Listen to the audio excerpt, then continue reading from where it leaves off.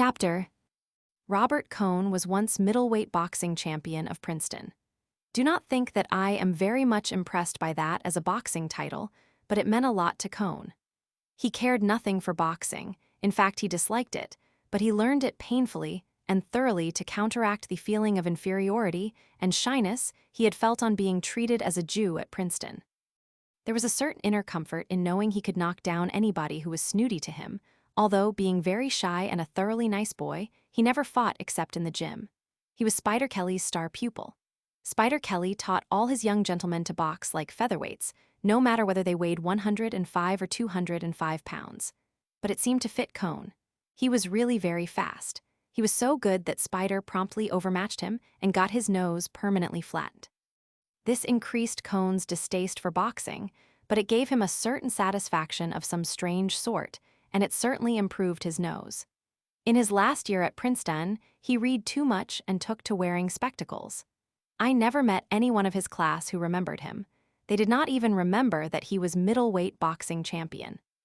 I mistrust all frank and simple people, especially when their stories hold together, and I always had a suspicion that perhaps Robert Cohn had never been middleweight boxing champion, and that perhaps a horse had stepped on his face, or that maybe his mother had been frightened or seen something, or that he had, maybe, bumped into something as a young child. But I finally had somebody verify the story from Spider Kelly. Spider Kelly not only remembered Cohn. He had often wondered what had become of him. Robert Cohn was a member, through his father, of one of the richest Jewish families in New York and through his mother of one of the oldest. At the military school where he prepped for Princeton and played a very good end on the football team, no one had made him race-conscious. No one had ever made him feel he was a Jew, and hence any different from anybody else, until he went to Princeton. He was a nice boy, a friendly boy, and very shy, and it made him bitter. He took it out in boxing, and he came out of Princeton with painful self-consciousness and the flattened nose, and was married by the first girl who was nice to him. He was married 5 years, had 3 children, lost most of the $50,000 his father left him, the balance of the estate having gone to his mother, hardened into a rather unattractive mold under domestic unhappiness with a rich wife. And just when he had made up his mind to leave his wife, she left him and went off with a miniature painter. As he had been thinking for months about leaving his wife, and had not done it because it would be too cruel to deprive her of himself, her departure was a very healthful shock. The divorce was arranged and Robert Cohn went out to the coast. In California, he fell among literary people, and as he still had a little of the $50,000 left, in a short time he was backing a review of the arts. The review commenced publication in Carmel, California, and finished in Provincetown, Massachusetts. By that time Cohn, who had been regarded purely as an angel, and whose name had appeared on the editorial page merely as a member of the advisory board, had become the sole editor. It was his money, and he discovered he liked the authority of editing. He was sorry when the magazine became too expensive and he had to give it up. By that time, though, he had other things to worry about. He had been taken in hand by a lady who hoped to rise with the magazine. She was very forceful, and Cohn never had a chance of not being taken in hand. Also, he was sure that he loved her. When this lady saw that the magazine was not going to rise, she became a little disgusted with Cohn and decided that she might as well get what there was to get while there was still something available, so she urged that they go to Europe, where Cohn could write. They came to Europe, where the lady had been educated and stayed 3 years. During these 3 years, the first spent in travel, the last 2 in Paris, Robert Cohn had 2 friends, Braddock's and myself. Braddock's was his literary friend. I was his tennis friend. The lady who had him, her name was Frances, found toward the end of the 2nd year that her looks were going, and her attitude toward Robert changed from one of careless possession and exploitation to the absolute determination that he should marry her. During this time, Robert's mother had settled an allowance on him, about $300 a month. During 2 years and a half, I do not believe that Robert Cohn looked at another woman. He was fairly happy, except that, like many people living in Europe, he would rather have been in America, and he had discovered writing. He wrote a novel, and it was not really such a bad novel as the critics later called it, although it was a very poor novel. He read many books, played bridge, played tennis, and boxed at a local gymnasium. I first became aware of his lady's attitude toward him one night after the 3 of us had dined together. We had dined at l'Avenues and afterward went to the Café de Versailles for coffee. We had several fines after the coffee, and I said I must be going. Cohn had been talking about the two of us going off somewhere on a weekend trip. He wanted to get out of town and get in a good walk. I suggested we fly to Strasbourg and walk up to St. Odile or somewhere or other in Alsace. I know a girl in Strasbourg who can show us the town, I said. Somebody kicked me under the table. I thought it was accidental and went on. She's been there 2 years and knows everything there is to know about the town. She's a swell girl. I was kicked again under the table and, looking, saw Frances, Robert's lady, her chin lifting and her face hardening. Hell, I said, why go to Strasbourg? We could go up to Bruges or to the Ardennes. Cohn looked relieved. I was not kicked again. I said good night and went out. Cohn said he wanted to buy a paper and would walk to the corner with me. For God's sake, he said, why did you say that about that girl in Strasbourg for? Didn't you see Frances? No, why should I? If I know an American girl that lives in Strasbourg, what the hell is it to Frances? It doesn't make any difference. Any girl. I couldn't go, that would be all. Don't be silly. You don't know Frances, any girl at all. Didn't you see the way she looked? Oh well, I said, let's go to Senlis. Don't get sore. I'm not sore. Senlis is a good place, and we can stay at the Grand Surf and take a hike in the woods and come home. Good, that will be fine. Well, I'll see you tomorrow at the courts, I said. Good night, Jake, he said, and started back to the cafe. You forgot to get your paper, I said. That's so. He walked with me up to the kiosk at the corner. You are not sore, are you, Jake? He turned with the paper in his hand. No, why should I be? See you at tennis, he said. I watched him walk back to the cafe holding his paper. I rather liked him, and evidently she led him quite a life. Chapter. That winter Robert Cohn went over to America with his novel, and it was accepted by a fairly good publisher. His going made an awful row, I heard, and I think that was where Frances lost him, because several women were nice to him in New York, and when he came back he was quite changed. He was more enthusiastic about America than ever, and he was not so simple, and he was not so nice. The publishers had praised his novel pretty highly, and it rather went to his head. Then several women had put themselves out to be nice to him, and his horizons had all shifted. For 4 years his horizon had been absolutely limited to his wife. For 3 years, or almost 3 years, he had never seen beyond Frances. I am sure he had never been in love in his life. He had married on the rebound from the rotten time he had in college, and Frances took him on the rebound from his discovery that he had not been everything to his first wife.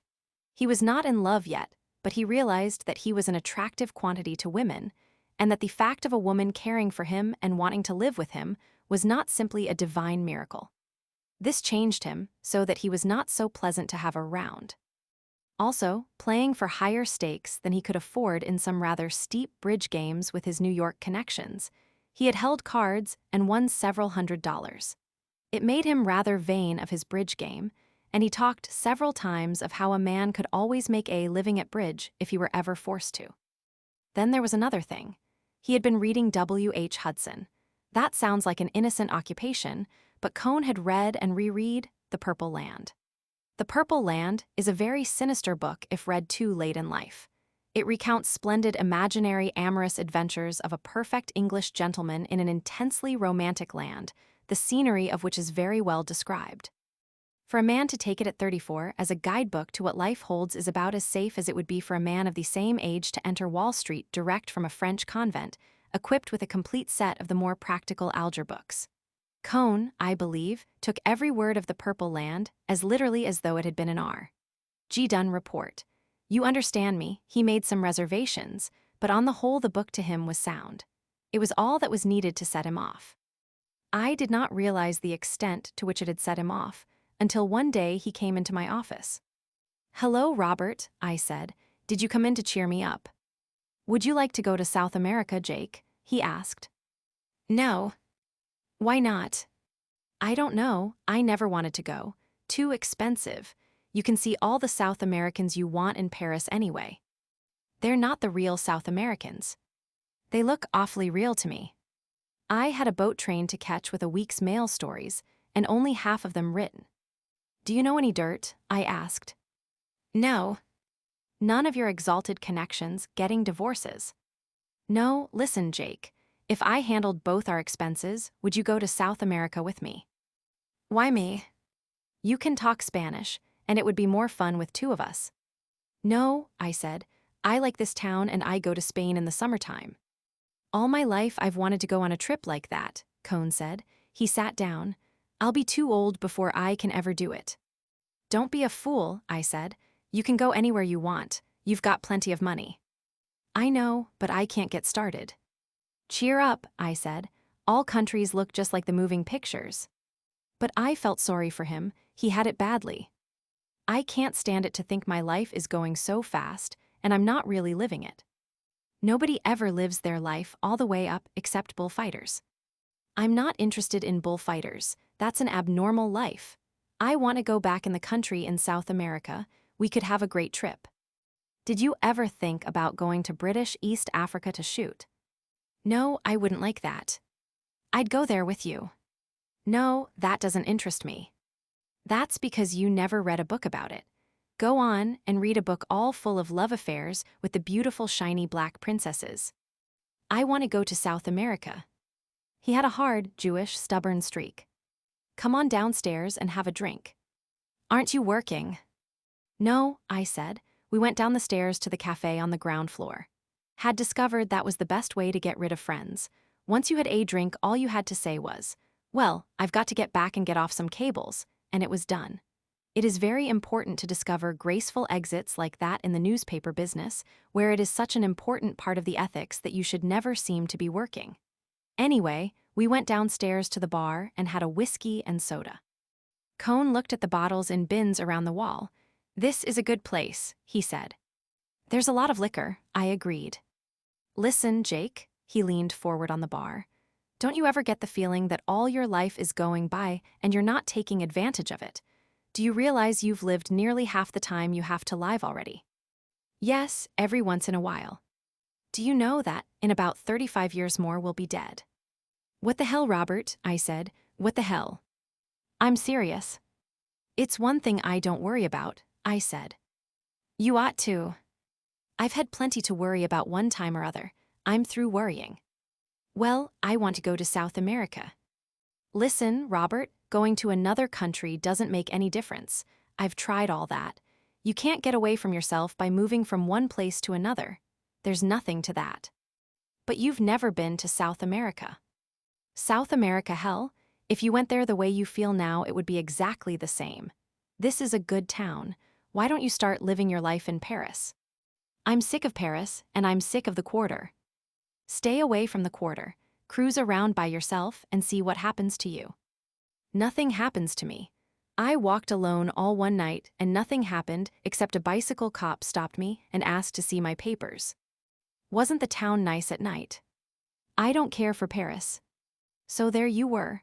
I was sorry for him, but it was not a thing you could do anything about, because right away you ran up against the two stubbornnesses. South America could fix it, and he did not like Paris. He got the first idea out of a book, and I suppose the second came out of a book too.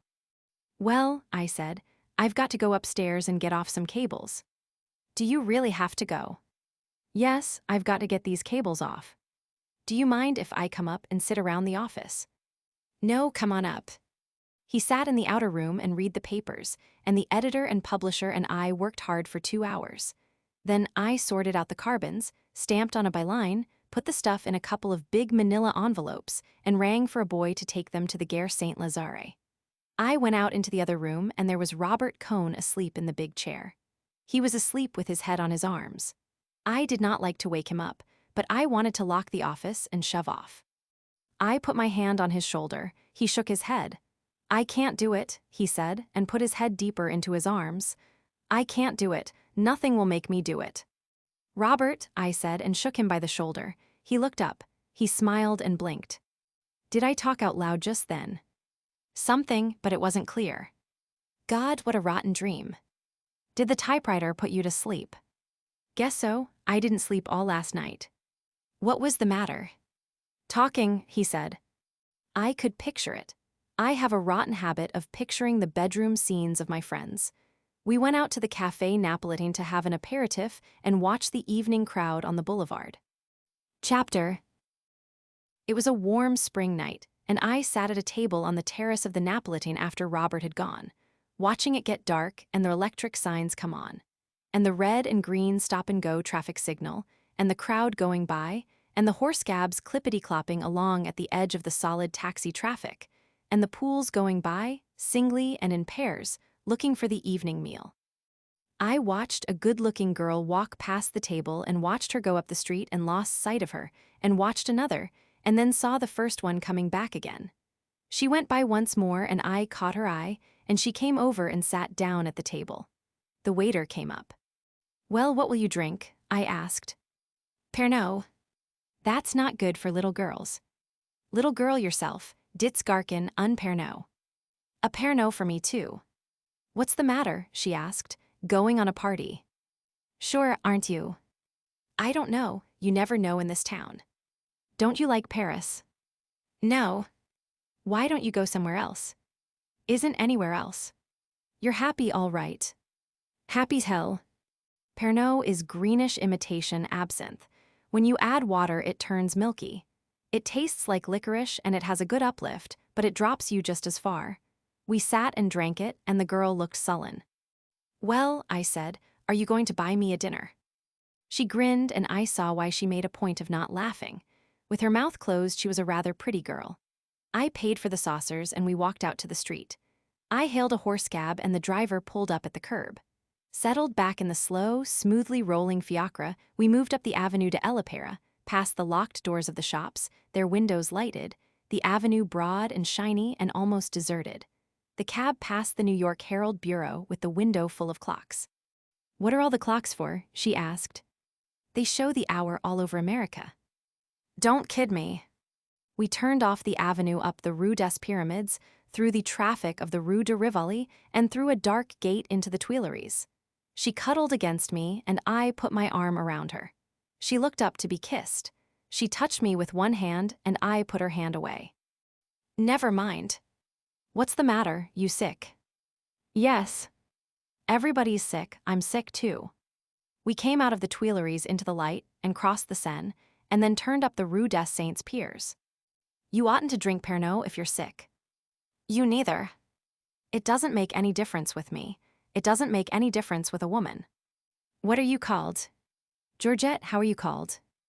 "Jacob." "That's a Flemish name." "American too."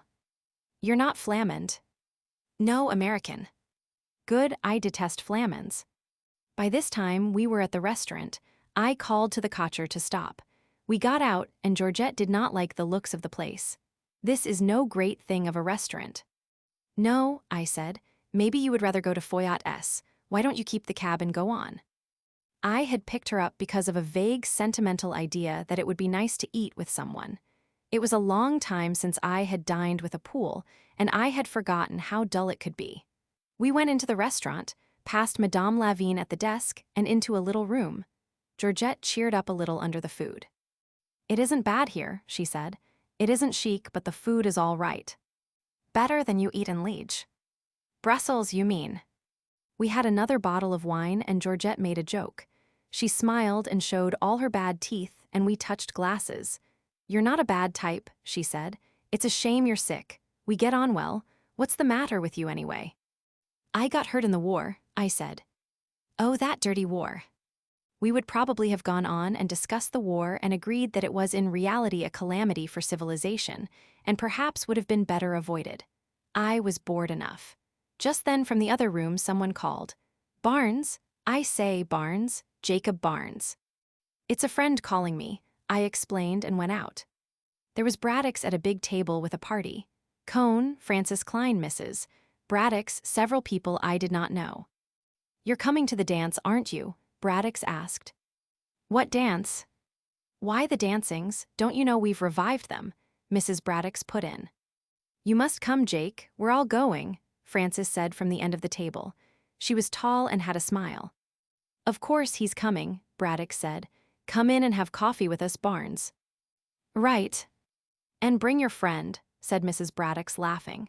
She was a Canadian and had all their easy social graces. Thanks, we'll be in, I said. I went back to the small room. Who are your friends? Georgette asked. Writers and artists.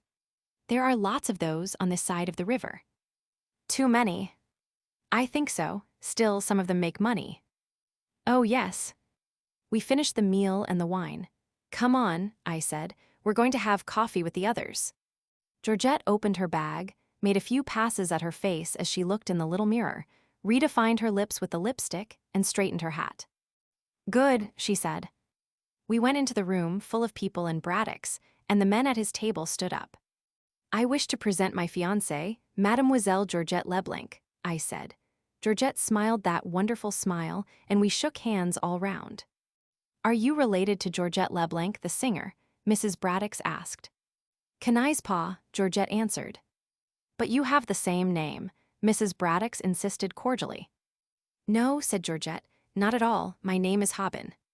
But Mr. Barnes introduced you as Mademoiselle Georgette Leblanc. Surely he did, insisted Mrs. Braddock, who in the excitement of talking French was liable to have no idea what she was saying. He's a fool, Georgette said. Oh, it was a joke then, Mrs. Braddock said. Yes, said Georgette, to laugh at. Did you hear that, Henry? Mrs. Braddock called down the table to Braddock. Mr. Barnes introduced his fiancée as Mademoiselle Leblanc, and her name is actually Hobin. Of course, darling. Mademoiselle Hobin, I've known her for a very long time. Oh, Mademoiselle Hobin, Frances Klein called, speaking French very rapidly and not seeming so proud and astonished as Mrs. Braddock's at its coming out really French. Have you been in Paris long? Do you like it here? You love Paris, do you not? Who's she? Georgette turned to me. Do I have to talk to her? She turned to Frances, sitting smiling, her hands folded, her head poised on her long neck, her lips pursed ready to start talking again. No, I don't like Paris. It's expensive and dirty. Really? I find it so extraordinarily clean, one of the cleanest cities in all Europe. I find it dirty. How strange, but perhaps you have not been here very long. I've been here long enough. But it does have nice people in it, one must grant that. Georgette turned to me. You have nice friends. Frances was a little drunk and would have liked to have kept it up, but the coffee came, and Lavigne with the liqueurs. And after that, we all went out and started for Braddock's dancing club. The dancing club was a bal musette in the Rue de la Montagne Sainte-Geneviève. 5 nights a week, the working people of the Pantheon Quarter danced there. 1 night a week it was the dancing club. On Monday nights it was closed. When we arrived, it was quite empty, except for a policeman sitting near the door, the wife of the proprietor back of the zinc bar, and the proprietor himself. The daughter of the house came downstairs as we went in. There were long benches, and tables ran across the room, and at the far end a dancing floor. I wish people would come earlier, Braddock said. The daughter came up and wanted to know what we would drink. The proprietor got up on a high stool beside the dancing floor and began to play the accordion. He had a string of bells around one of his ankles and beat time with his foot as he played. Everyone danced. It was hot, and we came off the floor perspiring. My God, Georgette said, what a box to sweat in. It's hot. Hot, my God. Take off your hat. That's a good idea. Someone asked Georgette to dance, and I went over to the bar. It was really very hot, and the accordion music was pleasant in the hot night. I drank a beer, standing in the doorway and getting the cool breath of wind from the street. 2 taxis were coming down the steep street. They both stopped in front of the bal. A crowd of young men, some in jerseys and some in their shirt sleeves, got out. I could see their hands and newly washed, wavy hair in the light from the door. The policeman standing by the door looked at me and smiled. They came in. As they went in, under the light I saw white hands, wavy hair, white faces, grimacing, gesturing, talking. With them was Brett. She looked very lovely and she was very much with them. One of them saw Georgette and said, I do declare, there is an actual harlot. I'm going to dance with her, let you watch me. The tall dark one called Let said, Don't you be rash. The wavy blonde one answered, Don't you worry, dear, and with them was Brett. I was very angry. Somehow they always made me angry.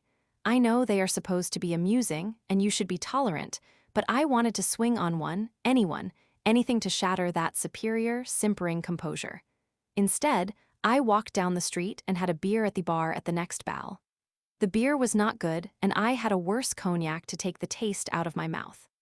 When I came back to the bal, there was a crowd on the floor, and Georgette was dancing with the tall blonde youth, who danced big hippily, carrying his head on one side, his eyes lifted as he danced. As soon as the music stopped, another one of them asked her to dance. She had been taken up by them. I knew then that they would all dance with her. They are like that. I sat down at a table. Cohn was sitting there. Frances was dancing. Mrs. Braddock's brought up somebody and introduced him as Robert Prentice. He was from New York by way of Chicago and was a rising new novelist. He had some sort of an English accent. I asked him to have a drink. "Thanks so much," he said. "I've just had one." "Have another." "Thanks, I will then." We got the daughter of the house over, and each had a fine hello. "You're from Kansas City, they tell me," he said. "Yes." "Do you find Paris amusing?" "Yes." "Really?" I was a little drunk. Not drunk in any positive sense, but just enough to be careless. "For God's sake," I said, "yes, don't you?" "Oh, how charmingly you get angry," he said. "I wish I had that faculty." I got up and walked over toward the dancing floor. Mrs. Braddock's followed me. "Don't be cross with Robert," she said. "He's still only a child, you know." "I wasn't cross," I said. "I just thought perhaps I was going to throw up." "Your fiancé is having a great success." Mrs. Braddock's looked out on the floor, where Georgette was dancing in the arms of the tall, dark one, called Let. "Isn't she?" I said. "Rather," said Mrs. Braddock's. Cohn came up. "Come on, Jake," he said. "Have a drink." We walked over to the bar. "What's the matter with you? You seem all worked up over something." "Nothing. This whole show makes me sick as all." Brett came up to the bar. "Hello, you chaps." "Hello, Brett," I said. "Why aren't you tight?" "Never going to get tight anymore. I say, give a chap a brandy and soda." She stood holding the glass, and I saw Robert Cohn looking at her. He looked a great deal as his compatriot must have looked when he saw the promised land. Cohn, of course, was much younger, but he had that look of eager, deserving expectation. Brett was damned good-looking. She wore a slip-over jersey sweater and a tweed skirt, and her hair was brushed back like a boy's. She started all that. She was built with curves like the hull of a racing yacht, and you missed none of it with that wool jersey. "It's a fine crowd you're with, Brett," I said. "Aren't they lovely? And you, my dear, where did you get it?" "At the Napolitain." "And have you had a lovely evening?" "Oh, priceless," I said. Brett laughed. "It's wrong of you, Jake. It's an insult to all of us. Look at Frances there and Joe." "This for Cohn's benefit." "It's in restraint of trade," Brett said. She laughed again. "You're wonderfully sober," I said. "Yes, are I, and when one's with the crowd I'm with, one can drink in such safety too." The music started, and Robert Cohn said, "Will you dance this with me, Lady Brett?" Brett smiled at him. "I've promised to dance this with Jacob," she laughed. "You've a hell of a biblical name, Jake." "How about the next?" asked Cohn. "We're going," Brett said. "We've a date up at Montmartre." Dancing, I looked over Brett's shoulder and saw Cohn, standing at the bar, still watching her. "You've made a new one there," I said to her. "Don't talk about it. Poor chapter, I never knew it till just now." "Oh, well," I said. "I suppose you like to add them up." "Don't talk like a fool." "You do." "Oh, well, what if I do?" "Nothing," I said. We were dancing to the accordion and someone was playing the banjo. It was hot and I felt happy. We passed close to Georgette dancing with another one of them. "What possessed you to bring her?" "I don't know, I just brought her." "You're getting damned romantic." "No, bored." "Now?" "No, not now." "Let's get out of here. She's well taken care of." "Do you want to?" "Would I ask you if I didn't want to?" We left the floor and I took my coat off a hanger on the wall and put it on. Brett stood by the bar. Cohn was talking to her. I stopped at the bar and asked them for an envelope. The patron found one. I took a 50-franc note from my pocket, put it in the envelope, sealed it, and handed it to the patron. "If the girl I came with asks for me, will you give her this?" I said. "If she goes out with one of those gentlemen, will you save this for me?" "C'est entendu, monsieur," the patron said. "You go now, so early." "Yes," I said. We started out the door. Cohn was still talking to Brett. She said good night and took my arm. Good night, Cohn, I said. Outside in the street we looked for a taxi. You're going to lose your 50 francs, Brett said. Oh yes. No taxis. We could walk up to the pension and get one.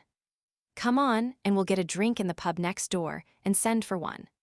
You wouldn't walk across the street. Not if I could help it. We went into the next bar, and I sent a waiter for a taxi. Well, I said, we're out away from them. We stood against the tall zinc bar and did not talk and looked at each other.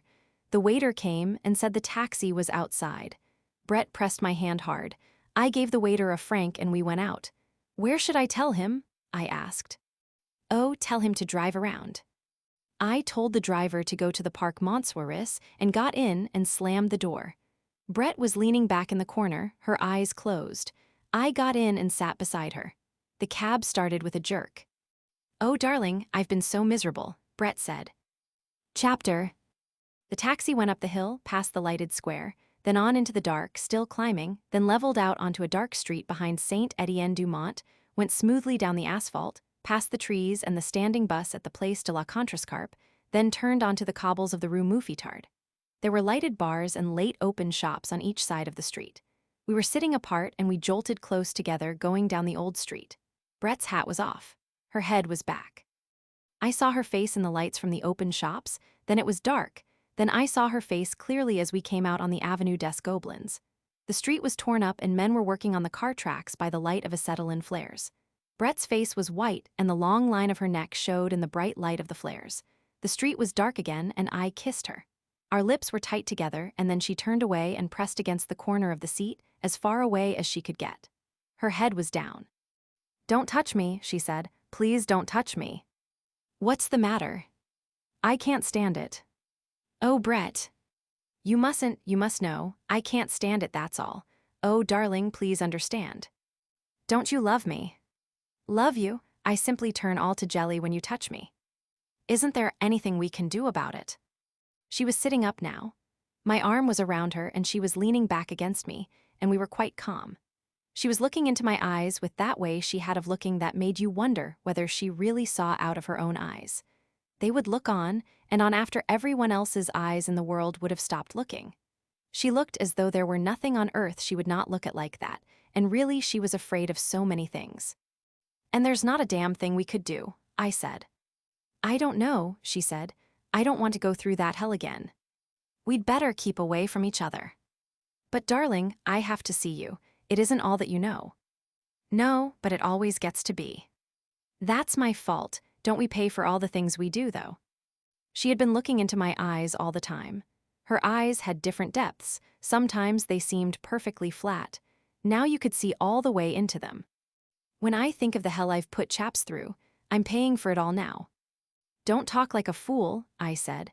Besides, what happened to me is supposed to be funny. I never think about it.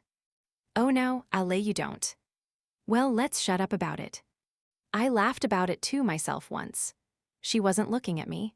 A friend of my brother's came home that way from Mons. It seemed like a hell of a joke. Chaps never know anything, do they? No, I said. Nobody ever knows anything. I was pretty well through with the subject.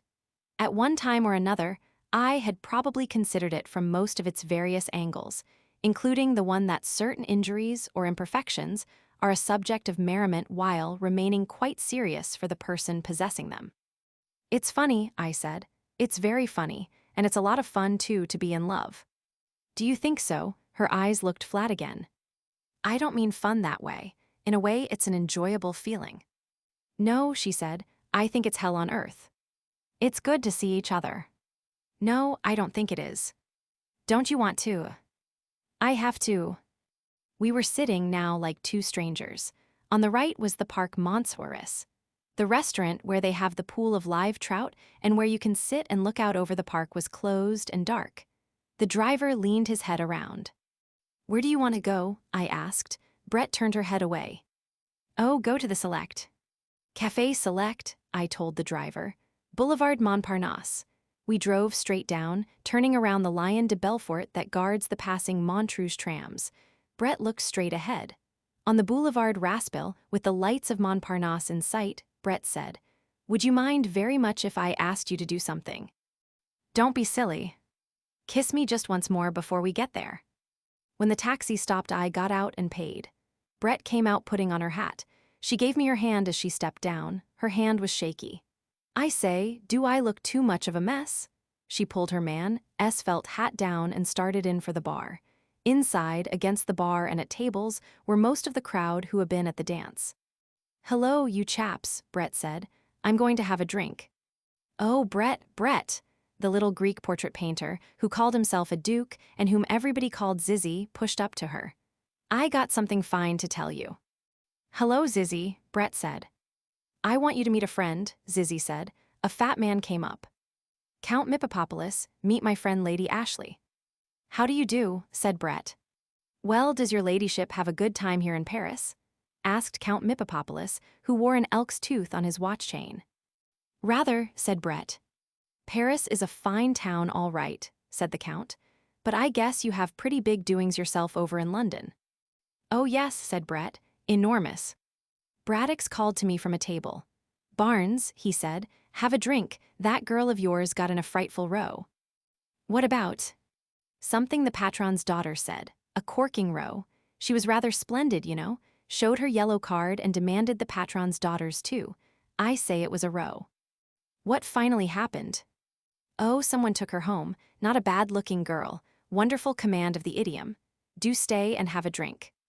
No, I said, I must shove off, seen Cohn. He went home with Francis, Mrs. Braddock put in. Poor chap, he looks awfully down, Braddock said. I dare say he is, said Mrs. Braddock's. I have to shove off, I said. Good night. I said good night to Brett at the bar. The Count was buying champagne. Will you take a glass of wine with us, sir? He asked. No, thanks awfully, I have to go. Really going? Brett asked. Yes, I said, I've got a rotten headache. I'll see you tomorrow. Come in at the office. Hardly. Well, where will I see you? Anywhere around 5 o'clock. Make it the other side of town then. Good, I'll be at the Krillin at 5. Try and be there, I said. Don't worry, Brett said. I've never let you down, have I? Heard from Mike. Letter today. Good night, sir, said the Count. I went out onto the sidewalk and walked down toward the Boulevard St. Mitchell, past the tables of the Rotund, still crowded, looked across the street at the Dome, its tables running out to the edge of the pavement. Someone waved at me from a table. I did not see who it was and went on. I wanted to get home. The Boulevard Montparnasse was deserted. Lavigne's was closed tight, and they were stacking the tables outside the Closerie des Lilas. I passed Ney's statue standing among the new-leaved chestnut trees in the arclight. There was a faded purple wreath leaning against the base. I stopped and read the inscription from the Bonapartist groups, some date, I forget. He looked very fine, Marshal Ney in his top boots, gesturing with his sword among the green new horse-chestnut leaves. My flat was just across the street, a little way down the Boulevard St. Mitchell. There was a light in the concierge's room, and I knocked on the door and she gave me my mail. I wished her good night and went upstairs. There were 2 letters and some papers. I looked at them under the gaslight in the dining room. The letters were from the States. One was a bank statement. It showed a balance of $2,432.60. I got out my checkbook and deducted 4 checks drawn since the first of the month, and discovered I had a balance of $1,832.60. I wrote this on the back of the statement. The other letter was a wedding announcement. Mr. and Mrs. Aloysius Kirby announced the marriage of their daughter Catherine. I knew neither the girl nor the man she was marrying. They must be circularizing the town. It was a funny name. I felt sure I could remember anybody with a name like Aloysius. It was a good Catholic name. There was a crest on the announcement, like Zizzy the Greek Duke and that Count. The Count was funny. Brett had a title too, Lady Ashley. To hell with Brett. To hell with you, Lady Ashley. I lit the lamp beside the bed, turned off the gas, and opened the wide windows. The bed was far back from the windows, and I sat with the windows open and undressed by the bed. Outside, a night train, running on the streetcar tracks, went by carrying vegetables to the markets. They were noisy at night when you could not sleep. Undressing, I looked at myself in the mirror of the big armoire beside the bed. That was a typically French way to furnish a room. Practical, too, I suppose. Of all the ways to be wounded. I suppose it was funny. I put on my pajamas and got into bed. I had the 2 bullfight papers and I took their wrappers off. One was orange, the other yellow. They would both have the same news, so whichever I read first would spoil the other. Littoral was the better paper, so I started to read it. I read it all the way through, including the petite correspondence and the cornograms. I blew out the lamp. Perhaps I would be able to sleep. My head started to work. The old grievance. Well, it was a rotten way to be wounded and flying on a joke front like the Italian. In the Italian hospital, we were going to form a society. It had a funny name in Italian. I wonder what became of the others, the Italians. That was in the Ospedale Magyar in Milano, Padigliani Pont. The next building was the Padigliani Zonda. There was a statue of Pont, or maybe it was Zonda. That was where the liaison colonel came to visit me. That was funny. That was about the first funny thing. I was all bandaged up, but they had told him about it. Then he made that wonderful speech. You, a foreigner, an Englishman, any foreigner was an Englishman, have given more than your life. What a speech. I would like to have it illuminated to hang in the office. He never laughed. He was putting himself in my place, I guess. Ci mala fortuna, ci mala fortuna. I never used to realize it, I guess. I try and play it along and just not make trouble for people. Probably I never would have had any trouble if I hadn't run into Brett when they shipped me to England. I suppose she only wanted what she couldn't have. Well, people were that way. To hell with people. The Catholic Church had an awfully good way of handling all that. Good advice, anyway. Not to think about it. Oh, it was swell advice. Try and take it sometime. Try and take it.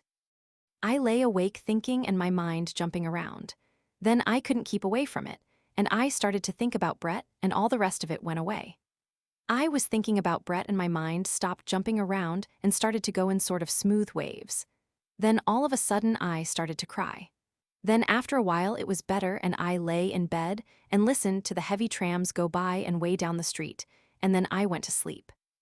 I woke up. There was a row going on outside. I listened and I thought I recognized a voice.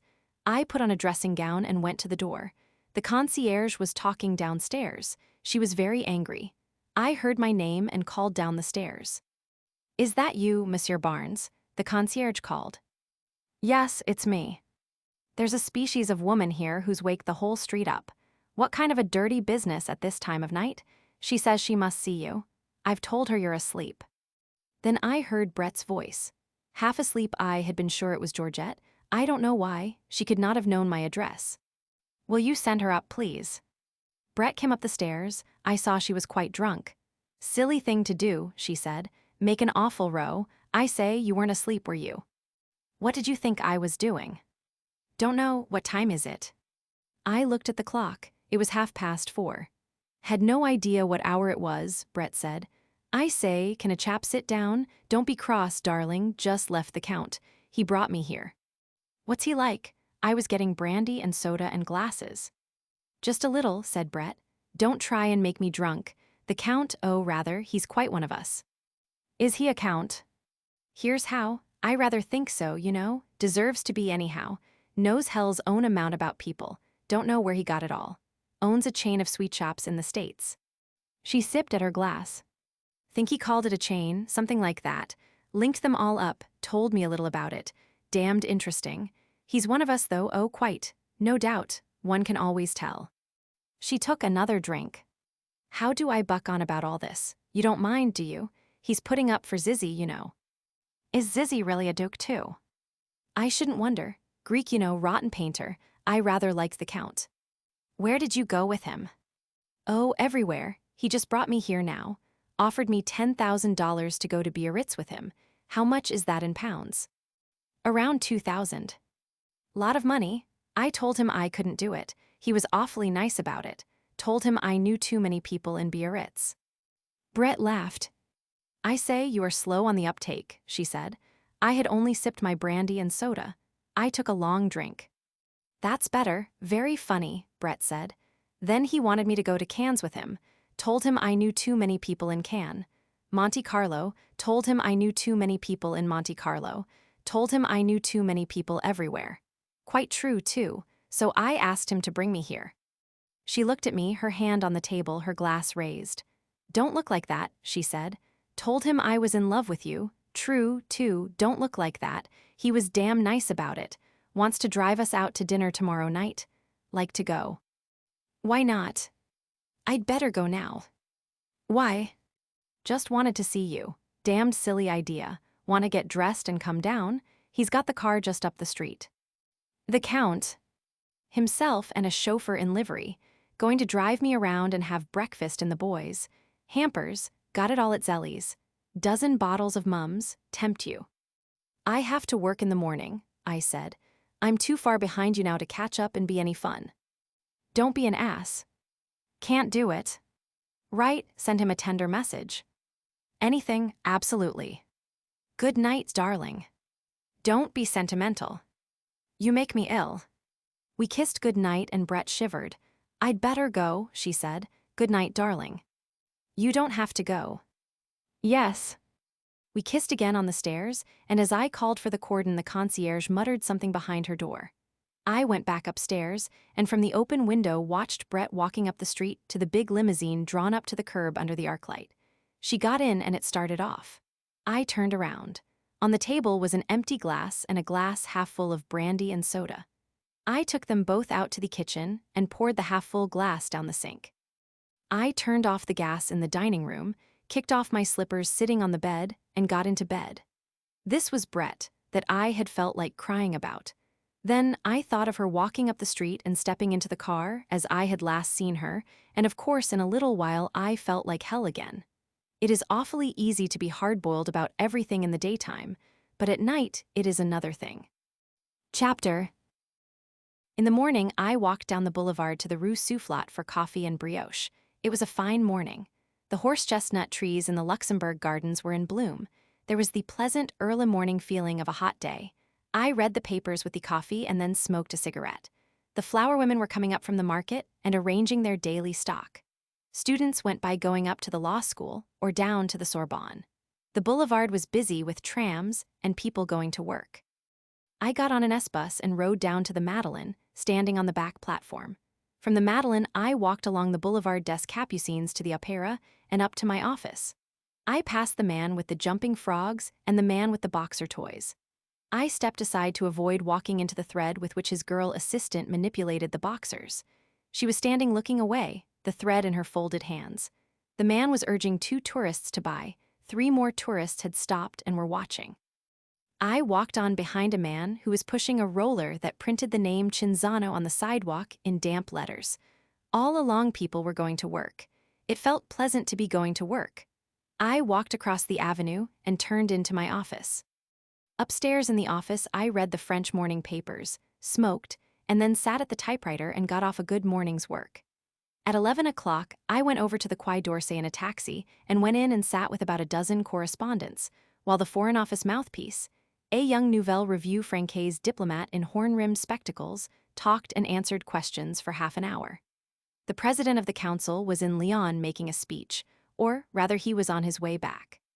Several people asked questions to hear themselves talk, and there were a couple of questions asked by news service men who wanted to know the answers. There was no news. I shared a taxi back from the Quai d'Orsay with Woolsey and Crumb. "What do you do nights, Jake?" asked Crumb. "I never see you around." "Oh, I'm over in the quarter." "I'm coming over some night, the Dingo. That's the great place, is it?" "Yes, that or this new dive, the Select." "I've meant to get over," said Crumb. "You know how it is, though, with a wife and kids." "Playing any tennis?" Woolsey asked. "Well, no," said Crumb. "I can't say I've played any this year. I've tried to get away, but Sundays it's always rained, and the courts are so damned crowded." "The Englishmen all have Saturday off," Woolsey said. "Lucky beggars," said Crumb. "Well, I'll tell you. Some day I'm not going to be working for an agency. Then I'll have plenty of time to get out in the country. That's the thing to do, live out in the country and have a little car. I've been thinking some about getting a car next year."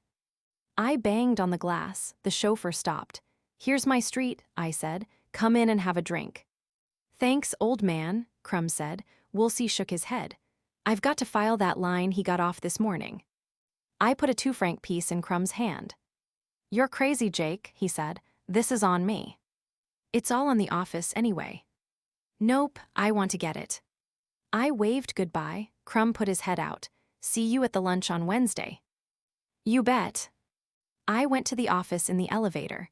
Robert Cohn was waiting for me. Hello, Jake, he said, going out to lunch.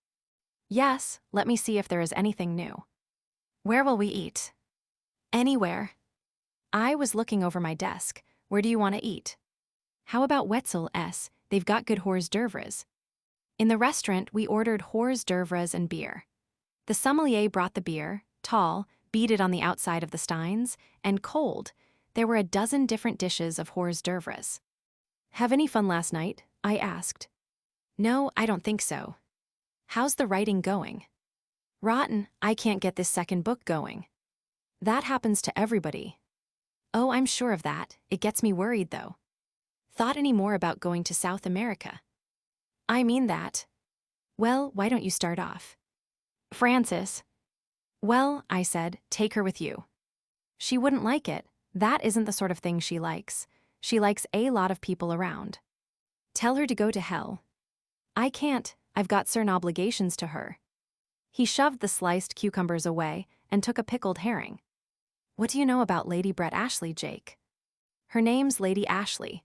Brett's her own name. She's a nice girl, I said. She's getting a divorce and she's going to marry Mike Campbell. He's over in Scotland now. Why? She's a remarkably attractive woman. Isn't she? There's a certain quality about her, a certain fineness. She seems to be absolutely fine and straight. She's very nice. I don't know how to describe the quality, Cohn said. I suppose it's breeding. You sound as though you liked her pretty well. I do. I shouldn't wonder if I were in love with her. She's a drunk, I said. She's in love with Mike Campbell and she's going to marry him. He's going to be rich as hell someday. I don't believe she'll ever marry him. Why not? I don't know, I just don't believe it. Have you known her a long time? Yes, I said. She was a VAD in a hospital I was in during the war. She must have been just a kid then. She's 34 now. When did she marry Ashley? During the war. Her own true love had just kicked off with the dysentery. You talk sort of bitter. Sorry, I didn't mean to. I was just trying to give you the facts. I don't believe she would marry anybody she didn't love. Well, I said, she's done it twice. I don't believe it. Well, I said, don't ask me a lot of fool questions if you don't like the answers. I didn't ask you that. You asked me what I knew about Brett Ashley.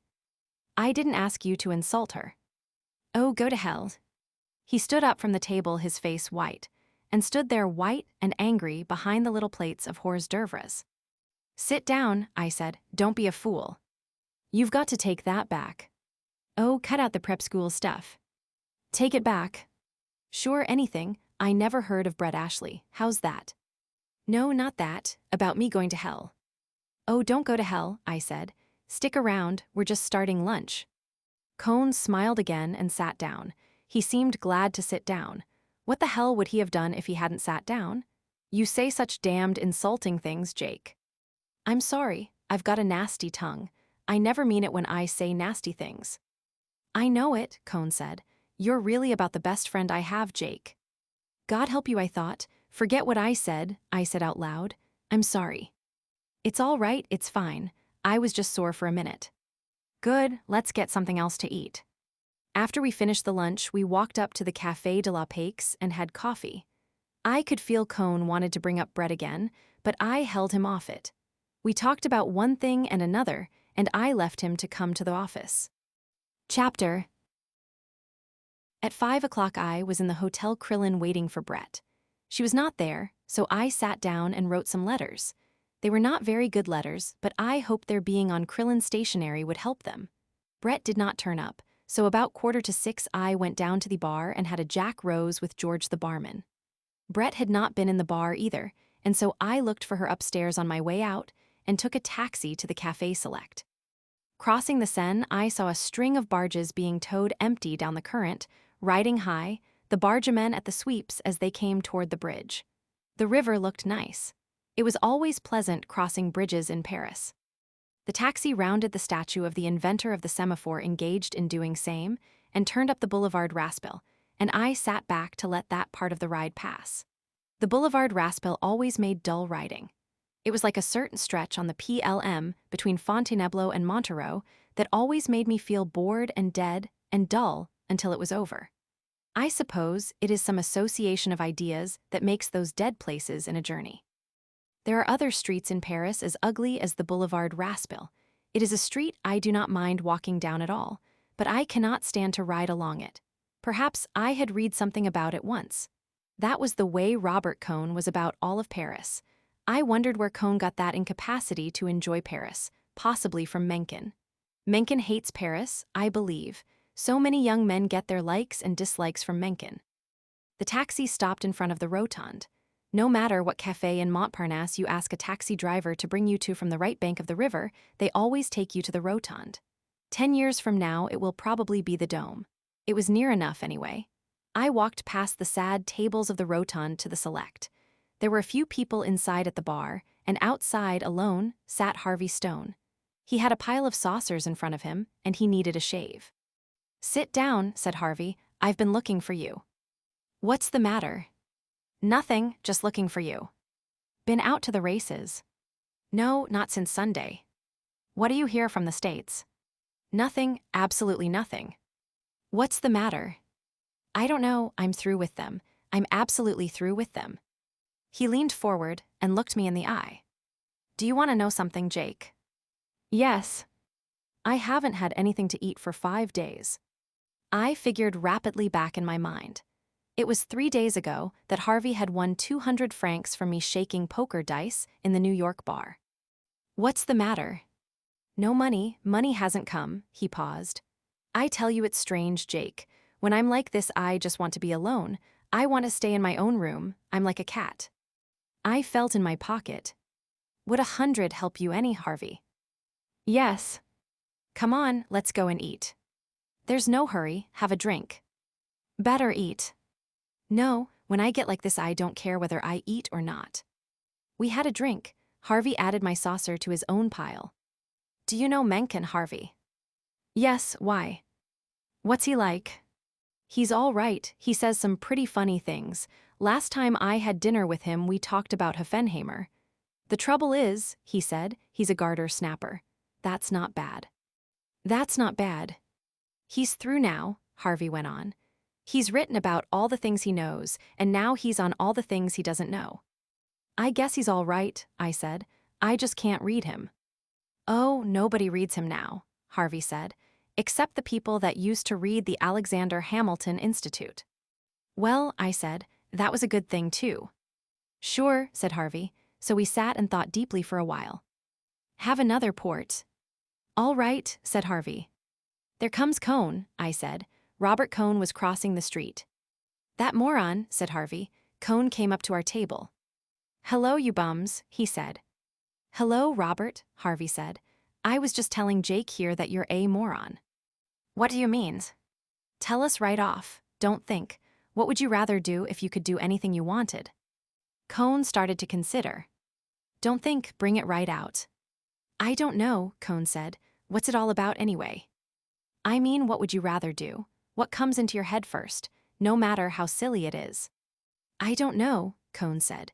"I think I'd rather play football again with what I know about handling myself now." "I misjudged you," Harvey said. "You're not a moron, you're only a case of arrested development." "You're awfully funny, Harvey," Cohn said. "Someday somebody will push your face in." Harvey Stone laughed. "You think so, they won't though, because it wouldn't make any difference to me. I'm not a fighter." "It would make a difference to you, if anybody did it." "No, it wouldn't. That's where you make your big mistake, because you're not intelligent." "Cut it out about me." "Sure," said Harvey. "It doesn't make any difference to me. You don't mean anything to me." "Come on, Harvey," I said. "Have another Porto." "No," he said. "I'm going up the street and eat. See you later, Jake." He walked out and up the street. I watched him crossing the street through the taxis, small, heavy, slowly sure of himself in the traffic. "He always gets me sore," Cohn said. "I can't stand him." "I like him," I said. "I'm fond of him, you don't want to get sore at him." "I know it," Cohn said. "He just gets on my nerves." "Write this afternoon." "No, I couldn't get it going. It's harder to do than my first book. I'm having a hard time handling it." The sort of healthy conceit that he had when he returned from America early in the spring was gone. Then he had been sure of his work, only with these personal longings for adventure. Now the sureness was gone. Somehow I feel I have not shown Robert Cohn clearly. The reason is that until he fell in love with Brett, I never heard him make one remark that would, in any way, detach him from other people. He was nice to watch on the tennis court, he had a good body and he kept it in shape. He handled his cards well at bridge, and he had a funny sort of undergraduate quality about him. If he were in a crowd, nothing he said stood out. He wore what used to be called polo shirts at school, and may be called that still, but he was not professionally youthful. I do not believe he thought about his clothes much. Externally, he had been formed at Princeton. Internally, he had been molded by the two women who had trained him. He had a nice, boyish sort of cheerfulness that had never been trained out of him, and I probably have not brought it out. He loved to win at tennis. He probably loved to win as much as Lingland, for instance. On the other hand, he was not angry at being beat. When he fell in love with Brett, his tennis game went all to pieces. People beat him who had never had a chance with him. He was very nice about it. Anyhow, we were sitting on the terrace of the Café Select, and Harvey Stone had just crossed the street. "Come on up to the Leela's," I said. "I have a date." "What time?" "Frances is coming here at 7:15. "There she is." Frances Klein was coming toward us from across the street. She was a very tall girl who walked with a great deal of movement. She waved and smiled. We watched her cross the street. "Hello," she said. "I'm so glad you're here, Jake. I've been wanting to talk to you." "Hello, Frances," said Cohn. He smiled. "Why, hello, Robert, are you here?" she went on, talking rapidly. "I've had the darndest time. This one," shaking her head at Cohn, "didn't come home for lunch." "I wasn't supposed to." "Oh, I know, but you didn't say anything about it to the cook. Then I had a date myself, and Paula wasn't at her office. I went to the Ritz and waited for her, and she never came, and of course I didn't have enough money to lunch at the Ritz." "What did you do?" "Oh, went out, of course." She spoke in a sort of imitation joyful manner. "I always keep my appointments. No one keeps theirs nowadays. I ought to know better. How are you, Jake, anyway?" "Fine." "That was a fine girl you had at the dance, and then went off with that Brett one." "Don't you like her?" Cohn asked. "I think she's perfectly charming, don't you?" Cohn said nothing. "Look, Jake, I want to talk with you. Would you come over with me to the Dome? You'll stay here, won't you, Robert? Come on, Jake." We crossed the Boulevard Montparnasse and sat down at a table. A boy came up with the Paris Times, and I bought one and opened it. "What's the matter, Frances?" "Oh, nothing," she said, "except that he wants to leave me." "How do you mean?" "Oh, he told everyone that we were going to be married, and I told my mother and everyone, and now he doesn't want to do it." "What's the matter?" "He's decided he hasn't lived enough. I knew it would happen when he went to New York." She looked up, very bright-eyed and trying to talk inconsequentially. "I wouldn't marry him if he doesn't want to. Of course, I wouldn't. I wouldn't marry him now for anything. But it does seem to me to be a little late now, after we've waited 3 years, and I've just gotten my divorce." I said nothing. "We were going to celebrate so, and instead we've just had scenes. It's so childish. We have dreadful scenes, and he cries and begs me to be reasonable, but he says he just can't do it. It's rotten luck." "I should say it is rotten luck. I've wasted 2 years and a half on him now, and I don't know now if any man will ever want to marry me. 2 years ago, I could have married anybody I wanted, down at Cannes. All the old ones that wanted to marry somebody chic and settle down were crazy about me. Now I don't think I could get anybody." "Sure, you could marry anybody." "No, I don't believe it. And I'm fond of him too, and I'd like to have children. I always thought we'd have children." She looked at me very brightly. "I never liked children much, but I don't want to think I'll never have them. I always thought I'd have them and then like them." "He's got children." "Oh, yes. He's got children, and he's got money, and he's got a rich mother, and he's written a book, and nobody will publish my stuff, nobody at all. It isn't bad, either. And I haven't got any money at all. I could have had alimony, but I got the divorce the quickest way." She looked at me again, very brightly. "It isn't right. It's my own fault, and it's not too. I ought to have known better. And when I tell him he just cries and says he can't marry, why can't he marry? I'd be a good wife, I'm easy to get along with. I leave him alone. It doesn't do any good. It's a rotten shame. Yes, it is a rotten shame, but there's no use talking about it, is there? Come on, let's go back to the cafe. And of course, there isn't anything I can do. No, just don't let him know I talked to you. I know what he wants. Now for the first time she dropped her bright, terribly cheerful manner. He wants to go back to New York alone and be there when his book comes out, so when a lot of little chickens like it. That's what he wants. Maybe they won't like it, I don't think he's that way, really. You don't know him like I do, Jake. That's what he wants to do. I know it, I know it. That's why he doesn't want to marry. He wants to have a big triumph this fall all by himself. Want to go back to the cafe? Yes, come on.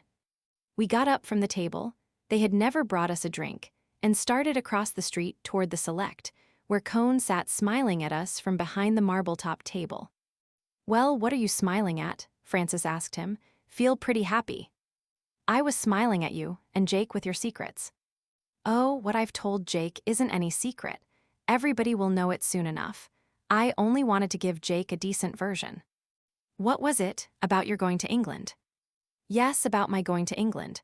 Oh, Jake, I forgot to tell you, I'm going to England. Isn't that fine? Yes, that's the way it's done in the very best families.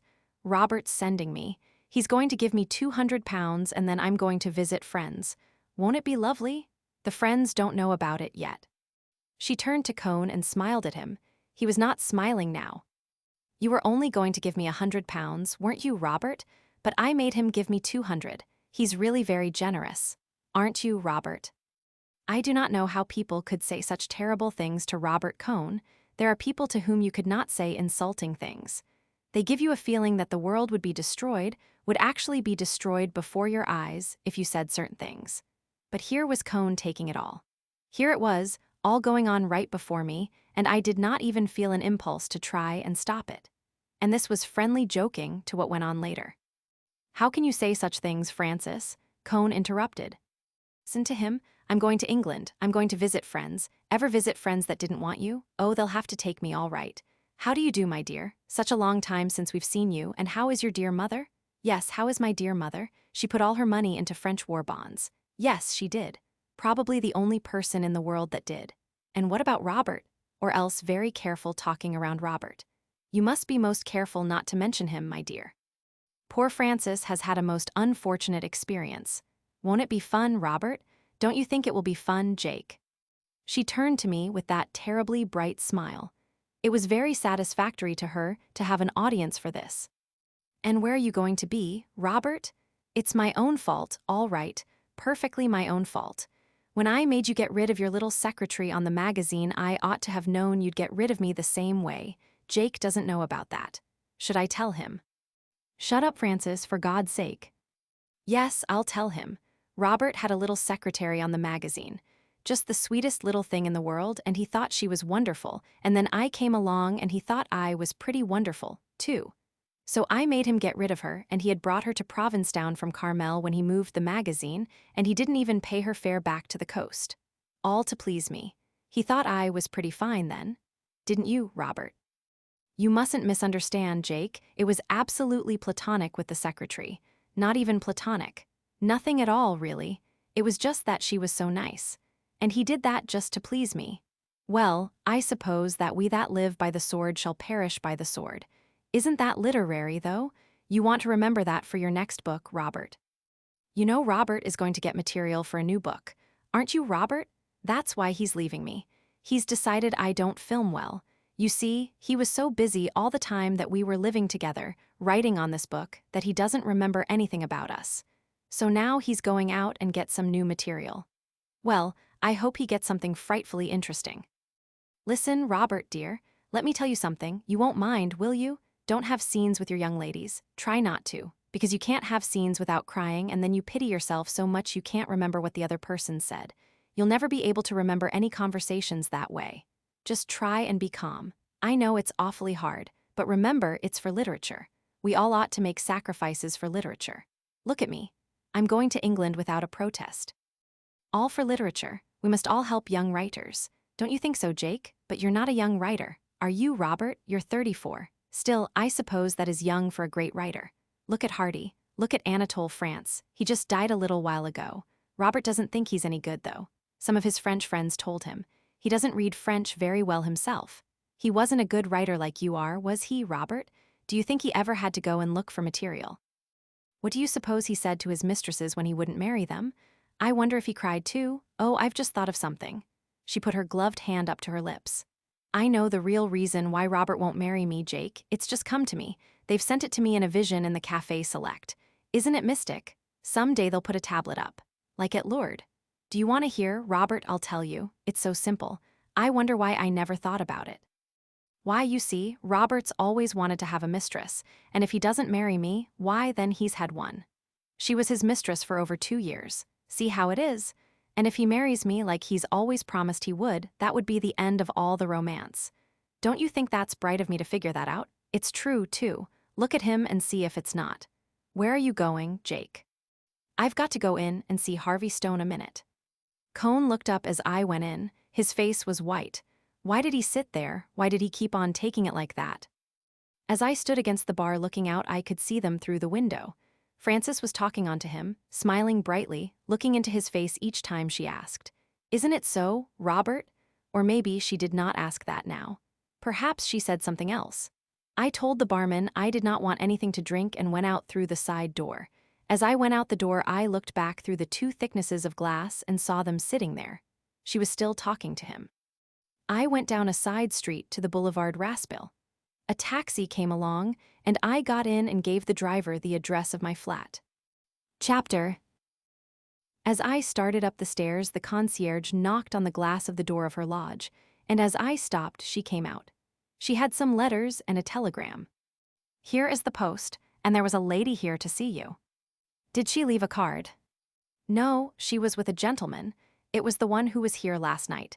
In the end, I find she is very nice." "Was she with a friend of mine?" "I don't know, he was never here before. He was very large, very, very large. She was very nice, very, very nice. Last night she was perhaps a little." She put her head on one hand and rocked it up and down. "I'll speak perfectly frankly, Monsieur Barnes. Last night I found her not so gentle. Last night I formed another idea of her.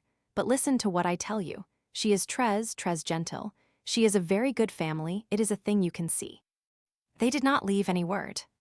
"Yes, they said they would be back in an hour." "Send them up when they come." "Yes, Monsieur Barnes.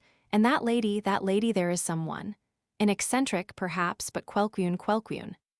The concierge, before she became a concierge, had owned a drink-selling concession at the Paris race courses. Her life-work lay in the Pelhaus, but she kept an eye on the people of the Passage, and she took great pride in telling me which of my guests were well brought up, which were of good family, who were sportsmen, a French word pronounced with the accent on the men. The only trouble was that people who did not fall into any of those 3 categories were very liable to be told there was no one home, chez Barnes. One of my friends, an extremely underfed-looking painter, who was obviously to Madame Duzenel neither well brought up, of good family, nor a sportsman, wrote me a letter asking if I could get him a pass to get by the concierge so he could come up and see me occasionally in the evenings. I went up to the flat wondering what Brett had done to the concierge. The wire was a cable from Bill Gorton, saying he was arriving on the France. I put the mail on the table, went back to the bedroom, undressed, and had a shower. I was rubbing down when I heard the doorbell pull. I put on a bathrobe and slippers and went to the door. It was Brett. Back of her was the Count. He was holding a great bunch of roses. "Hello, darling," said Brett. "Aren't you going to let us in?" "Come on, I was just bathing." "Aren't you the fortunate man? Bathing." "Only a shower. Sit down, Count Mippopopoulos. What will you drink?" "I don't know whether you like flowers, sir," the Count said, "but I took the liberty of just bringing these roses." "Here, give them to me." Brett took them. "Get me some water in this, Jake." I filled the big earthenware jug with water in the kitchen, and Brett put the roses in it and placed them in the center of the dining room table. "I say, we have had a day." "You don't remember anything about a date with me at the Krillin?" "No, did we have one? I must have been blind." "You were quite drunk, my dear," said the Count. "Was I, though? And the Count's been a brick, absolutely." "You've got hell's own drag with the concierge now." "I ought to have, gave her 200 francs. Don't be a damned fool. She said, and nodded at the Count. I thought we ought to give her a little something for last night. It was very late. He's wonderful, Brett said. He remembers everything that's happened. So do you, my dear. Fancy, said Brett. Who'd want to? I say, Jake, do we get a drink? You get it while I go in and dress. You know where it is. Rather. While I dressed, I heard Brett put down glasses and then a siphon, and then heard them talking. I dressed slowly, sitting on the bed. I felt tired and pretty rotten. Brett came in the room, a glass in her hand, and sat on the bed. What's the matter, darling? Do you feel rocky? She kissed me coolly on the forehead. Oh, Brett, I love you so much. Darling, she said, then, do you want me to send him away? No, he's nice. I'll send him away. No, don't. Yes, I'll send him away. You can't just like that. Can't I, though? You stay here. He's mad about me, I tell you. She was gone out of the room. I lay face down on the bed. I was having a bad time. I heard them talking, but I did not listen. Brett came in and sat on the bed. Poor old darling, she stroked my head. What did you say to him? I was lying with my face away from her. I did not want to see her. Send him for champagne. He loves to go for champagne. Then later, do you feel better, darling? Is the head any better? It's better. Lie quiet, he's gone to the other side of town. Couldn't we live together, Brett? Couldn't we just live together? I don't think so. I'd just tromper you with everybody. You couldn't stand it. I stand it now. That would be different. It's my fault, Jake. It's the way I'm made. Couldn't we go off in the country for a while? It wouldn't be any good. I'll go if you like. But I couldn't live quietly in the country, not with my own true love. I know. Isn't it rot? There isn't any use my telling you I love you. You know I love you. Let's not talk. Talking's all bilge. I'm going away from you, and then Michael's coming back. Why are you going away? Better for you, better for me. When are you going? Soon as I can. Where? San Sebastian. Can't we go together? No, that would be a hell of an idea after we just talked it out. We never agreed. Oh, you know as well as I do. Don't be obstinate, darling. Oh, sure, I said. I know you're right. I'm just low, and when I'm low I talk like a fool. I sat up, leaned over, found my shoes beside the bed and put them on. I stood up. Don't look like that, darling. How do you want me to look? Oh, don't be a fool. I'm going away tomorrow. Tomorrow? Yes, didn't I say so? I am. Let's have a drink then. The Count will be back. Yes, he should be back. You know he's extraordinary about buying champagne. It means any amount to him. We went into the dining room. I took up the brandy bottle and poured Brett a drink and one for myself. There was a ring at the bell pull. I went to the door and there was the Count. Behind him was the chauffeur carrying a basket of champagne. Where should I have him put it, sir? Asked the Count. In the kitchen, Brett said. Put it in there, Henry, the Count motioned. Now go down and get the ice. He stood looking after the basket inside the kitchen door. I think you'll find that's very good wine, he said. I know we don't get much of a chance to judge good wine in the States now, but I got this from a friend of mine that's in the business. Oh, you always have someone in the trade, Brett said. This fellow raises the grapes. He's got thousands of acres of them. What's his name? Asked Brett. Veuve Clicquot.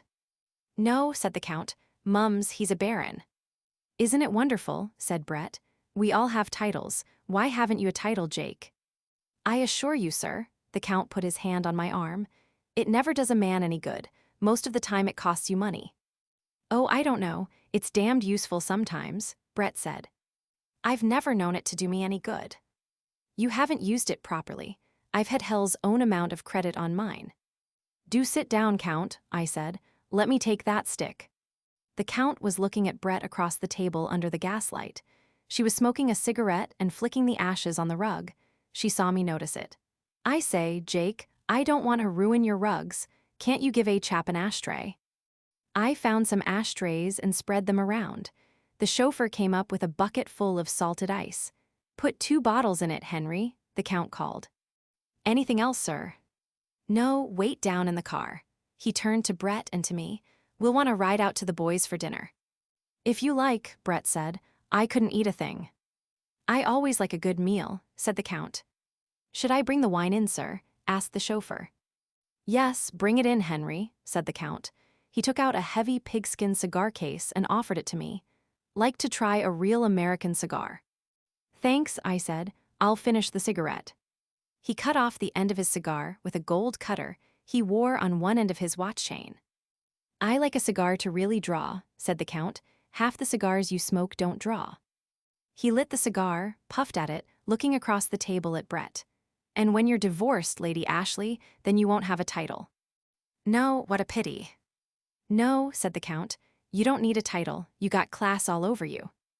Thanks, awfully decent of you. I'm not joking you, the Count blew a cloud of smoke. You got the most class of anybody I ever seen, you got it, that's all. Nice of you, said Brett. Mummy would be pleased. Couldn't you write it out and I'll send it in a letter to her? I'd tell her too, said the Count. I'm not joking you, I never joke people and you make enemies. That's what I always say. You're right, Brett said. You're terribly right. I always joke people and I haven't a friend in the world, except Jake here. You don't joke him. That's it. Do you now? Asked the Count. Do you joke him? Brett looked at me and wrinkled up the corners of her eyes. No, she said, I wouldn't joke him. See, said the Count, you don't joke him. This is a hell of a dull talk, Brett said. How about some of that champagne?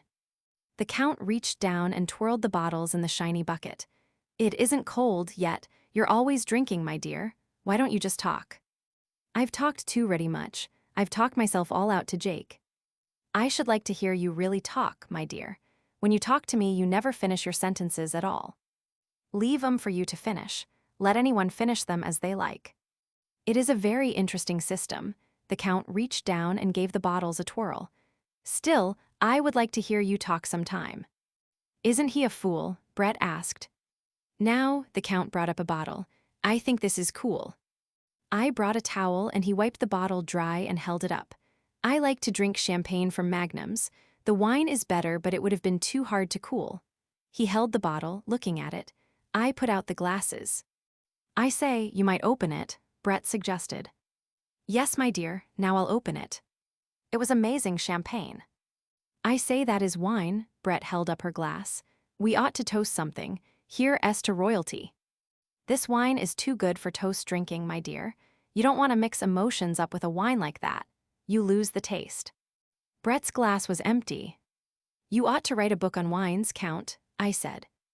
Mr. Barnes, answered the Count, all I want out of wines is to enjoy them. Let's enjoy a little more of this. Brett pushed her glass forward. The Count poured very carefully. There, my dear, now you enjoy that slowly, and then you can get drunk. Drunk. My dear, you are charming when you are drunk. Listen to the man. Mr. Barnes, the Count poured my glass full. She is the only lady I have ever known who was as charming when she was drunk as when she was sober. You haven't been around much, have you? Yes, my dear, I have been around very much. I have been around a very great deal. Drink your wine, said Brett. We've all been around. I dare say Jake here has seen as much as you have. My dear, I am sure Mr. Barnes has seen a lot. Don't think I don't think so, sir. I have seen a lot, too. Of course you have, my dear, Brett said. I was only ragging. I have been in 7 wars and 4 revolutions, the Count said. Soldiering, Brett asked. Sometimes, my dear, and I have got arrow wounds. Have you ever seen arrow wounds? Let's have a look at them. The Count stood up, unbuttoned his vest, and opened his shirt. He pulled up the undershirt onto his chest and stood, his chest black, and big stomach muscles bulging under the light. You see them. Below the line where his ribs stopped were 2 raised white welts. See on the back where they come out. Above the small of the back were the same 2 scars, raised as thick as a finger. I say, those are something. Clean through. The Count was tucking in his shirt. Where did you get those? I asked. In Abyssinia, when I was 21 years old. What were you doing? Asked Brett. Were you in the army? I was on a business trip, my dear. I told you he was one of us, didn't I? Brett turned to me. I love you, Count, you're a darling. You make me very happy, my dear, but it isn't true. Don't be an ass. You see, Mr. Barnes, it is because I have lived very much that now I can enjoy everything so well. Don't you find it like that? Yes, absolutely. I know, said the Count. That is the secret. You must get to know the values. Doesn't anything ever happen to your values? Brett asked. No, not anymore. Never fall in love. Always, said the Count. I am always in love. What does that do to your values? That, too, has got a place in my values. You haven't any values. You're dead, that's all. No, my dear, you're not right. I'm not dead at all. We drank 3 bottles of the champagne, and the Count left the basket in my kitchen. We dined at a restaurant in the boys. It was a good dinner. Food had an excellent place in the Count's values. So did wine. The Count was in fine form during the meal. So was Brett. It was a good party. Where would you like to go? Asked the Count after dinner. We were the only people left in the restaurant. The 2 waiters were standing over against the door. They wanted to go home. We might go up on the hill, Brett said. Haven't we had a splendid party? The Count was beaming. He was very happy. You are very nice people, he said. He was smoking a cigar again. Why don't you get married, you two? We want to lead our own lives, I said. We have our careers, Brett said. Come on, let's get out of this. Have another brandy, the Count said. Get it on the hills. No, have it here where it is quiet. You and your quiet, said Brett. What is it men feel about quiet? We like it, said the Count. Like you like noise, my dear. All right, said Brett. Let's have one. Sommelier, the Count called. Yes, sir. What is the oldest brandy you have? 1811, sir. Bring us a bottle. I say, don't be ostentatious. Call him off, Jake. Listen, my dear. I get more value for my money in old brandy than in any other antiquities. Got many antiquities. I got a house full. Finally, we went up to Montmartre. Inside Zelly's it was crowded, smoky, and noisy. The music hit you as you went in. Brett and I danced. It was so crowded we could barely move. The nigger drummer waved at Brett. We were caught in the jam, dancing in one place in front of him. How are you? Great. Thought's good. He was all teeth and lips. He's a great friend of mine, Brett said. Damn good drummer. The music stopped and we started toward the table where the Count sat. Then the music started again and we danced. I looked at the Count. He was sitting at the table smoking a cigar. The music stopped again. Let's go over. Brett started toward the table. The music started and again we danced tight in the crowd. You are a rotten dancer, Jake. Michael's the best dancer I know. He's splendid. He's got his points. I like him, I said. I'm damned fond of him. I'm going to marry him, Brett said. Funny, I haven't thought about him for a week. Don't you write him? Not I never write letters. I'll bet he writes to you. Rather, damned good letters too. When are you going to get married? How do I know? As soon as we can get the divorce. Michael's trying to get his mother to put up for it. Could I help you? Don't be an ass. Michael's people have loads of money. The music stopped. We walked over to the table. The Count stood up. Very nice, he said. You looked very, very nice. Don't you dance, Count? I asked. No, I'm too old. Oh, come off it, Brett said. My dear, I would do it if I would enjoy it. I enjoy to watch you dance. Splendid, Brett said. I'll dance again for you some time. I say, what about your little friend Zizzy? Let me tell you, I support that boy, but I don't want to have him around. He is rather hard. You know, I think that boy's got a future, but personally I don't want him around. Jake's rather the same way. He gives me the willies. Well, the Count shrugged his shoulders. About his future you can't ever tell. Anyhow, his father was a great friend of my father. Come on, let's dance, Brett said. We danced. It was crowded and close. Oh, darling, Brett said, I'm so miserable. I had that feeling of going through something that has all happened before. You were happy a minute ago. The drummer shouted, you can't two-time. It's all gone. What's the matter? I don't know, I just feel terribly. The drummer chanted, then turned to his sticks. Want to go? I had the feeling as in a nightmare of it all being something repeated, something I had been through, and that now I must go through again. The drummer sang softly. Let's go, said Brett. You don't mind. The drummer shouted and grinned at Brett. All right, I said. We got out from the crowd. Brett went to the dressing room. Brett wants to go, I said to the Count. He nodded. Does she? That's fine, you take the car. I'm going to stay here for a while, Mr. Barnes. We shook hands. It was a wonderful time, I said. I wish you would let me get this. I took a note out of my pocket. Mr. Barnes, don't be ridiculous, the Count said. Brett came over with her wrap on. She kissed the Count and put her hand on his shoulder to keep him from standing up. As we went out the door, I looked back and there were 3 girls at his table. We got into the big car. Brett gave the chauffeur the address of her hotel. No, don't come up, she said at the hotel. She had rung and the door was unlatched. Really? No, please. Good night, Brett, I said. I'm sorry you feel rotten. Good night, Jake. Good night, darling. I won't see you again. We kissed standing at the door. She pushed me away. We kissed again. Oh, don't, Brett said. She turned quickly and went into the hotel. The chauffeur drove me around to my flat. I gave him 20 francs and he touched his cap and said, Good night, sir, and drove off. I rang the bell. The door opened and I went upstairs and went to bed. Book 2. Chapter. One did not see Brett again until she came back from San Sebastian. One card came from her from there. It had a picture of the concha and said, Darling, very quiet and healthy, love to all the chaps. Brett.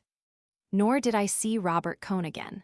I heard Francis had left for England, and I had a note from Cohn saying he was going out in the country for a couple of weeks. He did not know where, but that he wanted to hold me to the fishing trip in Spain we had talked about last winter. I could reach him always, he wrote, through his bankers. Brett was gone. I was not bothered by Cohn's troubles. I rather enjoyed not having to play tennis. There was plenty of work to do. I went often to the races, dined with friends, and put in some extra time at the office getting things ahead so I could leave it in charge of my secretary when Bill Gorton and I should shove off to Spain the end of June. Bill Gorton arrived, put up a couple of days at the flat and went off to Vienna. He was very cheerful and said the States were wonderful. New York was wonderful. There had been a grand theatrical season and a whole crop of great young light heavyweights. Any one of them was a good prospect to grow up, put on weight, and trim Dempsey. Bill was very happy. He had made a lot of money on his last book and was going to make a lot more. We had a good time while he was in Paris, and then he went off to Vienna. He was coming back in 3 weeks, and we would leave for Spain to get in some fishing and go to the fiesta at Pamplona. He wrote that Vienna was wonderful, then a card from Budapest, Jake, Budapest is wonderful. Then I got a wire, back on Monday. Monday evening, he turned up at the flat. I heard his taxi stop and went to the window and called to him. He waved and started upstairs carrying his bags. I met him on the stairs and took one of the bags. Well, I said, I hear you had a wonderful trip. Wonderful, he said. Budapest is absolutely wonderful. How about Vienna? Not so good, Jake, not so good. It seemed better than it was. How do you mean? I was getting glasses and a siphon. Tight, Jake, I was tight. That's strange, better have a drink. Bill rubbed his forehead. Remarkable thing, he said. Don't know how it happened. Suddenly it happened. Last long. 4 days, Jake. Lasted just 4 days. Where did you go? Don't remember. Wrote you a postcard. Remember that perfectly. Do anything else? Not so sure, possible. Go on, tell me about it. Can't remember. Tell you anything I could remember. Go on, take that drink and remember. Might remember a little, Bill said. Remember something about a prize fight. Enormous Vienna prize fight. Had a nigger in it. Remember the nigger perfectly. Go on. Wonderful nigger. Looked like tiger flowers, only 4 times as big. All of a sudden, everybody started to throw things. Not me. Nigger just knocked local boy down. Nigger put up his glove, wanted to make a speech. Awful noble-looking nigger started to make a speech. Then local white boy hit him. Then he knocked white boy cold. Then everybody commenced to throw chairs. Nigger went home with us in our car, couldn't get his clothes, wore my coat. Remember the whole thing now. Big sporting evening. What happened? Loaned the nigger some clothes and went around with him to try and get his money. Claimed nigger owed them money on account of wrecking hall. Wonder who translated? Was it me? Probably it wasn't you. You're right, wasn't me at all, was another fellow. Think we called him the local Harvard man. Remember him now, studying music. How'd you come out? Not so good, Jake. Injustice everywhere. Promoter claimed nigger promised let local boy stay. Claimed nigger violated contract. Can't knock out Vienna boy in Vienna. My God, Mr. Gorton, said nigger, I didn't do nothing in there for 40 minutes but try and let him stay. That white boy must have ruptured himself swinging at me. I never did hit him. Did you get any money? No money, Jake. All we could get was nigger's clothes. Somebody took his watch, too. Splendid nigger. Big mistake to have come to Vienna. Not so good, Jake. Not so good. What became of the nigger? Went back to Cologne. Lives there. Married. Got a family. Going to write me a letter and send me the money I loaned him. Wonderful nigger. Hope I gave him the right address. You probably did. Well, anyway, let's eat, said Bill. Unless you want me to tell you some more travel stories. Go on. Let's eat. We went downstairs and out onto the Boulevard St. Mitchell in the warm June evening. Where will we go? Want to eat on the island? Sure. We walked down the boulevard. At the juncture of the Rue d'Enfrotrachero with the boulevard is a statue of two men in flowing robes. I know who they are. Bill eyed the monument. Gentlemen who invented pharmacy. Don't try and fool me on Paris. We went on. Here S a taxidermist S, Bill said. Wanna buy anything? Nice stuffed dog. Come on, I said. You're pie-eyed. Pretty nice stuffed dogs, Bill said. Certainly brighten up your flat. Come on. Just one stuffed dog. I can take him or leave him alone. But listen, Jake, just one stuffed dog. Come on. Mean everything in the world to you after you bought it. Simple exchange of values. You give them money, they give you a stuffed dog. We'll get one on the way back. All right, have it your own way. Road to hell paved with unbought stuffed dogs, not my fault. We went on. How'd you feel that way about dogs so sudden? Always felt that way about dogs. Always been a great lover of stuffed animals. We stopped and had a drink. Certainly like to drink, Bill said. You ought to try it sometimes, Jake. You're about 144 ahead of me.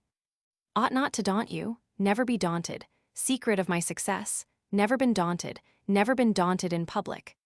Where were you drinking? Stopped at the Krillin.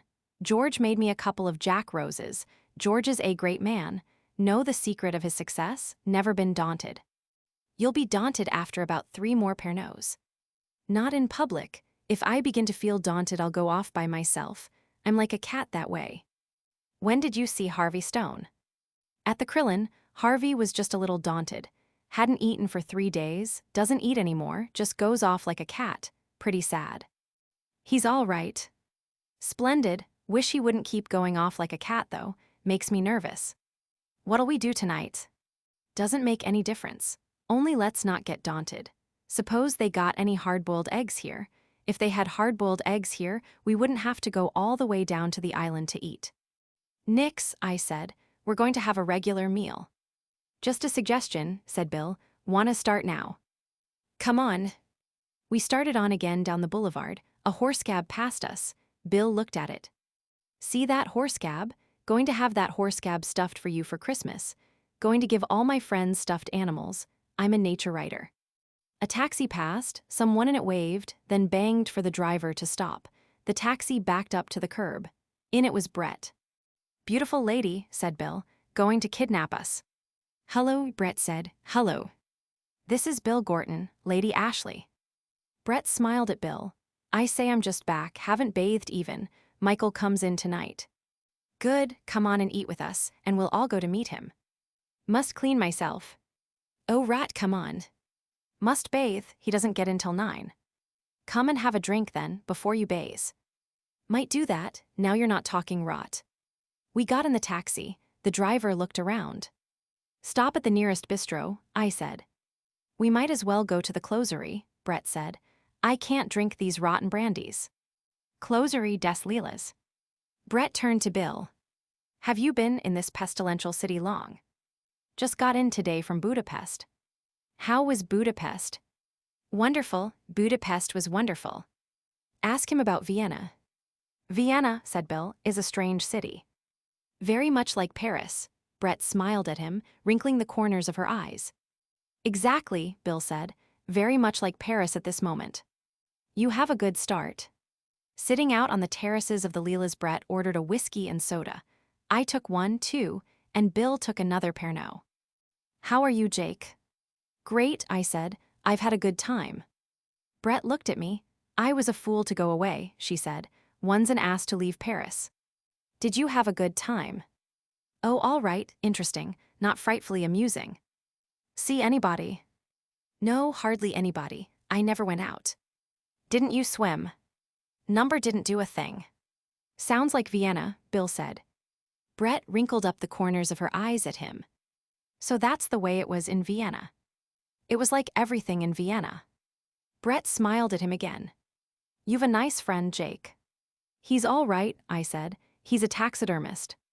That was in another country, Bill said, and besides, all the animals were dead. One more, Brett said, and I must run. Do send the waiter for a taxi. There's a line of them, right out in front. Good. We had the drink and put Brett into her taxi. Mind you're at the Select around 10, make him come. Michael will be there.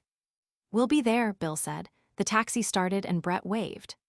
Quite a girl, Bill said. She's damned nice. Who's Michael? The man she's going to marry. Well, well, Bill said. That's always just the stage I meet anybody. What'll I send them? Think they'd like a couple of stuffed race horses. We better eat. Is she really Lady something or other? Bill asked in the taxi on our way down to the Isle St. Louis.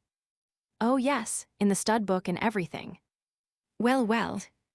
We ate dinner at Madame Lecomte's restaurant on the far side of the island. It was crowded with Americans, and we had to stand up and wait for a place. Someone had put it in the American Women's Club list as a quaint restaurant on the Paris quays as yet untouched by Americans, so we had to wait 45 minutes for a table. Bill had eaten at the restaurant in 1918 and right after the armistice, and Madame Lecomte made a great fuss over seeing him. Doesn't get us a table, though, Bill said. Grand woman, though. We had a good meal, a roast chicken, new green beans, mashed potatoes, a salad, and some apple pie and cheese.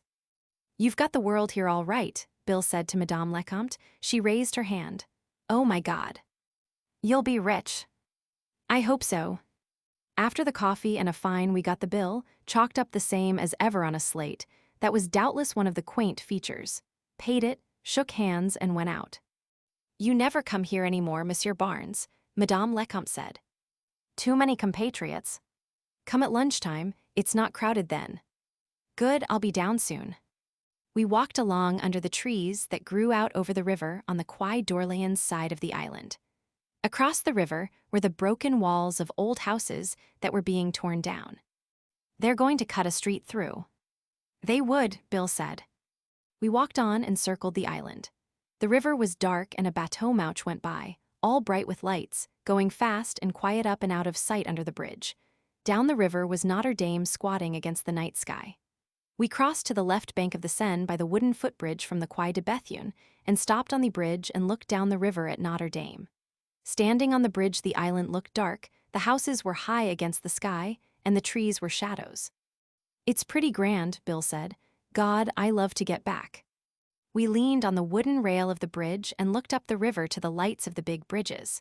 Below, the water was smooth and black. It made no sound against the piles of the bridge.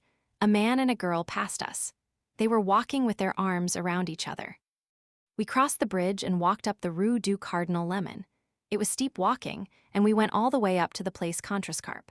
The arc light shone through the leaves of the trees in the square, and underneath the trees was an S-bus ready to start. Music came out of the door of the Neger Joyeux. Through the window of the Café Aux Amateurs, I saw the long zinc bar. Outside on the terrace, working people were drinking. In the open kitchen of the Amateurs, a girl was cooking potato chips in oil. There was an iron pot of stew. The girl ladled some onto a plate for an old man who stood holding a bottle of red wine in one hand. "Want to have a drink?" "No," said Bill, "I don't need it." We turned to the right off the Place Contrescarpe, walking along smooth, narrow streets with high old houses on both sides. Some of the houses jutted out toward the street. Others were cut back.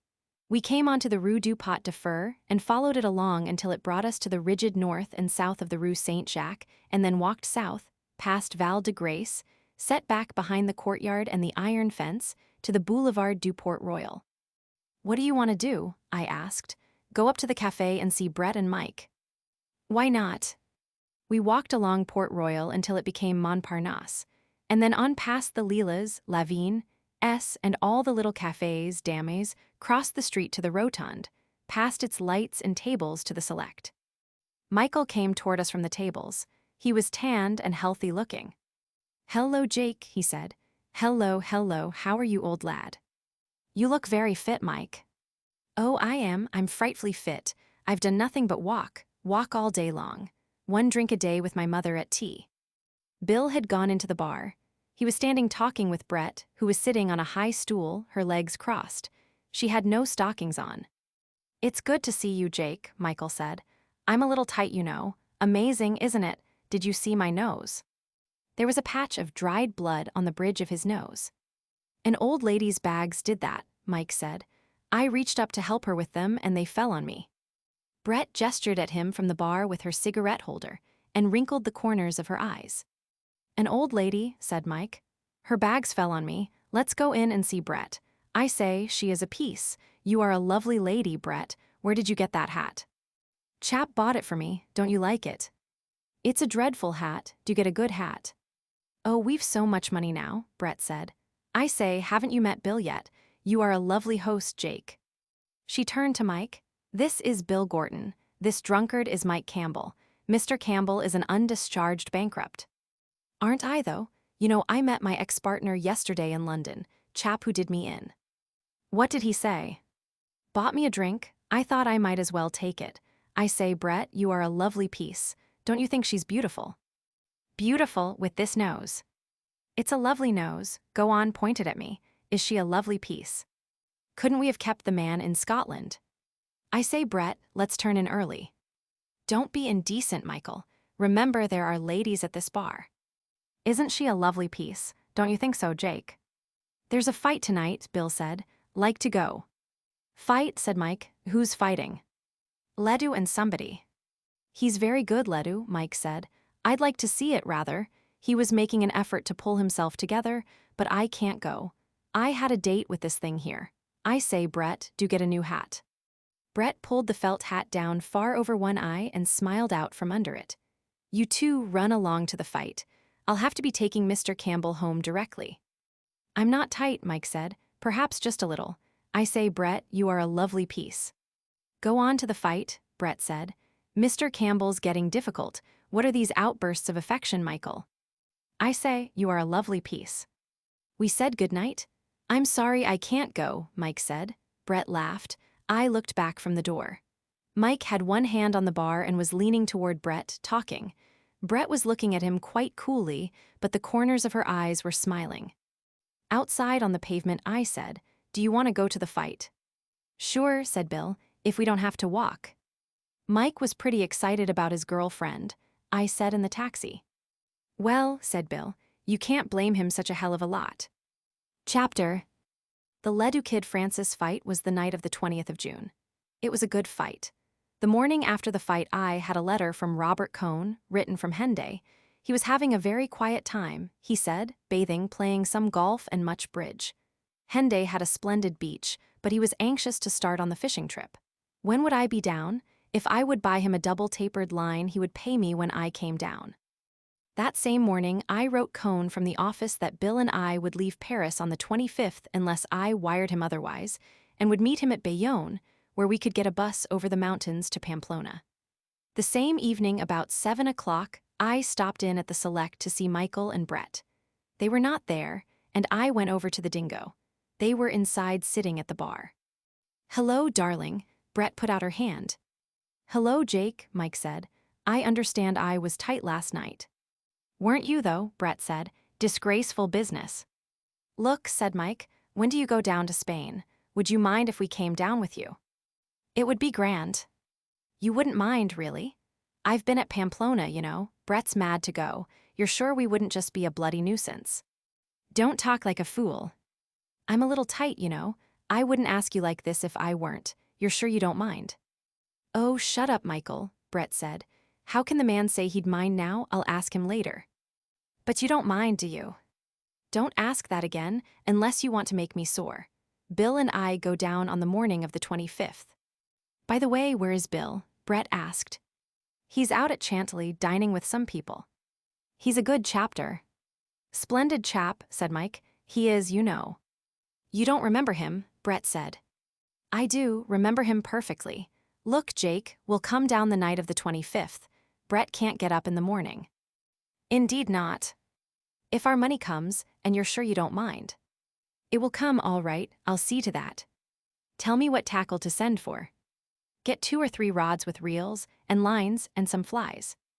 I won't fish, Brett put in. Get 2 rods then, and Bill won't have to buy one.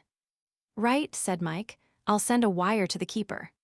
Won't it be splendid, Brett said. Spain, we will have fun. The 25th, when is that? Saturday. We will have to get ready. I say, said Mike, I'm going to the barber S. I must bathe, said Brett. Walk up to the hotel with me, Jake. Be a good chapter. We have got the loveliest hotel, Mike said. I think it's a brothel. We left our bags here at the Dingo when we got in, and they asked us at this hotel if we wanted a room for the afternoon only. Seemed frightfully pleased we were going to stay all night. I believe it's a brothel, Mike said, and I should know. Oh, shut it and go and get your hair cut. Mike went out. Brett and I sat on at the bar. Have another? Might. I needed that, Brett said. We walked up the Rue de Lambert. I haven't seen you since I've been back, Brett said. No. How are you, Jake? Fine. Brett looked at me. I say, she said, is Robert Cohn going on this trip? Yes, why? Don't you think it will be a bit rough on him?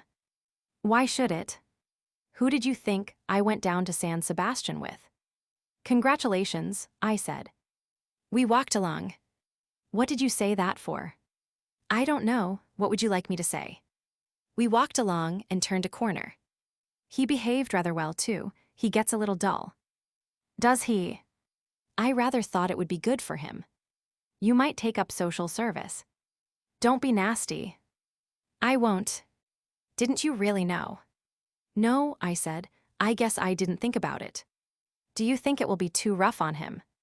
That's up to him, I said. Tell him you're coming. He can always not come. I'll write him and give him a chance to pull out of it. I did not see Brett again until the night of the 24th of June. Did you hear from Cohn? Rather, he's keen about it. My God. I thought it was rather odd myself. Says he can't wait to see me. Does he think you're coming alone? No, I told him we were all coming down together, Michael and all.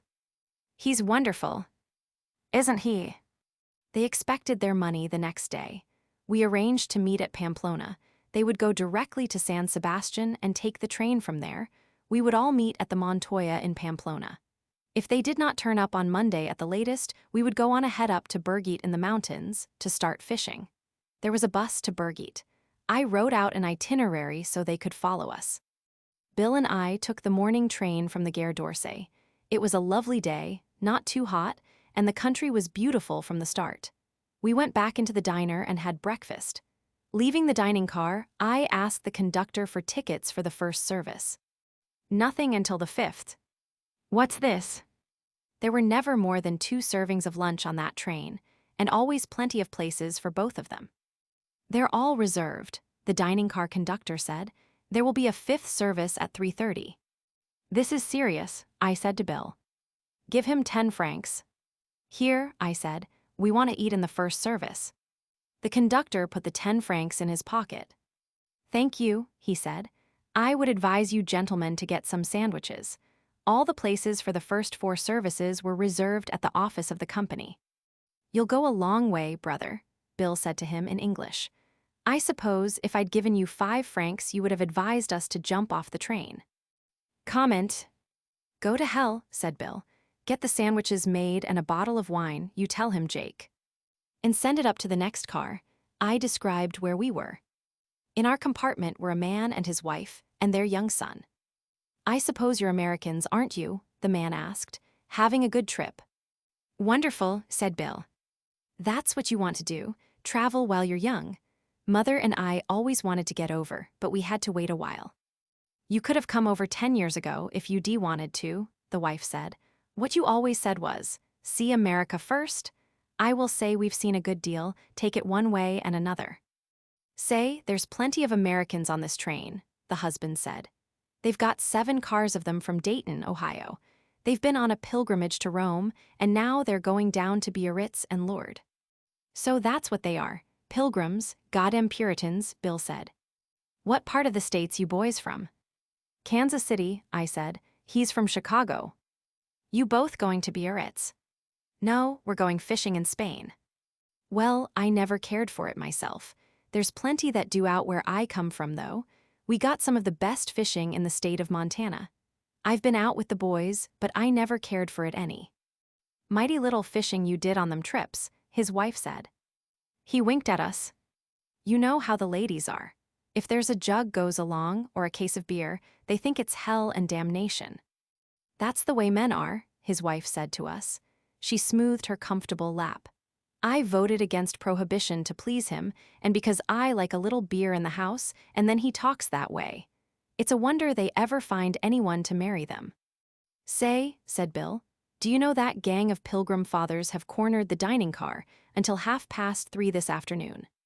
How do you mean? They can't do a thing like that. You try and get seats. Well, Mother, it looks as though we better go back and get another breakfast. She stood up and straightened her dress. Will you boys keep an eye on our things? Come on, Hubert. They all 3 went up to the wagon restaurant. A little while after they were gone, a steward went through announcing the first service, and pilgrims, with their priests, commenced filing down the corridor. Our friend and his family did not come back. A waiter passed in the corridor with our sandwiches and the bottle of Chablis, and we called him in. You're going to work today, I said. He nodded his head. They start now at 10:30. When do we eat? When do I eat? He left 2 glasses for the bottle, and we paid him for the sandwiches and tipped him. I'll get the plates, he said, or bring them with you. We ate the sandwiches and drank the Chablis and watched the country out of the window. The grain was just beginning to ripen, and the fields were full of poppies. The pasture land was green, and there were fine trees, and sometimes big rivers and chateaux off in the trees. At Tours, we got off and bought another bottle of wine. And when we got back in the compartment, the gentleman from Montana and his wife and his son, Hubert, were sitting comfortably. Is there good swimming in Biarritz? Asked Hubert. That boy's just crazy till he can get in the water, his mother said. It's pretty hard on youngsters traveling. There's good swimming, I said, but it's dangerous when it's rough. Did you get a meal? Bill asked. We sure did. We sat right there when they started to come in, and they must have just thought we were in the party. One of the waiters said something to us in French, and then they just sent 3 of them back. They thought we were snappers, all right, the man said. It certainly shows you the power of the Catholic Church. It's a pity you boys ain't Catholics. You could get a meal then, all right. I am, I said. That's what makes me so sore. Finally, at 4:15, we had lunch. Bill had been rather difficult at the last. He buttonholed a priest who was coming back with one of the returning streams of pilgrims. When do us Protestants get a chance to eat, Father?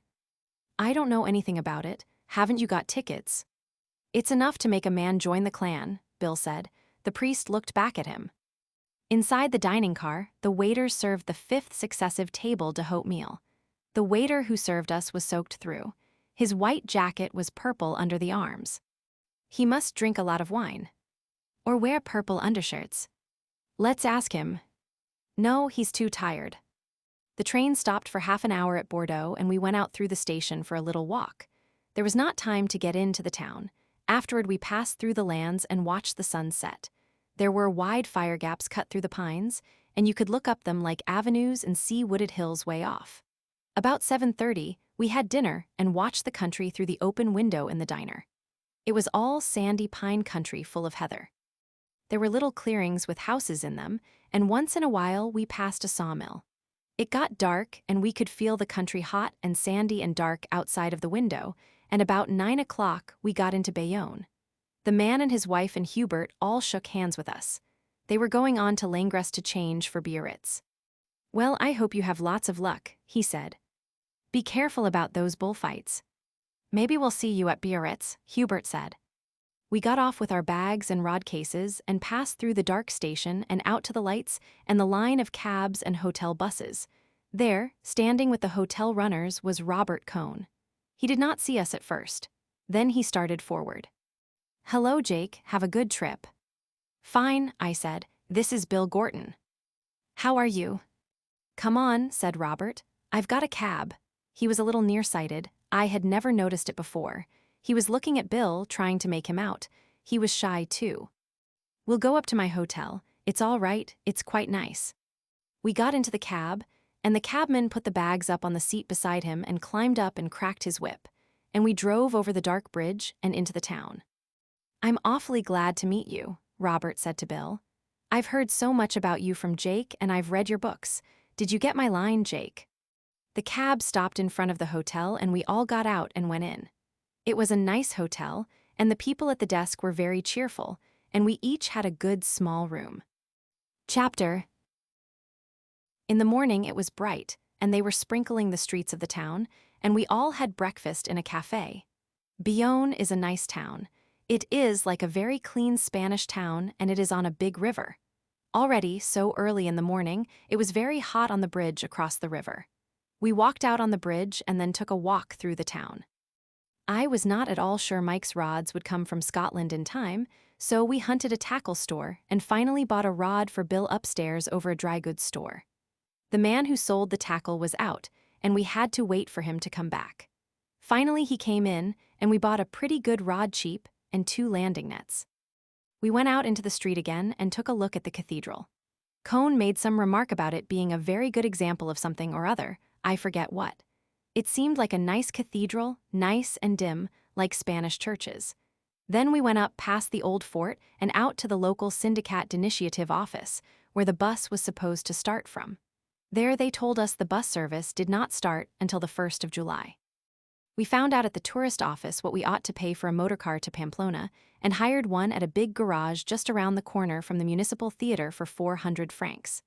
The car was to pick us up at the hotel in 40 minutes, and we stopped at the cafe on the square where we had eaten breakfast and had a beer. It was hot, but the town had a cool, fresh, early morning smell, and it was pleasant sitting in the cafe. A breeze started to blow, and you could feel that the air came from the sea. There were pigeons out in the square, and the houses were a yellow, sun-baked color, and I did not want to leave the cafe. But we had to go to the hotel to get our bags packed and pay the bill. We paid for the beers, we matched, and I think Cohn paid, and went up to the hotel. It was only 16 francs apiece for Bill and me, with 10% added for the service, and we had the bags sent down and waited for Robert Cohn. While we were waiting, I saw a cockroach on the parquet floor that must have been at least 3 inches long. I pointed him out to Bill and then put my shoe on him. We agreed he must have just come in from the garden. It was really an awfully clean hotel. Cohn came down, finally, and we all went out to the car. It was a big, closed car, with a driver in a white duster with blue collar and cuffs, and we had him put the back of the car down. He piled in the bags, and we started off up the street and out of the town. We passed some lovely gardens and had a good look back at the town, and then we were out in the country, green and rolling, and the road climbing all the time. We passed lots of Basques with oxen or cattle hauling carts along the road, and nice farmhouses, low roofs, and all white plastered. In the Basque country, the land all looks very rich and green, and the houses and villages look well off and clean. Every village had a pelota court, and on some of them kids were playing in the hot sun. There were signs on the walls of the churches saying it was forbidden to play pelota against them, and the houses in the villages had red tiled roofs, and then the road turned off and commenced to climb, and we were going way up close along a hillside, with a valley below and hills stretched off back toward the sea. You couldn't see the sea. It was too far away. You could see only hills and more hills, and you knew where the sea was. We crossed the Spanish frontier. There was a little stream and a bridge and Spanish carabineers, with patent leather Bonaparte hats and short guns on their backs, on one side, and on the other fat Frenchmen in kepis and mustaches. They only opened one bag and took the passports in and looked at them. There was a general store, and in on each side of the line. The chauffeur had to go in and fill out some papers about the car, and we got out and went over to the stream to see if there were any trout. Bill tried to talk some Spanish to one of the carabineers, but it did not go very well. Robert Cohn asked, pointing with his finger, if there were any trout in the stream, and the carabineer said yes, but not many. I asked him if he ever fished, and he said no, that he didn't care for it. Just then an old man with long, sunburned hair and beard, and clothes that looked as though they were made of gunny sacking, came striding up to the bridge. He was carrying a long staff, and he had a kid slung on his back, tied by the four legs, the head hanging down. The carabineer waved him back with his sword. The man turned without saying anything and started back up the white road into Spain. "What's the matter with the old one?" I asked. "He hasn't got any passport." I offered the guard a cigarette. He took it and thanked me. "What will he do?" I asked. The guard spat in the dust. "Oh, he'll just wade across the stream." "Do you have much smuggling?" "Oh," he said, "they go through." The chauffeur came out, folding up the papers and putting them in the inside pocket of his coat. We all got in the car, and it started up the white, dusty road into Spain. For a while the country was much as it had been. Then, climbing all the time, we crossed the top of a col, the road winding back and forth on itself, and then it was really Spain. There were long brown mountains and a few pines and far-off forests of beech trees on some of the mountainsides. The road went along the summit of the col and then dropped down, and the driver had to honk and slow up and turn out to avoid running into two donkeys that were sleeping in the road. We came down out of the mountains and through an oak forest, and there were white cattle grazing in the forest. Down below there were grassy plains and clear streams, and then we crossed a stream and went through a gloomy little village and started to climb again. We climbed up and crossed another high col and turned along it, and the road ran down to the right, and we saw a whole new range of mountains off to the south, all brown and baked-looking and furrowed in strange shapes. After a while we came out of the mountains, and there were trees along both sides of the road, and a stream and ripe fields of grain, and the road went on, very white and straight ahead, and then lifted to a little rise, and off on the left was a hill with an old castle, with buildings close around it and a field of grain going right up to the walls and shifting in the wind. I was up in front with the driver, and I turned around. Robert Cohn was asleep, but Bill looked and nodded his head. Then we crossed a wide plain, and there was a big river off on the right shining in the sun from between the line of trees, and away off you could see the plateau of Pamplona rising out of the plain, and the walls of the city, and the great brown cathedral, and the broken skyline of the other churches. In back of the plateau were the mountains, and every way you looked there were other mountains, and ahead the road stretched out white across the plain going toward Pamplona.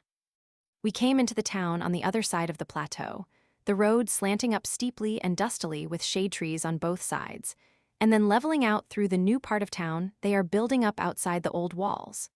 We passed the bull ring, high and white and concrete-looking in the sun, and then came into the big square by a side street and stopped in front of the Hotel Montoya. The driver helped us down with the bags. There was a crowd of kids watching the car, and the square was hot, and the trees were green, and the flags hung on their staffs, and it was good to get out of the sun and under the shade of the arcade that runs all the way around the square. Montoya was glad to see us, and shook hands and gave us good rooms looking out on the square, and then we washed and cleaned up and went downstairs in the dining room for lunch. The driver stayed for lunch, too, and afterward we paid him and he started back to Bayonne. There are two dining rooms in the Montoya. One is upstairs on the second floor and looks out on the square. The other is down one floor below the level of the square and has a door that opens on the back street that the bulls pass along when they run through the streets early in the morning on their way to the ring. It is always cool in the downstairs dining room, and we had a very good lunch. The first meal in Spain was always a shock with the hors d'oeuvres, an egg course, 2 meat courses, vegetables, salad, and dessert and fruit. You have to drink plenty of wine to get it all down. Robert Cohn tried to say he did not want any of the second meat course, but we would not interpret for him, and so the waitress brought him something else as a replacement, a plate of cold meats, I think. Cohn had been rather nervous ever since we had met at Bayonne. He did not know whether we knew Brett had been with him at San Sebastian, and it made him rather awkward. "Well," I said, "Brett and Mike ought to get in tonight." "I'm not sure they'll come," Cohn said. "Why not?" Bill said. "Of course they'll come." They're always late, I said. I rather think they're not coming, Robert Cohn said. He said it with an air of superior knowledge that irritated both of us. I'll bet you 50 pesetas they're here tonight, Bill said. He always bets when he is angered, and so he usually bets foolishly. I'll take it, Cohn said. Good, you remember it, Jake, 50 pesetas.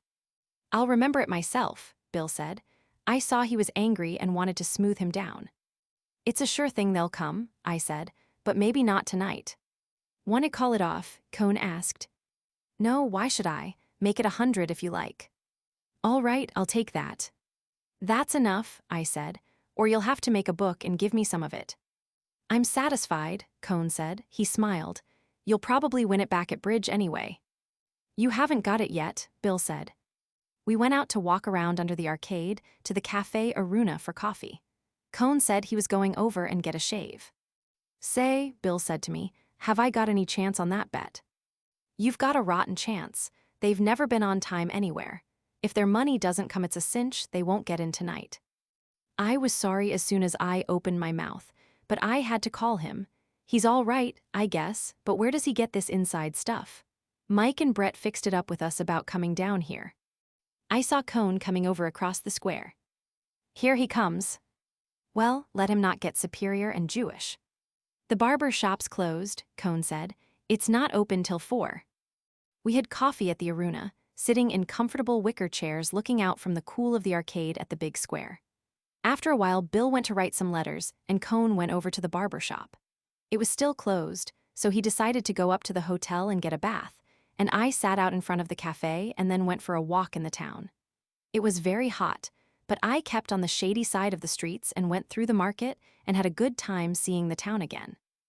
I went to the Ayuntamiento and found the old gentleman who subscribes for the bullfight tickets for me every year, and he had gotten the money I sent him from Paris and renewed my subscriptions, so that was all set. He was the archivist, and all the archives of the town were in his office. That has nothing to do with the story. Anyway, his office had a green baize door and a big wooden door, and when I went out I left him sitting among the archives that covered all the walls, and I shut both the doors. And as I went out of the building into the street, the porter stopped me to brush off my coat. You must have been in a motor car, he said. The back of the collar and the upper part of the shoulders were gray with dust. From Bayonne. Well, he said, I knew you were in a motor car from the way the dust was, so I gave him 2 copper coins. At the end of the street, I saw the cathedral and walked up toward it. The first time I ever saw it, I thought the facade was ugly, but I liked it now. I went inside. It was dim and dark, and the pillars went high up, and there were people praying, and it smelt of incense, and there were some wonderful big windows. I knelt and started to pray and prayed for everybody I thought of, Brett and Mike and Bill and Robert Cohn and myself, and all the bullfighters, separately for the ones I liked, and lumping all the rest. Then I prayed for myself again. And while I was praying for myself, I found I was getting sleepy, so I prayed that the bullfights would be good, and that it would be a fine fiesta, and that we would get some fishing. I wondered if there was anything else I might pray for, and I thought I would like to have some money, so I prayed that I would make a lot of money, and then I started to think how I would make it, and thinking of making money reminded me of the Count, and I started wondering about where he was, and regretting I hadn't seen him since that night in Montmartre, and about something funny Brett told me about him, and as all the time I was kneeling with my forehead on the wood in front of me, and was thinking of myself as praying, I was a little ashamed, and regretted that I was such a rotten Catholic, but realized there was nothing I could do about it, at least for a while, and maybe never, but that anyway it was a grand religion, and I only wished I felt religious, and maybe I would the next time. And then I was out in the hot sun on the steps of the cathedral, and the forefingers and the thumb of my right hand were still damp, and I felt them dry in the sun. The sunlight was hot and hard, and I crossed over beside some buildings and walked back along side streets to the hotel. At dinner that night, we found that Robert Cohn had taken a bath, had had a shave and a haircut and a shampoo, and something put on his hair afterward to make it stay down. He was nervous, and I did not try to help him any. The train was due in at 9 o'clock from San Sebastian, and if Brett and Mike were coming, they would be on it. At 20 minutes to 9, we were not half through dinner. Robert Cohn got up from the table and said he would go to the station. I said I would go with him, just to devil him. Bill said he would be damned if he would leave his dinner. I said we would be right back. We walked to the station. I was enjoying Cohn's nervousness. I hoped Brett would be on the train. At the station, the train was late, and we sat on a baggage truck and waited outside in the dark. I have never seen a man in civil life as nervous as Robert Cohn, nor as eager. I was enjoying it. It was lousy to enjoy it, but I felt lousy. Cohn had a wonderful quality of bringing out the worst in anybody. After a while, we heard the train whistle way off below on the other side of the plateau, and then we saw the headlight coming up the hill. We went inside the station and stood with a crowd of people just back of the gates, and the train came in and stopped, and everybody started coming out through the gates. They were not in the crowd. We waited till everybody had gone through and out of the station and gotten into buses or taken cabs, or were walking with their friends or relatives through the dark into the town. I knew they wouldn't come, Robert said. We were going back to the hotel. I thought they might, I said. Bill was eating fruit when we came in and finishing a bottle of wine. Didn't come, eh? No. Do you mind if I give you that 100 pesetas in the morning, Cohn? Bill asked. I haven't changed any money here yet. Oh, forget about it, Robert Cohn said. Let's bet on something else. Can you bet on bullfights? You could, Bill said, but you don't need to. It would be like betting on the war, I said. You don't need any economic interest. I'm very curious to see them, Robert said. Montoya came up to our table. He had a telegram in his hand. It's for you. He handed it to me. It read, Stopped night San Sebastian. It's from them, I said. I put it in my pocket. Ordinarily, I should have handed it over. They've stopped over in San Sebastian, I said. Send their regards to you. Why I felt that impulse to devil him, I do not know. Of course I do know. I was blind, unforgivingly jealous of what had happened to him. The fact that I took it as a matter of course did not alter that any. I certainly did hate him. I do not think I ever really hated him until he had that little spell of superiority at lunch, and when he went through all that barbering. So I put the telegram in my pocket. The telegram came to me anyway. Well, I said, we ought to pull out on the noon bus for Birgit. They can follow us if they get in tomorrow night. There were only 2 trains up from San Sebastian, an early morning train and the one we had just met. That sounds like a good idea, Cohn said. The sooner we get on the stream, the better. It's all one to me when we start, Bill said. The sooner the better. We sat in the aruna for a while and had coffee, and then took a little walk out to the bull ring and across the field and under the trees at the edge of the cliff and looked down at the river in the dark, and I turned in early.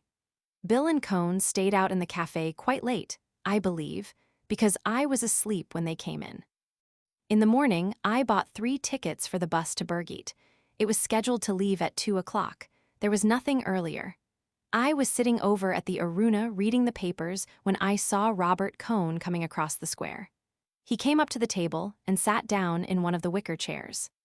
This is a comfortable cafe, he said. Did you have a good night, Jake? I slept like a log. I didn't sleep very well. Bill and I were out late too. Where were you?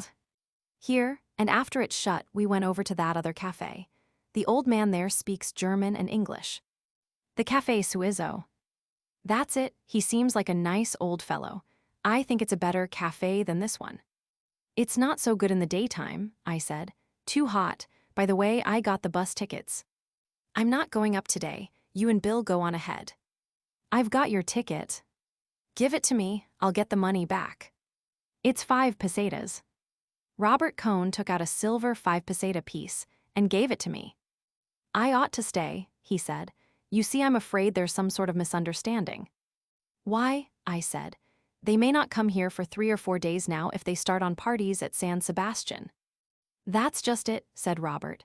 I'm afraid they expected to meet me at San Sebastian, and that's why they stopped over. What makes you think that? Well, I wrote suggesting it to Brett. Why in hell didn't you stay there and meet them then? I started to say, but I stopped. I thought that idea would come to him by itself, but I do not believe it ever did.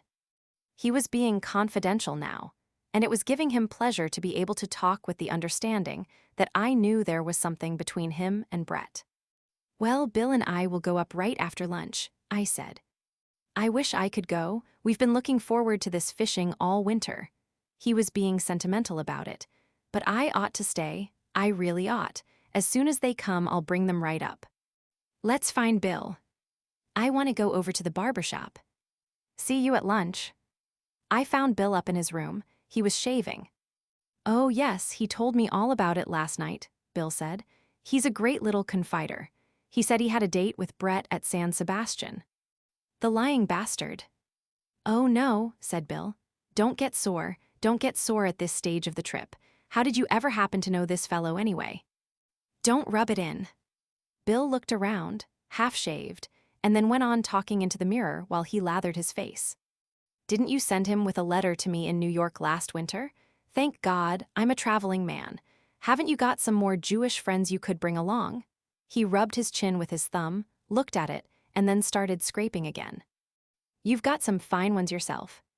Oh yes, I've got some darbs, but not alongside of this Robert Cohn. The funny thing is he's nice too. I like him, but he's just so awful. He can be damn nice. I know it, that's the terrible part. I laughed. Yes, go on and laugh, said Bill. You weren't out with him last night until 2 o'clock. Was he very bad? Awful. What's all this about him and Brett anyway? Did she ever have anything to do with him? He raised his chin up and pulled it from side to side. Sure, she went down to San Sebastian with him. What a damn fool thing to do. Why did she do that? She wanted to get out of town, and she can't go anywhere alone. She said she thought it would be good for him. What bloody fool things people do. Why didn't she go off with some of her own people? Or you? He slurred that over. Or me? Why not me? He looked at his face carefully in the glass, put a big dab of lather on each cheekbone. It's an honest face. It's a face any woman would be safe with. She'd never seen it. She should have. All women should see it. It's a face that ought to be thrown on every screen in the country. Every woman ought to be given a copy of this face as she leaves the altar. Mothers should tell their daughters about this face. My son, he pointed the razor at me, go west with this face and grow up with the country. He ducked down to the bowl, rinsed his face with cold water, put on some alcohol, and then looked at himself carefully in the glass, pulling down his long upper lip. My God, he said, isn't it an awful face? He looked in the glass. And as for this Robert Cohn, Bill said, he makes me sick, and he can go to hell, and I'm damn glad he's staying here so we won't have him fishing with us. You're damn right. We're going trout fishing. We're going trout fishing in the Irati River, and we're going to get tight now at lunch on the wine of the country, and then take a swell bus ride. Come on, let's go over to the Aruna and start, I said. Chapter. It was baking hot in the square when we came out after lunch with our bags and the rod case to go to Birgit. People were on top of the bus, and others were climbing up a ladder. Bill went up and Robert sat beside Bill to save a place for me, and I went back in the hotel to get a couple of bottles of wine to take with us. When I came out, the bus was crowded. Men and women were sitting on all the baggage and boxes on top, and the women all had their fans going in the sun. It certainly was hot. Robert climbed down, and I fitted into the place he had saved on the one wooden seat that ran across the top. Robert Cohn stood in the shade of the arcade waiting for us start. A Basque with a big leather wine bag in his lap lay across the top of the bus in front of our seat, leaning back against our legs. He offered the wineskin to Bill and to me, and when I tipped it up to drink, he imitated the sound of a klaxon motor horn so well and so suddenly that I spilled some of the wine, and everybody laughed. He apologized and made me take another drink. He made the klaxon again a little later, and it fooled me the second time. He was very good at it. The Basques liked it. The man next to Bill was talking to him in Spanish, and Bill was not getting it, so he offered the man one of the bottles of wine. The man waved it away. He said it was too hot and he had drunk too much at lunch. When Bill offered the bottle the second time, he took a long drink, and then the bottle went all over that part of the bus. Everyone took a drink very politely, and then they made us cork it up and put it away. They all wanted us to drink from their leather wine bottles. They were peasants going up into the hills. Finally, after a couple more false klaxons, the bus started, and Robert Cohn waved goodbye to us, and all the Basques waved goodbye to him. As soon as we started out on the road outside of town, it was cool. It felt nice riding high up and close under the trees. The bus went quite fast and made a good breeze, and as we went out along the road with the dust powdering the trees and down the hill, we had a fine view, back through the trees, of the town rising up from the bluff above the river. The Basque lying against my knees pointed out the view with the neck of the wine bottle and winked at us. He nodded his head. "Pretty nice, eh?" "These Basques are swell people," Bill said. The Basque lying against my legs was tanned the color of saddle leather. He wore a black smock like all the rest. There were wrinkles in his tan neck. He turned around and offered his wine bag to Bill. Bill handed him one of our bottles. The Basque wagged a forefinger at him and handed the bottle back, slapping in the cork with the palm of his hand. He shoved the wine bag up. "Arriba, arriba," he said. "Lift it up." Bill raised the wineskin and let the stream of wine spurt out and into his mouth, his head tipped back. When he stopped drinking and tipped the leather bottle down, a few drops ran down his chin. "No, no," several Basques said. "Not like that." One snatched the bottle away from the owner, who was himself about to give a demonstration. He was a young fellow, and he held the wine bottle at full arm's length and raised it high up, squeezing the leather bag with his hand so the stream of wine hissed into his mouth. He held the bag out there, the wine making a flat, hard trajectory into his mouth, and he kept on swallowing smoothly and regularly. "Hey," the owner of the bottle shouted, "whose wine is that?"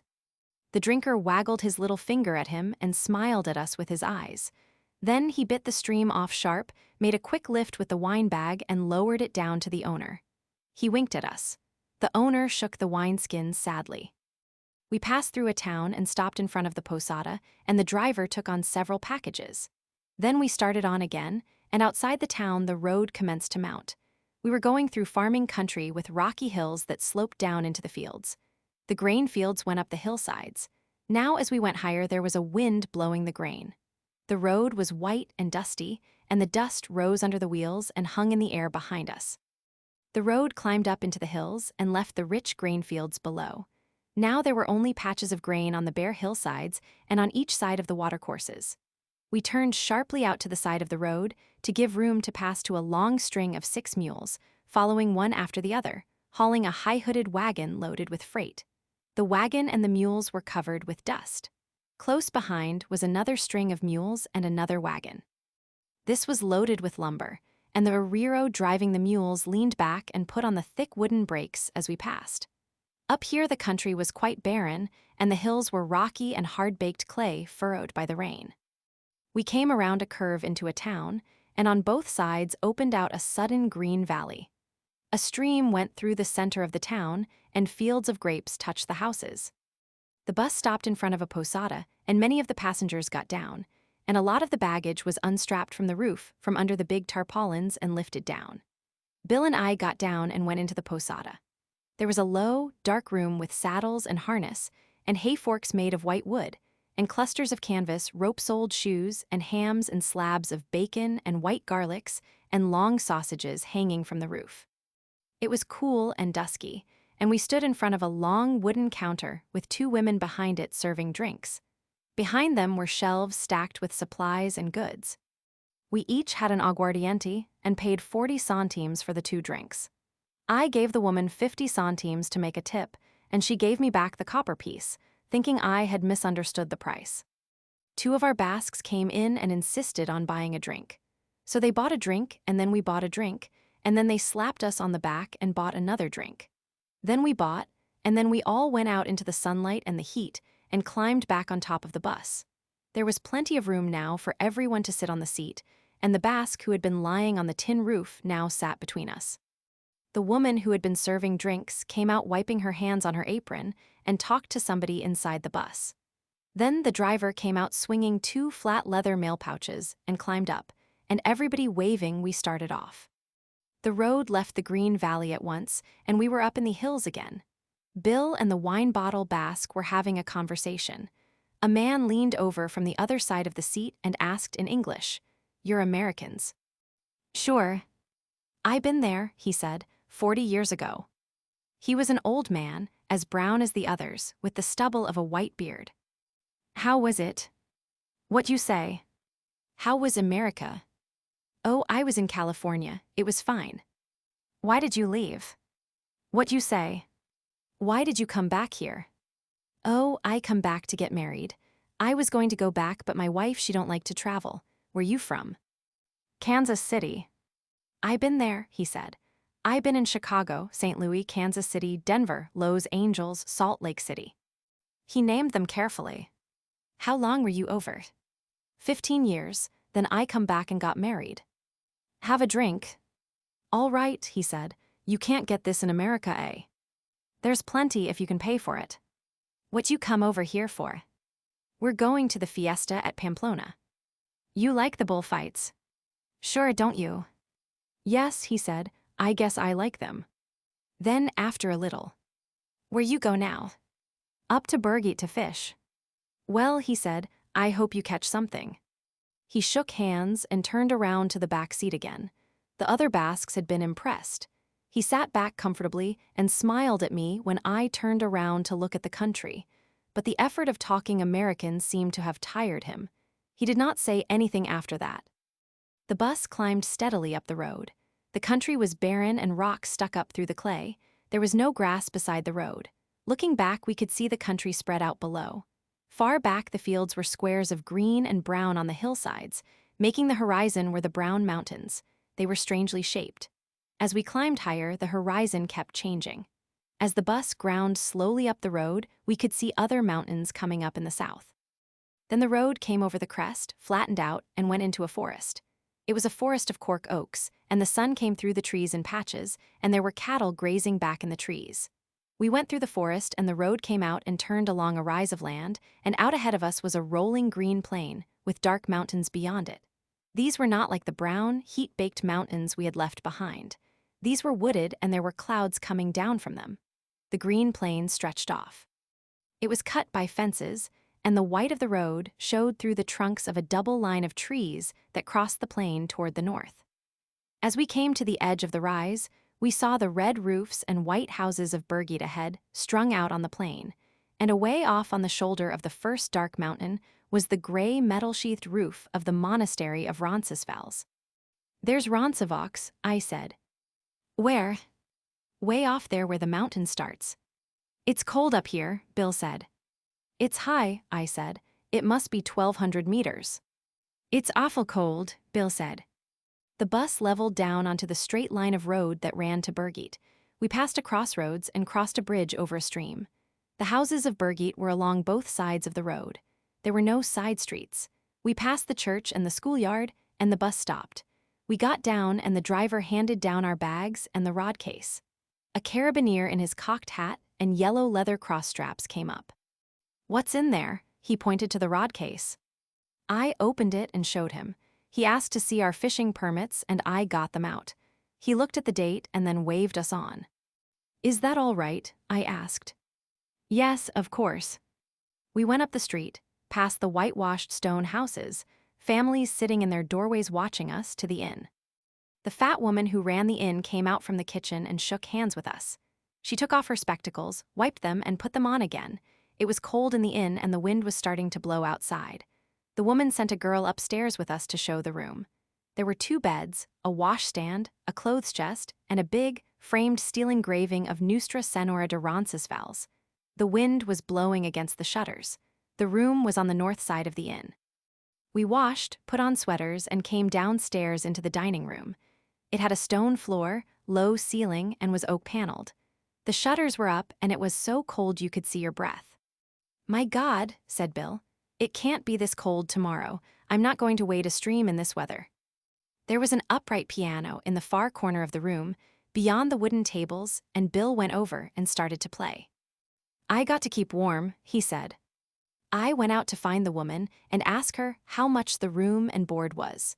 She put her hands under her apron and looked away from me. 12 pesetas. Why, we only paid that in Pamplona. She did not say anything, just took off her glasses and wiped them on her apron. That's too much, I said. We didn't pay more than that at a big hotel. We've put in a bathroom. Haven't you got anything cheaper? Not in the summer. Now is the big season.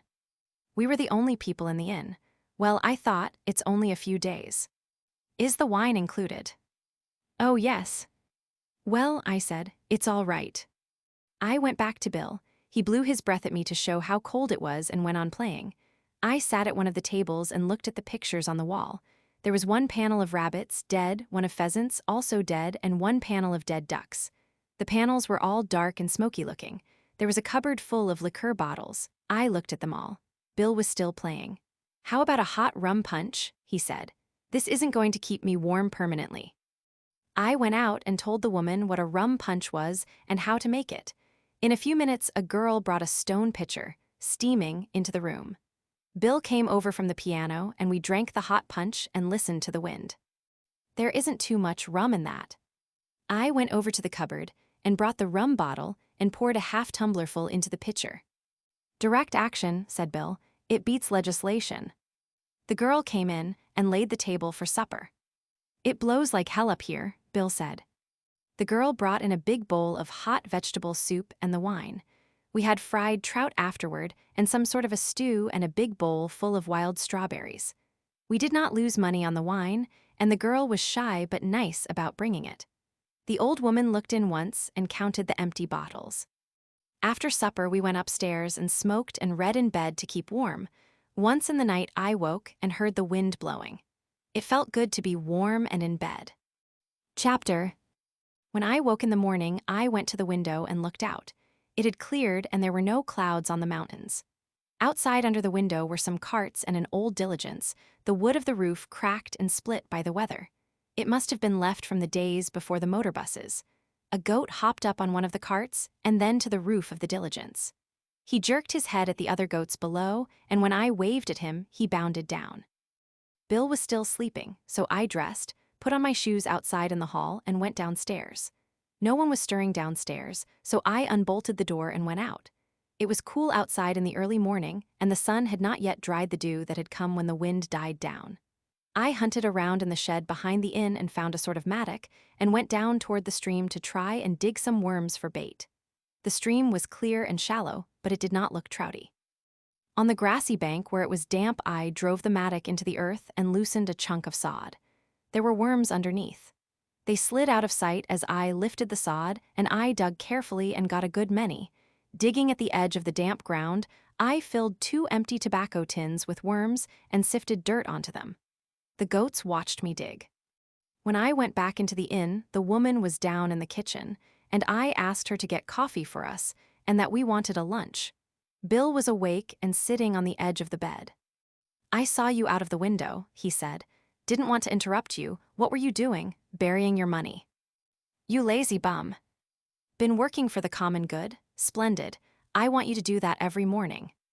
"Come on," I said. "Get up." "What, get up? I never get up." He climbed into bed and pulled the sheet up to his chin. "Try and argue me into getting up." I went on looking for the tackle and putting it all together in the tackle bag. "Aren't you interested?" Bill asked. "I'm going down and eat." "Eat? Why didn't you say eat? I thought you just wanted me to get up for fun." "Eat. Fine. Now you're reasonable. You go out and dig some more worms and I'll be right down." "Oh, go to hell." "Work for the good of all." Bill stepped into his underclothes. "Show irony and pity." I started out of the room with the tackle bag, the nets, and the rod case. "Hey, come back." I put my head in the door. "Aren't you going to show a little irony and pity?" I thumbed my nose. "That's not irony."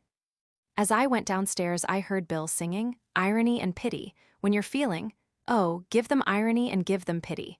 Oh, give them irony. When they're feeling, just a little irony, just a little pity." He kept on singing until he came downstairs. The tune was, "The bells are ringing for me and my gal." I was reading a week-old Spanish paper. "What's all this irony and pity?" "What? Don't you know about irony and pity?" "No, who got it up?" "Everybody. They're mad about it in New York. It's just like the Fratellini's used to be." The girl came in with the coffee and buttered toast. Or rather, it was bread toasted and buttered. "Ask her if she's got any jam," Bill said. "Be ironical with her." "Have you got any jam?" "That's not ironical. I wish I could talk Spanish." The coffee was good, and we drank it out of big bowls. The girl brought in a glass dish of raspberry jam. "Thank you." "Hey, that's not the way," Bill said. "Say something ironical, make some crack about Primo de Rivera." I could ask her what kind of a jam they think they've gotten into in the riff. Poor, said Bill. Very poor, you can't do it, that's all. You don't understand irony, you have no pity, say something pitiful. Robert Cohn. Not so bad, that's better. Now why is Cohn pitiful, be ironic? He took a big gulp of coffee. Ah hell, I said, it's too early in the morning. There you go, and you claim you want to be a writer too. You're only a newspaper man, an expatriated newspaper man. You ought to be ironical the minute you get out of bed. You ought to wake up with your mouth full of pity. Go on, I said. Who did you get this stuff from? Everybody, don't you read? Don't you ever see anybody? You know what you are? You're an expatriate. Why don't you live in New York? Then you'd know these things. What do you want me to do? Come over here and tell you every year. Take some more coffee, I said. Good, coffee is good for you. It's the caffeine in it. Caffeine, we are here. Caffeine puts a man on her horse and a woman in his grave. You know what's the trouble with you? You're an expatriate. One of the worst type. Haven't you heard that? Nobody that ever left their own country ever wrote anything worth printing. Not even in the newspapers. He drank the coffee. You're an expatriate. You've lost touch with the soil. You get precious. Fake European standards have ruined you. You drink yourself to death. You become obsessed by sex. You spend all your time talking, not working. You are an expatriate, see? You hang around cafes. It sounds like a swell life, I said. When do I work? You don't work. One group claims women support you. Another group claims you're impotent. No, I said. I just had an accident. Never mention that, Bill said. That's the sort of thing that can't be spoken of. That's what you ought to work up into a mystery, like Henry's bicycle. He had been going splendidly, but he stopped. I was afraid he thought he had hurt me with that crack about being impotent. I wanted to start him again. It wasn't a bicycle, I said. He was riding horseback. I heard it was a tricycle. Well, I said, a plane is sort of like a tricycle. The joystick works the same way. But you don't pedal it. No, I said, I guess you don't pedal it. Let's lay off that, Bill said. All right, I was just standing up for the tricycle. I think he's a good writer too, Bill said. And you're a hell of a good guy. Anybody ever tell you you were a good guy? I'm not a good guy. Listen, you're a hell of a good guy, and I'm fonder of you than anybody on earth. I couldn't tell you that in New York. It'd mean I was a faggot. That was what the Civil War was about. Abraham Lincoln was a faggot. He was in love with General Grant. So was Jefferson Davis. Lincoln just freed the slaves on a bet. The Dred Scott case was framed by the Anti-Saloon League. Sex explains it all. The Colonel's Lady and Judy O'Grady are lesbians under their skin. He stopped. Want to hear some more? Shoot, I said. I don't know anymore. Tell you some more at lunch. Old Bill, I said. You bum. We packed the lunch and 2 bottles of wine in the rucksack, and Bill put it on. I carried the rod case and the landing nets slung over my back. We started up the road and then went across a meadow and found a path that crossed the fields and went toward the woods on the slope of the first hill. We walked across the fields on the sandy path. The fields were rolling and grassy, and the grass was short from the sheep grazing. The cattle were up in the hills. We heard their bells in the woods. The path crossed a stream on a footlog. The log was surfaced off, and there was a sapling bent across for a rail. In the flat pool beside the stream, tadpoles spotted the sand. We went up a steep bank and across the rolling fields. Looking back, we saw Burgate, white houses and red roofs, and the white road with a truck going along it and the dust rising. Beyond the fields, we crossed another faster-flowing stream. A sandy road led down to the ford and beyond into the woods. The path crossed the stream on another footlog below the ford and joined the road, and we went into the woods. It was a beechwood, and the trees were very old. Their roots bulked above the ground, and the branches were twisted. We walked on the road between the thick trunks of the old beeches, and the sunlight came through the leaves in light patches on the grass. The trees were big, and the foliage was thick, but it was not gloomy. There was no undergrowth, only the smooth grass, very green and fresh, and the big gray trees well spaced as though it were a park. This is country, Bill said.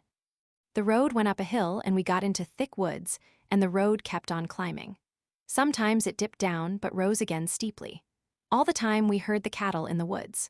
Finally, the road came out on the top of the hills. We were on the top of the height of land that was the highest part of the range of wooded hills we had seen from Birgit.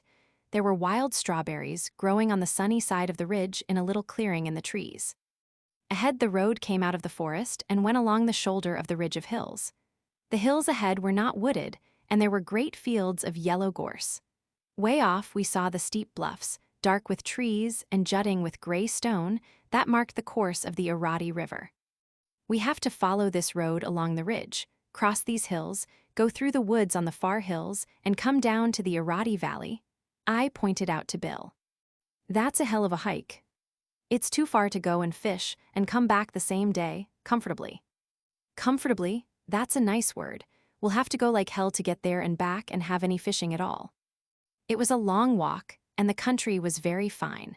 But we were tired when we came down the steep road that led out of the wooded hills into the valley of the Rio de la Fabrica. The road came out from the shadow of the woods into the hot sun. Ahead was a river valley. Beyond the river was a steep hill. There was a field of buckwheat on the hill. We saw a white house under some trees on the hillside. It was very hot, and we stopped under some trees beside a dam that crossed the river. Bill put the pack against one of the trees, and we jointed up the rods, put on the reels, tied on leaders, and got ready to fish. "You're sure this thing has trout in it?" Bill asked. "It's full of them." "I'm going to fish a fly. You got any magenties?" "There's some in there." "You going to fish bait?"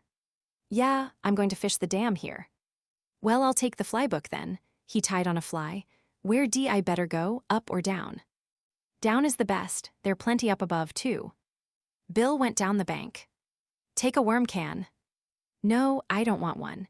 If they won't take a fly, I'll just flick it around." Bill was down below watching the stream. "Say," he called up against the noise of the dam, "how about putting the wine in that spring up the road?" "All right," I shouted. Bill waved his hand and started down the stream. I found the 2 wine bottles in the pack and carried them up the road to where the water of a spring flowed out of an iron pipe. There was a board over the spring, and I lifted it, and knocking the corks firmly into the bottles, lowered them down into the water. It was so cold my hand and wrist felt numbed. I put back the slab of wood and hoped nobody would find the wine. I got my rod that was leaning against the tree, took the bait can and landing net, and walked out onto the dam. It was built to provide a head of water for driving logs. The gate was up, and I sat on one of the squared timbers and watched the smooth apron of water before the river tumbled into the falls. In the white water at the foot of the dam, it was deep. As I baited up, a trout shot up out of the white water into the falls and was carried down. Before I could finish baiting, another trout jumped at the falls, making the same lovely arc and disappearing into the water that was thundering down. I put on a good-sized sinker and dropped into the white water close to the edge of the timbers of the dam. I did not feel the first trout strike. When I started to pull up, I felt that I had one and brought him, fighting and bending the rod almost double, out of the boiling water at the foot of the falls, and swung him up and onto the dam. He was a good trout, and I banged his head against the timber so that he quivered out straight, and then slipped him into my bag. While I had him on, several trout had jumped at the falls. As soon as I baited up and dropped in again, I hooked another and brought him in the same way. In a little while, I had 6. They were all about the same size. I laid them out, side by side, all their heads pointing the same way, and looked at them. They were beautifully colored and firm and hard from the cold water. It was a hot day, so I slit them all and shucked out the insides, gills and all, and tossed them over across the river. I took the trout ashore, washed them in the cold, smoothly heavy water above the dam, and then picked some ferns and packed them all in the bag, 3 trout on a layer of ferns, then another layer of femmes, then 3 more trout, and then covered them with ferns. They looked nice in the ferns, and now the bag was bulky, and I put it in the shade of the tree. It was very hot on the dam, so I put my worm can in the shade with the bag, and got a book out of the pack and settled down under the tree to read until Bill should come up for lunch. It was a little past noon, and there was not much shade, but I sat against the trunk of 2 of the trees that grew together and read.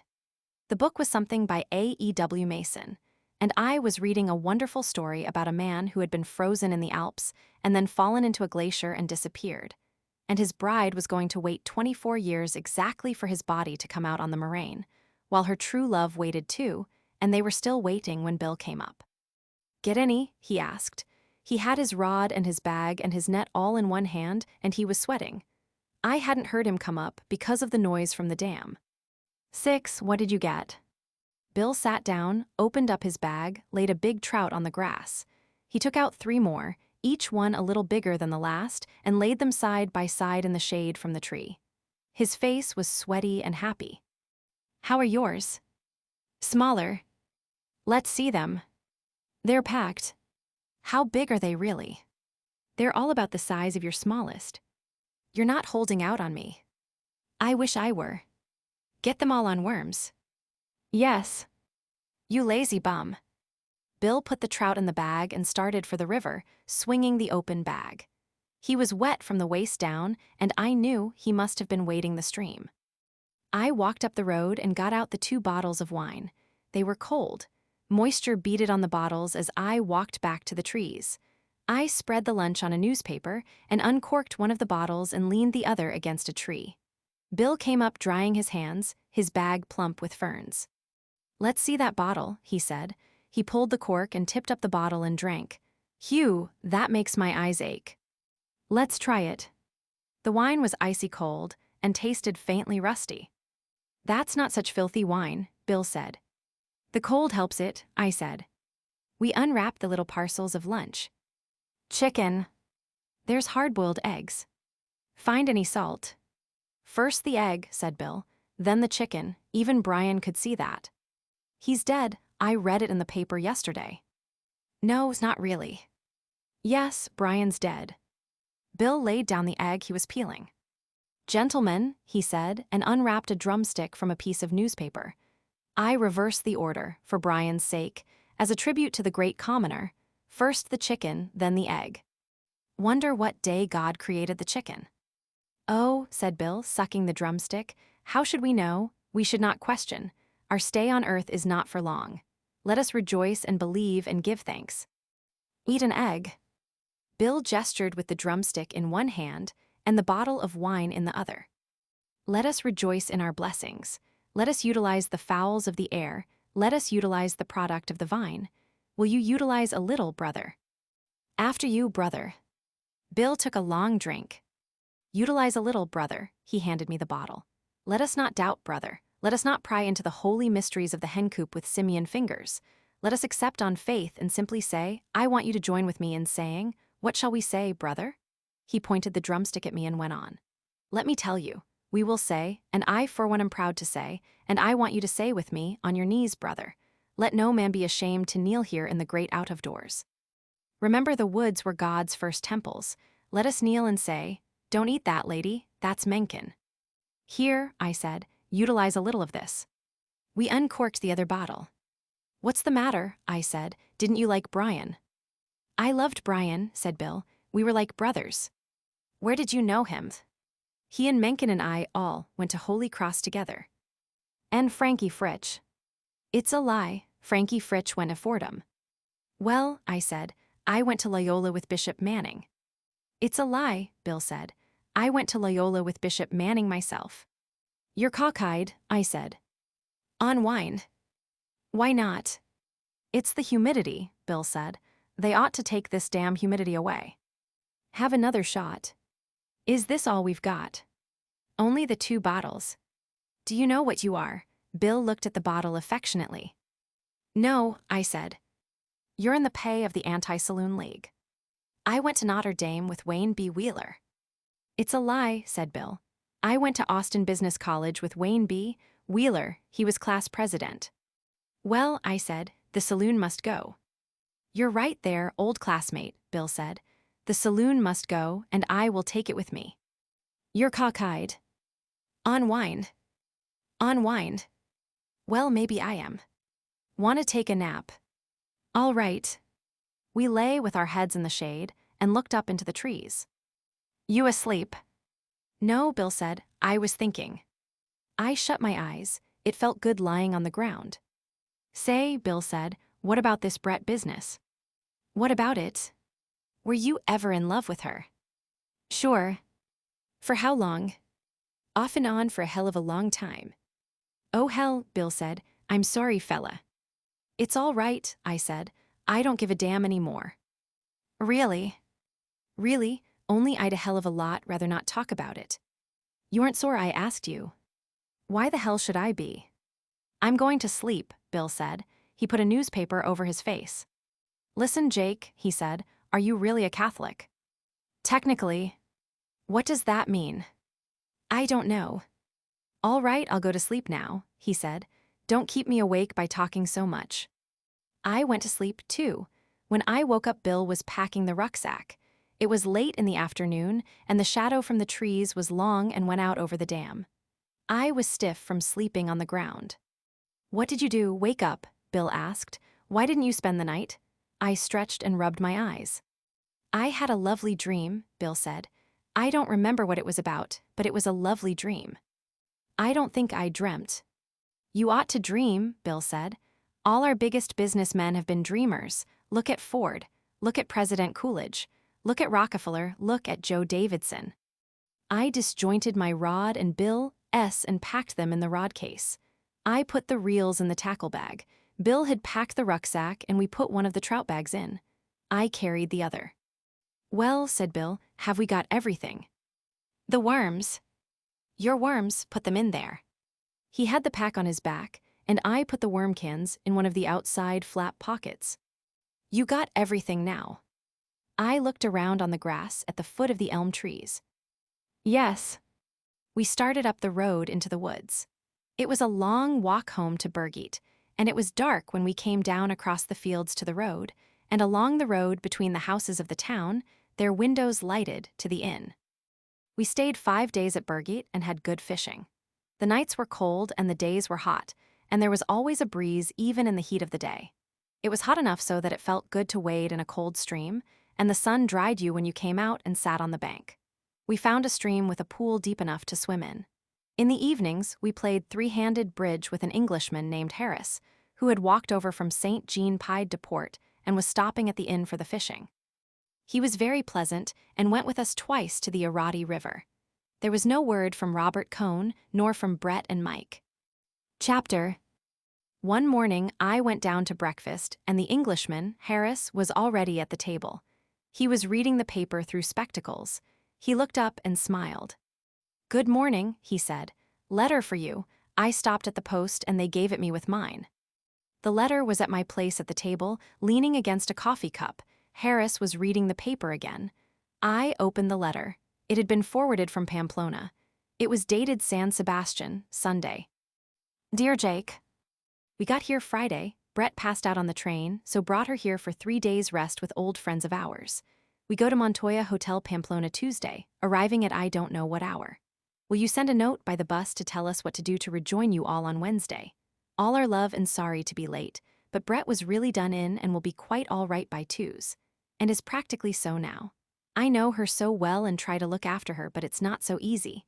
Love to all the chaps. Michael. What day of the week is it? I asked Harris. Wednesday, I think. Yes, quite. Wednesday. Wonderful how one loses track of the days up here in the mountains. Yes, we've been here nearly a week. I hope you're not thinking of leaving. Yes, we'll go in on the afternoon bus, I'm afraid. What a rotten business. I had hoped we'd all have another go at the Irati together. We have to go into Pamplona. We're meeting people there. What rotten luck for me. We've had a jolly time here at Permeate. Come on into Pamplona. We can play some bridge there, and there's going to be a damned fine fiesta. I'd like to. Awfully nice of you to ask me. I'd best stop on here, though. I've not much more time to fish. You want those big ones in the Irati? I say I do, you know. They're enormous trout there. I'd like to try them once more. Do stop over another day. Be a good chapter. We really have to get into town, I said. What a pity. After breakfast, Bill and I were sitting warming in the sun on a bench out in front of the inn and talking it over. I saw a girl coming up the road from the center of the town. She stopped in front of us and took a telegram out of the leather wallet that hung against her skirt. Poor Usteds. I looked at it. The address was Barnes Permeate. Yes, it's for us. She brought out a book for me to sign, and I gave her a couple of coppers. The telegram was in Spanish, Vengo Juves Cohn. I handed it to Bill. What does the word cone mean? He asked. What a lousy telegram, I said. He could send 10 words for the same price. I come Thursday. That gives you a lot of dope, doesn't it? It gives you all the dope that's of interest to Cohn. We're going in anyway, I said. There's no use trying to move Brett and Mike out here and back before the fiesta. Should we answer it? We might as well, said Bill. There's no need for us to be snooty. We walked up to the post office and asked for a telegraph blank. What will we say? Bill asked. Arriving tonight, that's enough. We paid for the message and walked back to the inn. Harris was there, and the three of us walked up to Roncesvalles. We went through the monastery. It's a remarkable place, Harris said when we came out, but you know I'm not much on those sort of places. Me either, Bill said. It's a remarkable place, though, Harris said. I wouldn't not have seen it. I'd been intending coming up each day. It isn't the same as fishing, though, is it? Bill asked. He liked Harris. I say not. We were standing in front of the old chapel of the monastery. Isn't that a pub across the way? Harris asked. Or do my eyes deceive me? It has the look of a pub, Bill said. It looks to me like a pub, I said. I say, said Harris, let's utilize it. He had taken up utilizing from Bill. We had a bottle of wine apiece. Harris would not let us pay. He talked Spanish quite well, and the innkeeper would not take our money. I say, you don't know what it's meant to me to have you chaps up here. We've had a grand time, Harris. Harris was a little tight. I say, really you don't know how much it means. I've not had much fun since the war. We'll fish together again sometime. Don't you forget it, Harris. We must. We have had such a jolly good time. How about another bottle around? Jolly good idea, said Harris. This is mine, said Bill, or we don't drink it. I wish you'd let me pay for it. It does give me pleasure, you know. This is going to give me pleasure, Bill said. The innkeeper brought in the fourth bottle. We had kept the same glasses. Harris lifted his glass. I say, you know this does utilize well. Bill slapped him on the back. Good old Harris. I say, you know my name isn't really Harris. It's Wilson Harris, all one name, with a hyphen, you know. Good old Wilson Harris, Bill said. We call you Harris because we're so fond of you. I say, Barnes, you don't know what this all means to me. Come on and utilize another glass, I said. Barnes, really Barnes, you can't know, that's all. Drink up, Harris. We walked back down the road from Roncesvalles with Harris between us. We had lunch at the inn and Harris went with us to the bus. He gave us his card, with his address in London and his club and his business address, and as we got on the bus he handed us each an envelope. I opened mine and there were a dozen flies in it. Harris had tied them himself. He tied all his own flies. I say, Harris, I began. No, no, he said. He was climbing down from the bus. They're not first-rate flies at all. I only thought if you fished them sometime it might remind you of what a good time we had. The bus started. Harris stood in front of the post office. He waved. As we started along the road, he turned and walked back toward the inn. Say, wasn't that Harris nice? Bill said. I think he really did have a good time. Harris, you bet he did. I wish he'd come into Pamplona. He wanted to fish. Yes, you couldn't tell how English would mix with each other anyway. I suppose not. We got into Pamplona late in the afternoon, and the bus stopped in front of the Hotel Montoya. Out in the plaza, they were stringing electric light wires to light the plaza for the fiesta. A few kids came up when the bus stopped, and a customs officer for the town made all the people getting down from the bus open their bundles on the sidewalk. We went into the hotel, and on the stairs I met Montoya. He shook hands with us, smiling in his embarrassed way. Your friends are here, he said. Mr. Campbell. Yes, Mr. Cohn and Mr. Campbell and Lady Ashley. He smiled as though there were something I would hear about. When did they get in? Yesterday. I've saved you the rooms you had. That's fine. Did you give Mr. Campbell the room on the plaza? Yes, all the rooms we looked at. Where are our friends now? I think they went to the Pelota. And how about the Bulls? Montoya smiled. Tonight, he said. Tonight at 7 o'clock they bring in the Viller Bulls and tomorrow come the Miuras. Do you all go down? Oh yes, they've never seen a desencajonada. Montoya put his hand on my shoulder. I'll see you there. He smiled again. He always smiled as though bullfighting were a very special secret between the two of us. a rather shocking but really very deep secret that we knew about. He always smiled as though there were something lewd about the secret to outsiders, but that it was something that we understood. It would not do to expose it to people who would not understand. Your friend, is he aficionado too? Montoya smiled at Bill.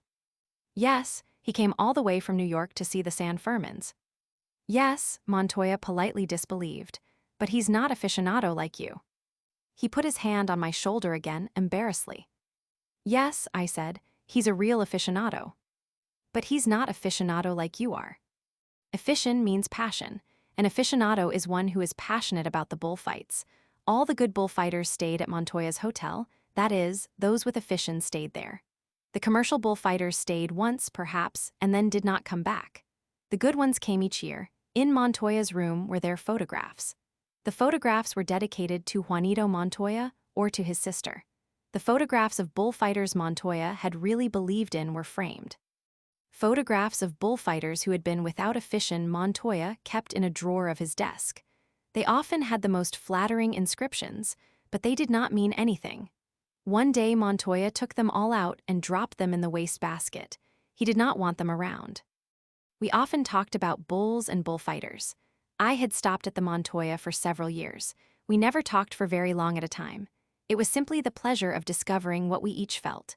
Men would come in from distant towns, and before they left Pamplona stop and talk for a few minutes with Montoya about bulls.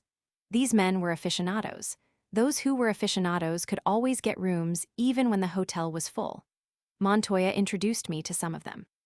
They were always very polite at first, and it amused them very much that I should be an American.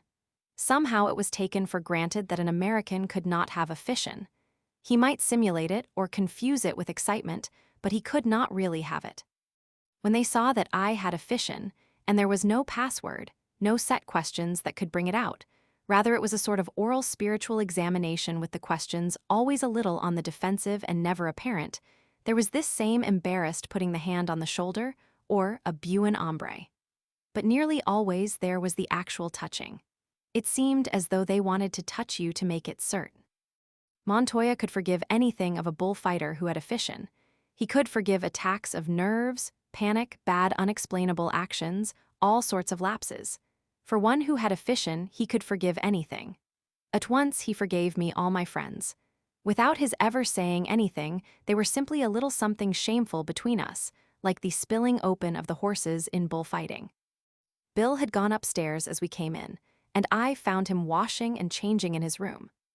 Well, he said, talk a lot of Spanish. He was telling me about the bulls coming in tonight. Let's find the gang and go down. All right, they'll probably be at the cafe. Have you got tickets? Yes, I got them for all the unloadings. What's it like? He was pulling his cheek before the glass, looking to see if there were unshaved patches under the line of the jaw. It's pretty good, I said. They let the bulls out of the cages one at a time, and they have steers in the corral to receive them and keep them from fighting, and the bulls tear in at the steers, and the steers run around like old maids trying to quiet them down. Do they ever gore the steers? Sure, sometimes they go right after them and kill them. Can't the steers do anything? No, they're trying to make friends. What do they have them in for? To quiet down the bulls and keep them from breaking horns against the stone walls or goring each other. Must be swell being a steer. We went down the stairs and out of the door and walked across the square toward the Café Aruna. There were two lonely-looking ticket houses standing in the square. Their windows, marked Sol, Sol y Sombra and Sombra, were shut. They would not open until the day before the fiesta. Across the square, the white wicker tables and chairs of the Aruna extended out beyond the arcade to the edge of the street. I looked for Brett and Mike at the tables. There they were, Brett and Mike and Robert Cohn. Brett was wearing a Basque beret, so was Mike. Robert Cohn was bareheaded and wearing his spectacles. Brett saw us coming and waved, her eyes crinkled up as we came up to the table. Hello, you chaps, she called. Brett was happy. Mike had a way of getting an intensity of feeling into shaking hands. Robert Cohn shook hands because we were back. Where the hell have you been? I asked. I brought them up here, Cohn said. What rot, Brett said. We'd have gotten here earlier if you hadn't come. You'd never have gotten here. What rot, you chaps are brown, look at Bill. Did you get good fishing? Mike asked. We wanted to join you. It wasn't bad, we missed you. I wanted to come, Cohn said, but I thought I ought to bring them. You bring us, what rot? Was it really good? Mike asked. Did you take many? Some days we took a dozen apiece. There was an Englishman up there. Named Harris, Bill said. Ever know him, Mike? He was in the war too. Fortunate fellow, Mike said. What times we had. How I wish those dear days were back. Don't be an ass. Were you in the war, Mike? Cohn asked. Was I not? He was a very distinguished soldier, Brett said. Tell them about the time your horse bolted down Piccadilly. I'll not, I've told that 4 times.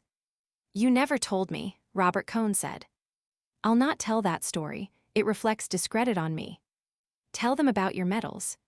I'll not, that story reflects great discredit on me. What story is that? Brett will tell you. She tells all the stories that reflect discredit on me. Go on, tell it, Brett. Should I? I'll tell it myself. What medals have you got, Mike? I haven't got any medals. You must have some. I suppose I've the usual medals, but I never sent in for them. One time there was this whopping big dinner and the Prince of Wales was to be there, and the card said medals will be worn. So naturally, I had no medals and I stopped at my tailor's and he was impressed by the invitation and I thought that's a good piece of business and I said to him, You've got to fix me up with some medals. He said, What medals, sir? And I said, Oh, any medals. Just give me a few medals. So he said, What medals have you, sir? And I said, How should I know? Did he think I spent all my time reading the bloody Gazette? Just give me a good lot. Pick them out yourself. So he got me some medals, you know, miniature medals, and handed me the box, and I put it in my pocket and forgot it. Well, I went to the dinner, and it was the night they'd shot Henry Wilson. So the prince didn't come and the king didn't come, and no one wore any medals, and all these coves were busy taking off their medals, and I had mine in my pocket. He stopped for us to laugh. Is that all? That's all, perhaps I didn't tell it right. You didn't, said Brett, but no matter. We were all laughing. Ah yes, said Mike. I know now, it was a damn dull dinner and I couldn't stick it, so I left. Later on in the evening I found the box in my pocket. What's this? I said, medals, bloody military medals, so I cut them all off their backing, you know, they put them on a strip and gave them all around. Gave one to each girl, form of souvenir. They thought I was hell's own shakes of a soldier. Give away medals in a nightclub, dashing fellow. Tell the rest, Brett said. Don't you think that was funny? Mike asked. We were all laughing.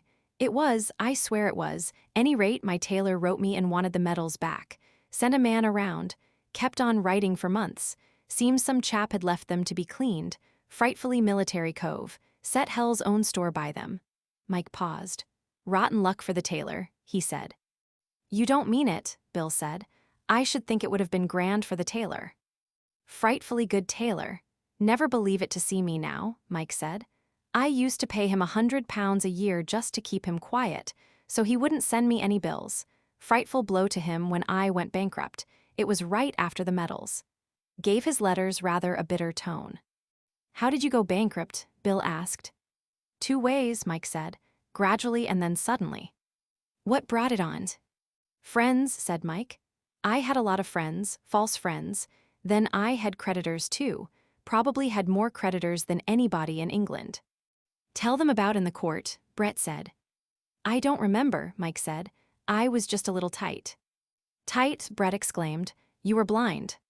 Extraordinary thing, Mike said. Met my former partner the other day, offered to buy me a drink. Tell them about your learned counsel, Brett said. I will not, Mike said.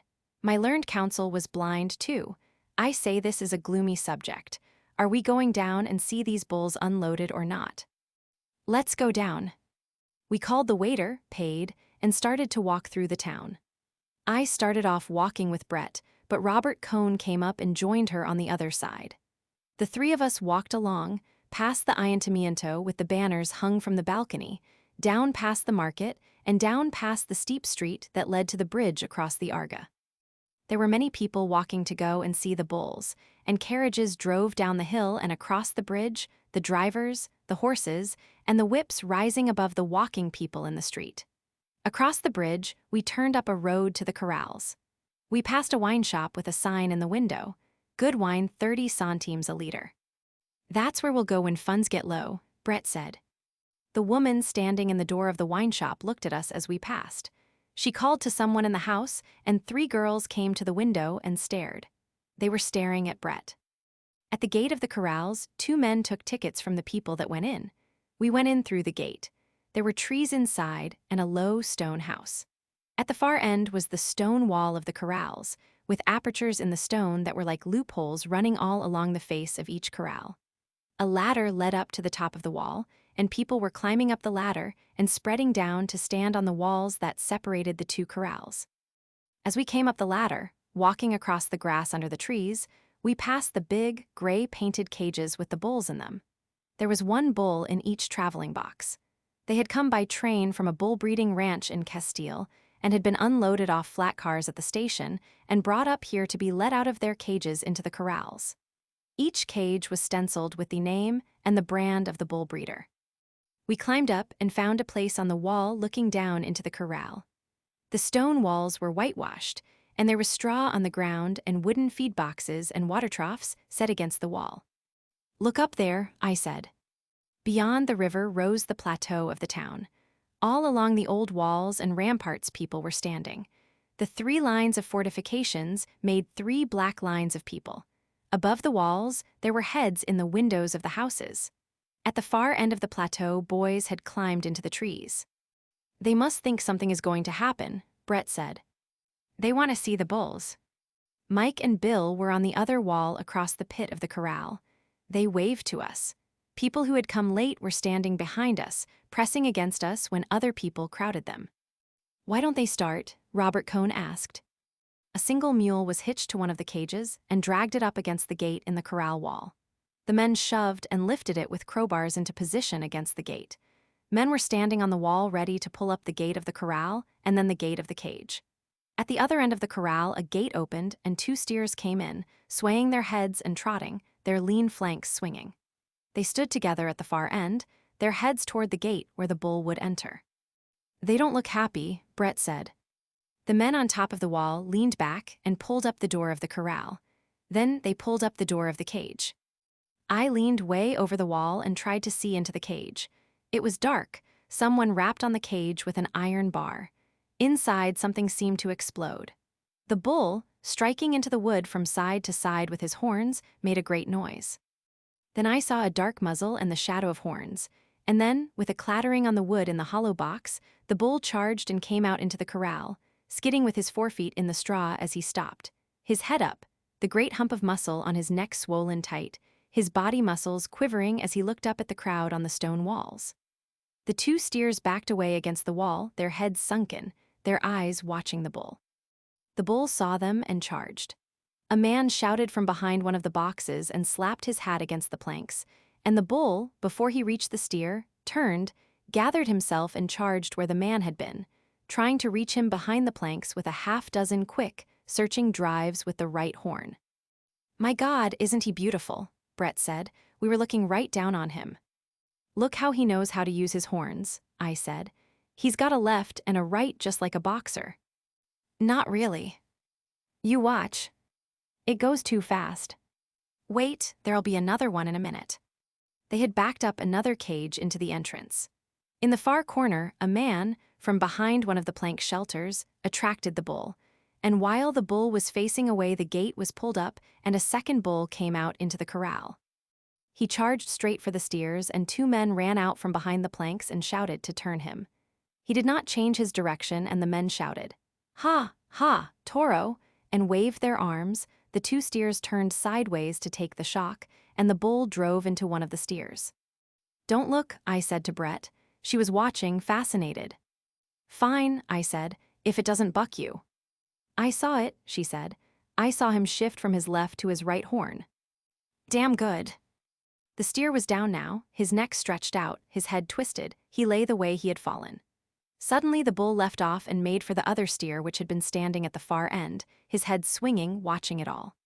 The steer ran awkwardly and the bull caught him, hooked him lightly in the flank, and then turned away and looked up at the crowd on the walls, his crest of muscle rising. The steer came up to him and made as though to nose at him, and the bull hooked perfunctorily.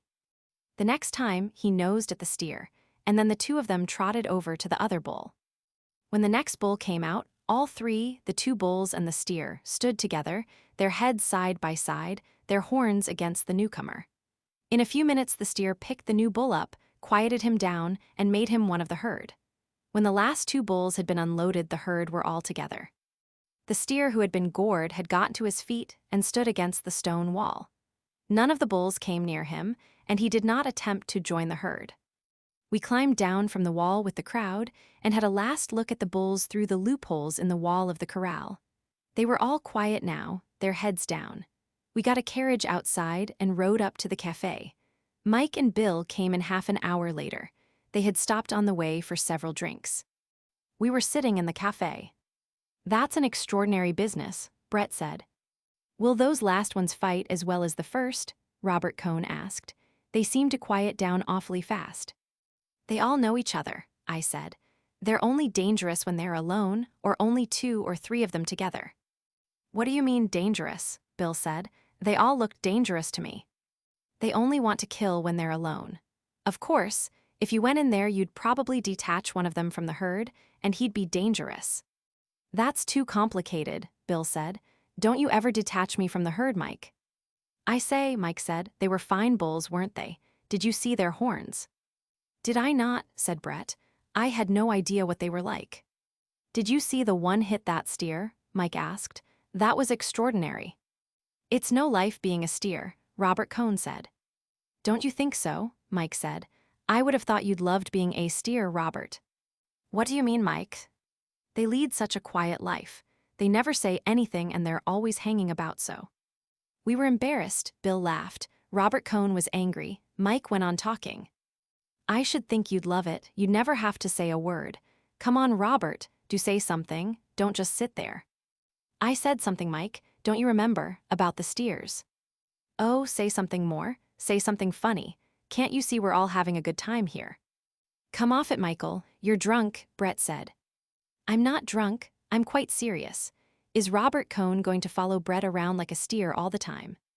"Shut up, Michael, try and show a little breeding." "Breeding be damned. Who has any breeding anyway, except the bulls? Aren't the bulls lovely?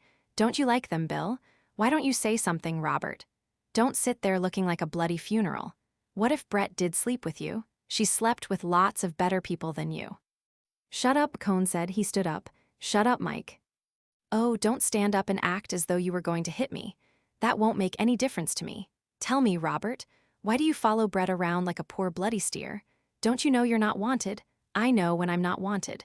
Why don't you know when you're not wanted? You came down to San Sebastian where you weren't wanted and followed Brett around like a bloody steer. Do you think that's right?" "Shut up, you're drunk." "Perhaps I am drunk. Why aren't you drunk? Why don't you ever get drunk, Robert? You know you didn't have a good time at San Sebastian because none of our friends would invite you on any of the parties. You can't blame them hardly.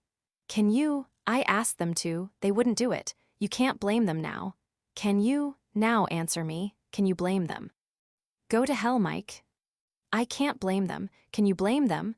Why do you follow Brett around? Haven't you any manners? How do you think it makes me feel?" "You're a splendid one to talk about manners," Brett said. "You've such lovely manners." "Come on, Robert," Bill said. "What do you follow her around for?" Bill stood up and took hold of Cohn. "Don't go," Mike said. "Robert Cohn's going to buy a drink." Bill went off with Cohn. Cohn's face was sallow. Mike went on talking. I sat and listened for a while. Brett looked disgusted. "I say, Michael, you might not be such a bloody ass," she interrupted. "I'm not saying he's not right, you know." She turned to me. The emotion left Mike's voice. We were all friends together. "I'm not so damn drunk as I sounded," he said. "I know you're not," Brett said. "We're none of us sober," I said. "I didn't say anything I didn't mean." "But you put it so badly," Brett laughed. "He was an ass, though. He came down to San Sebastian where he damn well wasn't wanted. He hung around Brett and just looked at her. It made me damned well sick." "He did behave very badly," Brett said. "Mark you, Brett's had affairs with men before. She tells me all about everything. She gave me this chap Cohn's letters to read. I wouldn't read them." "Damned noble of you." No, listen, Jake. Brett's gone off with men. But they weren't ever Jews, and they didn't come and hang about afterward. Damned good chaps, Brett said. It's all rot to talk about it. Michael and I understand each other. She gave me Robert Cohn's letters. I wouldn't read them. You wouldn't read any letters, darling. You wouldn't read mine. I can't read letters, Mike said. Funny, isn't it? You can't read anything. No, you're wrong there. I read quite a bit. I read when I'm at home. You'll be writing next, Brett said. Come on, Michael, do buck up. You've got to go through with this thing now. He's here. Don't spoil the fiesta. Well, let him behave then. He'll behave, I'll tell him. You tell him, Jake. Tell him either he must behave or get out. Yes, I said. It would be nice for me to tell him. Look, Brett, tell Jake what Robert calls you. That is perfect, you know. Oh no, I can't. Go on, we're all friends. Aren't we all friends, Jake? I can't tell him. It's too ridiculous. I'll tell him. You won't, Michael. Don't be an ass. He calls her Circe, Mike said. He claims she turns men into swine. Damn good. I wish I were one of these literary chaps. He'd be good, you know, Brett said. He writes a good letter. I know, I said. He wrote me from San Sebastian. That was nothing, Brett said. He can write a damned amusing letter. She made me write that. She was supposed to be ill.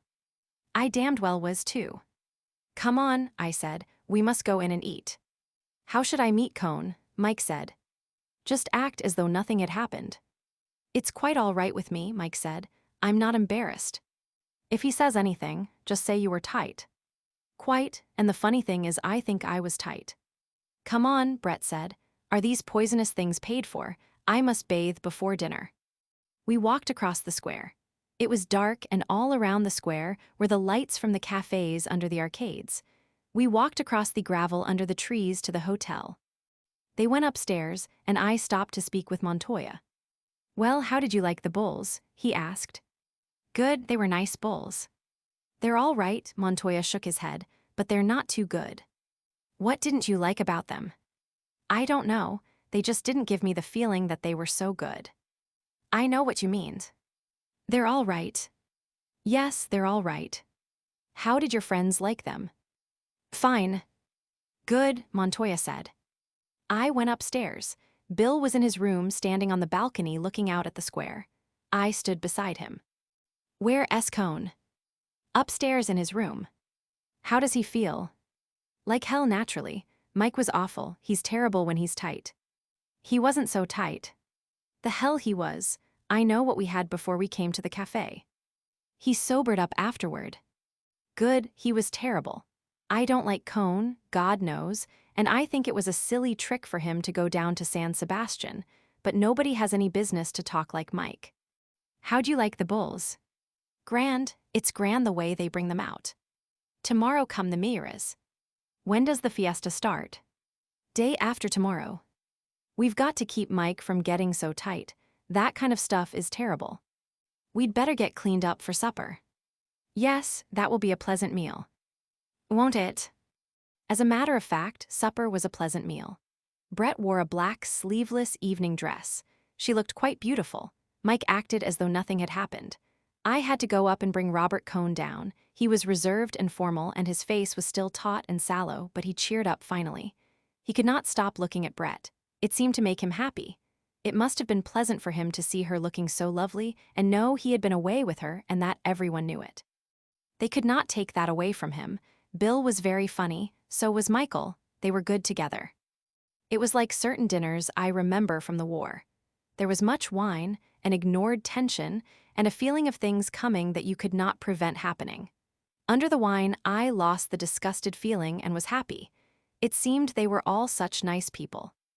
Chapter 1. Do not know what time I got to bed. I remember undressing, putting on a bathrobe, and standing out on the balcony. I knew I was quite drunk, and when I came in I put on the light over the head of the bed and started to read. I was reading a book by Turgenev. Probably I read the same 2 pages over several times. It was one of the stories in a sportsman's sketches. I had read it before, but it seemed quite new. The country became very clear, and the feeling of pressure in my head seemed to loosen. I was very drunk, and I did not want to shut my eyes because the room would go round and round. If I kept on reading, that feeling would pass. I heard Brett and Robert Cohn come up the stairs. Cohn said goodnight outside the door and went on up to his room. I heard Brett go into the room next door. Mike was already in bed. He had come in with me an hour before. He woke as she came in and they talked together. I heard them laugh. I turned off the light and tried to go to sleep. It was not necessary to read anymore. I could shut my eyes without getting the wheeling sensation. But I could not sleep. There is no reason why, because it is dark you should look at things differently from when it is light. The hell there is. I figured that all at once, and for 6 months I never slept with the electric light off. That was another bright idea. To hell with women anyway. To hell with you, Brett Ashley. Women made such swell friends. Awfully swell. In the first place, you had to be in love with a woman to have a basis of friendship. I had been having Brett for a friend. I had not been thinking about her side of it. I had been getting something for nothing. That only delayed the presentation of the bill. The bill always came. That was one of the swell things you could count on. I thought I had paid for everything. Not like the woman pays and pays and pays. No idea of retribution or punishment. Just exchange of values. You gave up something and got something else. Or you worked for something. You paid some way for everything that was any good. I paid my way into enough things that I liked so that I had a good time. Either you paid by learning about them, or by experience, or by taking chances, or by money. Enjoying living was learning to get your money's worth and knowing when you had it. You could get your money's worth. The world was a good place to buy in. It seemed like a fine philosophy. In 5 years, I thought, it will seem just as silly as all the other fine philosophies I've had. Perhaps that wasn't true, though. Perhaps as you went along you did learn something. I did not care what it was all about. All I wanted to know was how to live in it. Maybe if you found out how to live in it, you learned from that what it was all about. I wished Mike would not behave so terribly to Cohn, though. Mike was a bad drunk. Brett was a good drunk. Bill was a good drunk. Cohn was never drunk. Mike was unpleasant after he passed a certain point. I liked to see him hurt Cohn. I wished he would not do it, though, because afterward it made me disgusted at myself. That was morality, things that made you disgusted afterward. No, that must be immorality. That was a large statement. What a lot of bilge I could think up at night. What rot, I could hear Brett say it.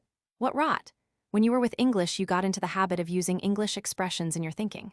The English spoken language, the upper classes, anyway, must have fewer words than the Eskimo. Of course, I didn't know anything about the Eskimo. Maybe the Eskimo was a fine language, say the Cherokee. I didn't know anything about the Cherokee either. The English talked with inflected phrases. One phrase to mean everything. I liked them, though. I liked the way they talked. Take Harris, still Harris was not the upper classes. I turned on the light again and read. I read the Turgenev. I knew that now, reading it in the oversensitized state of my mind after much too much brandy, I would remember it somewhere, and afterward it would seem as though it had really happened to me. I would always have it. That was another good thing you paid for and then had. Sometime along toward daylight, I went to sleep.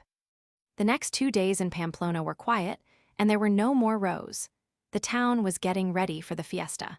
Workmen put up the gate posts that were to shut off the side streets when the bulls were released from the corrals and came running through the streets in the morning on their way to the ring. The workmen dug holes and fitted in the timbers, each timber numbered for its regular place.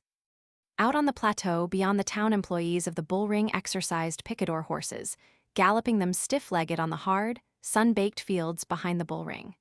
The big gate of the bull ring was open, and inside the amphitheater was being swept. The ring was rolled and sprinkled, and carpenters replaced weakened or cracked planks in the barrera. Standing at the edge of the smooth rolled sand, you could look up in the empty stands and see old women sweeping out the boxes. Outside, the fence that led from the last street of the town to the entrance of the bull ring was already in place and made a long pen. The crowd would come running down with the bulls behind them on the morning of the day of the first bullfight. Out across the plain, where the horse and cattle fair would be, some gypsies had camped under the trees. The wine and aguardiente sellers were putting up their booths. One booth advertised equals Anna's del Toro. The cloth sign hung against the planks in the hot sun. In the big square that was the center of the town, there was no change yet. We sat in the white wicker chairs on the terrace of the cafe and watched the motor buses come in and unload peasants from the country coming into the market, and we watched the buses fill up and start out with peasants sitting with their saddlebags full of the things they had bought in the town. The tall gray motor buses were the only life of the square, except for the pigeons, and the man with a hose who sprinkled the graveled square and watered the streets. In the evening was the paseo. For an hour after dinner, everyone, all the good-looking girls, the officers from the garrison, all the fashionable people of the town, walked in the street on one side of the square while the café tables filled with the regular after-dinner crowd. During the morning, I usually sat in the café and read the Madrid papers and then walked in the town or out into the country. Sometimes Bill went along. Sometimes he wrote in his room.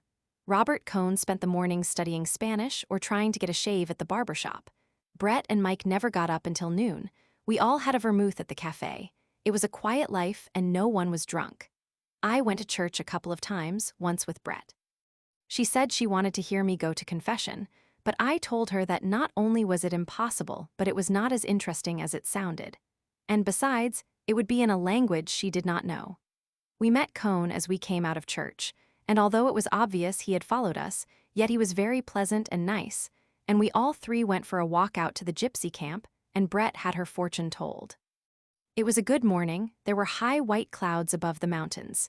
It had rained a little in the night, and it was fresh and cool on the plateau, and there was a wonderful view. We all felt good and we felt healthy, and I felt quite friendly to Cohn. You could not be upset about anything on a day like that. That was the last day before the fiesta. Chapter. At noon of Sunday, the 6th of July, the fiesta exploded. There is no other way to describe it.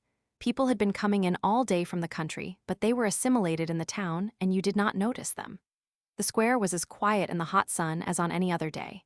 The peasants were in the outlying wine shops. There they were drinking, getting ready for the fiesta. They had come in so recently from the plains and the hills that it was necessary that they make their shifting in values gradually. They could not start in paying café prices. They got their money's worth in the wine shops. Money still had a definite value in hours worked and bushels of grain sold. Late in the fiesta, it would not matter what they paid, nor where they bought. Now, on the day of the starting of the fiesta of San Fermin, they had been in the wine shops of the narrow streets of the town since early morning. Going down the streets in the morning on the way to Mass in the cathedral, I heard them singing through the open doors of the shops. They were warming up. There were many people at the 11 o'clock Mass. San Fermin is also a religious festival. I walked down the hill from the cathedral and up the street to the café on the square. It was a little before noon. Robert Cohn and Bill were sitting at one of the tables. The marble-top tables and the white wicker chairs were gone. They were replaced by cast-iron tables and severe folding chairs. The café was like a battleship stripped for action. Today the waiters did not leave you alone all morning to read without asking if you wanted to order something. A waiter came up as soon as I sat down. "What are you drinking?" I asked Bill and Robert. "Sherry," Cohn said. "Jerez," I said to the waiter. Before the waiter brought the sherry, the rocket that announced the fiesta went up in the square. It burst, and there was a gray ball of smoke high up above the theater gaillard, across on the other side of the plaza. The ball of smoke hung in the sky like a shrapnel burst, and as I watched, another rocket came up to it, trickling smoke in the bright sunlight. I saw the bright flash as it burst, and another little cloud of smoke appeared. By the time the second rocket had burst, there were so many people in the arcade that had been empty a minute before, that the waiter, holding the bottle high up over his head, could hardly get through the crowd to our table. People were coming into the square from all sides, and down the street we heard the pipes and the fifes and the drums coming. They were playing the Raya-U music, the pipes shrill and the drums pounding, and behind them came the men and boys dancing. When the fifers stopped, they all crouched down in the street, and when the reed pipes and the fifes shrilled, and the flat, dry, hollow drums tapped it out again, they all went up in the air dancing. In the crowd, you saw only the heads and shoulders of the dancers going up and down. In the square, a man, bent over, was playing on a reed pipe, and a crowd of children were following him shouting and pulling at his clothes. He came out of the square, the children following him, and piped them past the café and down a side street. We saw his blank, pock-marked face as he went by, piping, the children close behind him shouting and pulling at him. "He must be the village idiot," Bill said. "My God, look at that." Down the street came dancers. The street was solid with dancers, all men. They were all dancing in time behind their own fifers and drummers. They were a club of some sort, and all wore workmen's blue smocks and red handkerchiefs around their necks, and carried a great banner on 2 poles. The banner danced up and down with them as they came down surrounded by the crowd. "Hooray for wine, hooray for the foreigners," was painted on the banner. "Where are the foreigners?" Robert Cohn asked. "We're the foreigners," Bill said. All the time rockets were going up. The cafe tables were all full now. The square was emptying of people, and the crowd was filling the cafes.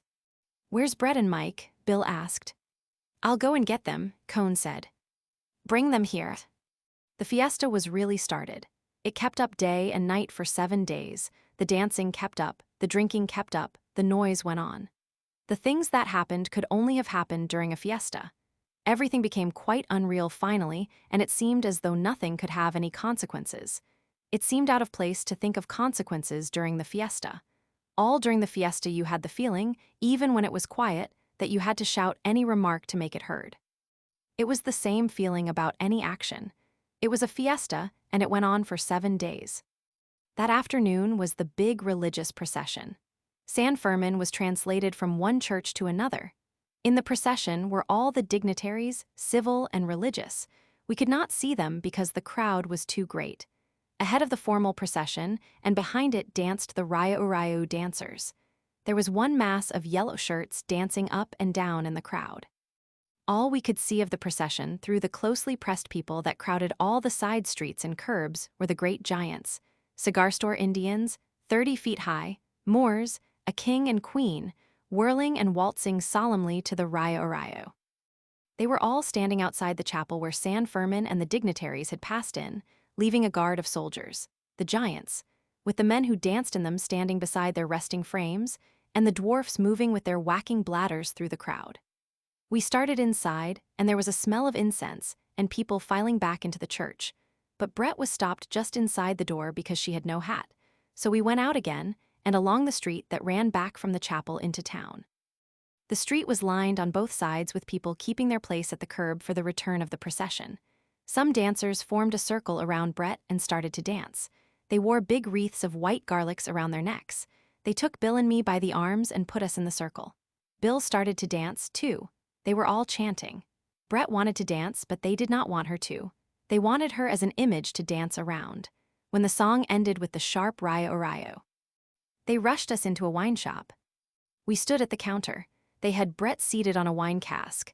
It was dark in the wine shop and full of men singing, hard-voiced singing. Back of the counter, they drew the wine from casks.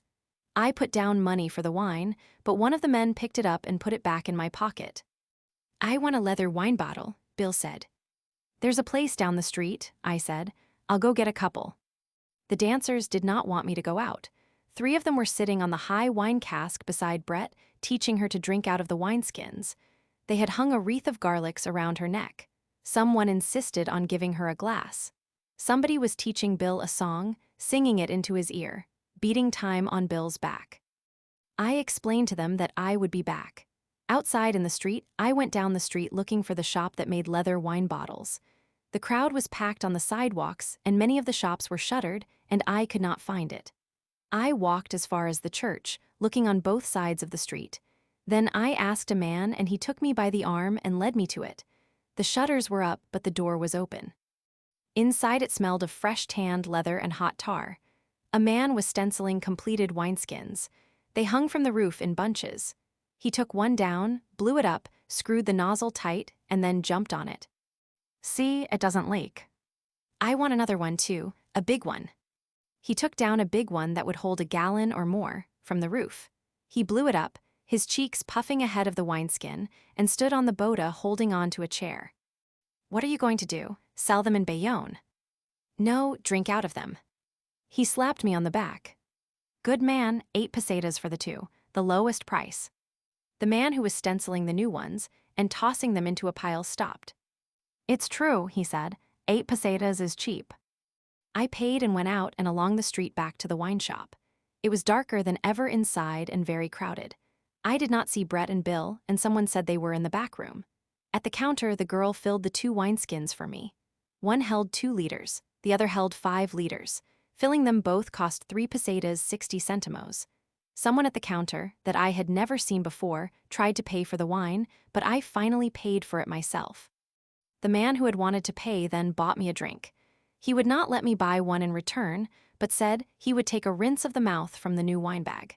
He tipped the big 5-liter bag up and squeezed it so the wine hissed against the back of his throat. "All right," he said, and handed back the bag.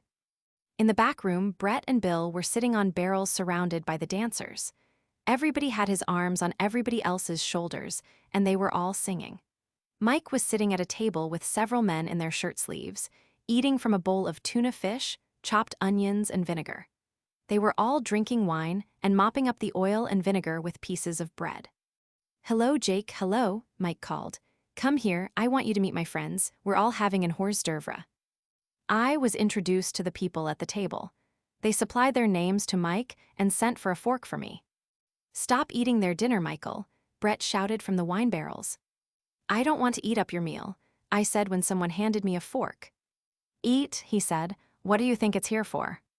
I unscrewed the nozzle of the big wine bottle and handed it around. Everyone took a drink, tipping the wineskin at arm's length. Outside, above the singing, we could hear the music of the procession going by. "Isn't that the procession?" Mike asked. "Nada," someone said. "It's nothing, drink up, lift the bottle." "Where did they find you?" I asked Mike. "Someone brought me here," Mike said. "They said you were here." "Where's Cohn?" "He's passed out," Brett called. "They've put him away somewhere." "Where is he?" "I don't know." "How should we know?" Bill said. "I think he's dead." "He's not dead," Mike said. "I know he's not dead. He's just passed out on Anís del Mano." As he said Anís del Mano, one of the men at the table looked up, brought out a bottle from inside his smock, and handed it to me. "No," I said. "No thanks." "Yes, yes, Uribe, up with the bottle." I took a drink. It tasted of licorice and warmed all the way. I could feel it warming in my stomach. "Where the hell is Cohn?" "I don't know," Mike said. "I'll ask, where is the drunken comrade?" He asked in Spanish. "You want to see him?" "Yes," I said. "Not me," said Mike. "This gent." The Anís del Mano man wiped his mouth and stood up. "Come on." In a back room, Robert Cohn was sleeping quietly on some wine casks. It was almost too dark to see his face. They had covered him with a coat, and another coat was folded under his head. Around his neck and on his chest was a big wreath of twisted garlics. "Let him sleep," the man whispered. "He's all right." 2 hours later, Cohn appeared. He came into the front room still with the wreath of garlics around his neck. The Spaniards shouted when he came in. Cohn wiped his eyes and grinned. "I must have been sleeping," he said. "Oh, not at all," Brett said. "You were only dead," Bill said. "Aren't we going to go and have some supper?" Cohn asked. "Do you want to eat?" "Yes, why not? I'm hungry." "Eat those garlics, Robert," Mike said. "I say, do eat those garlics." Cohn stood there. His sleep had made him quite all right. "Do let's go and eat," Brett said. "I must get a bath." "Come on," Bill said. "Let's translate Brett to the hotel." We said goodbye to many people and shook hands with many people and went out. Outside it was dark. "What time is it, do you suppose?" Cohn asked. "It's tomorrow," Mike said. "You've been asleep 2 days." "No," said Cohn. "What time is it?" "It's 10 o'clock. "What a lot we've drunk." "You mean what a lot we've drunk? You went to sleep." Going down the dark streets to the hotel, we saw the skyrockets going up in the square. Down the side streets that led to the square, we saw the square solid with people, those in the center all dancing. It was a big meal at the hotel. It was the first meal of the prices being doubled for the fiesta, and there were several new courses. After the dinner, we were out in the town.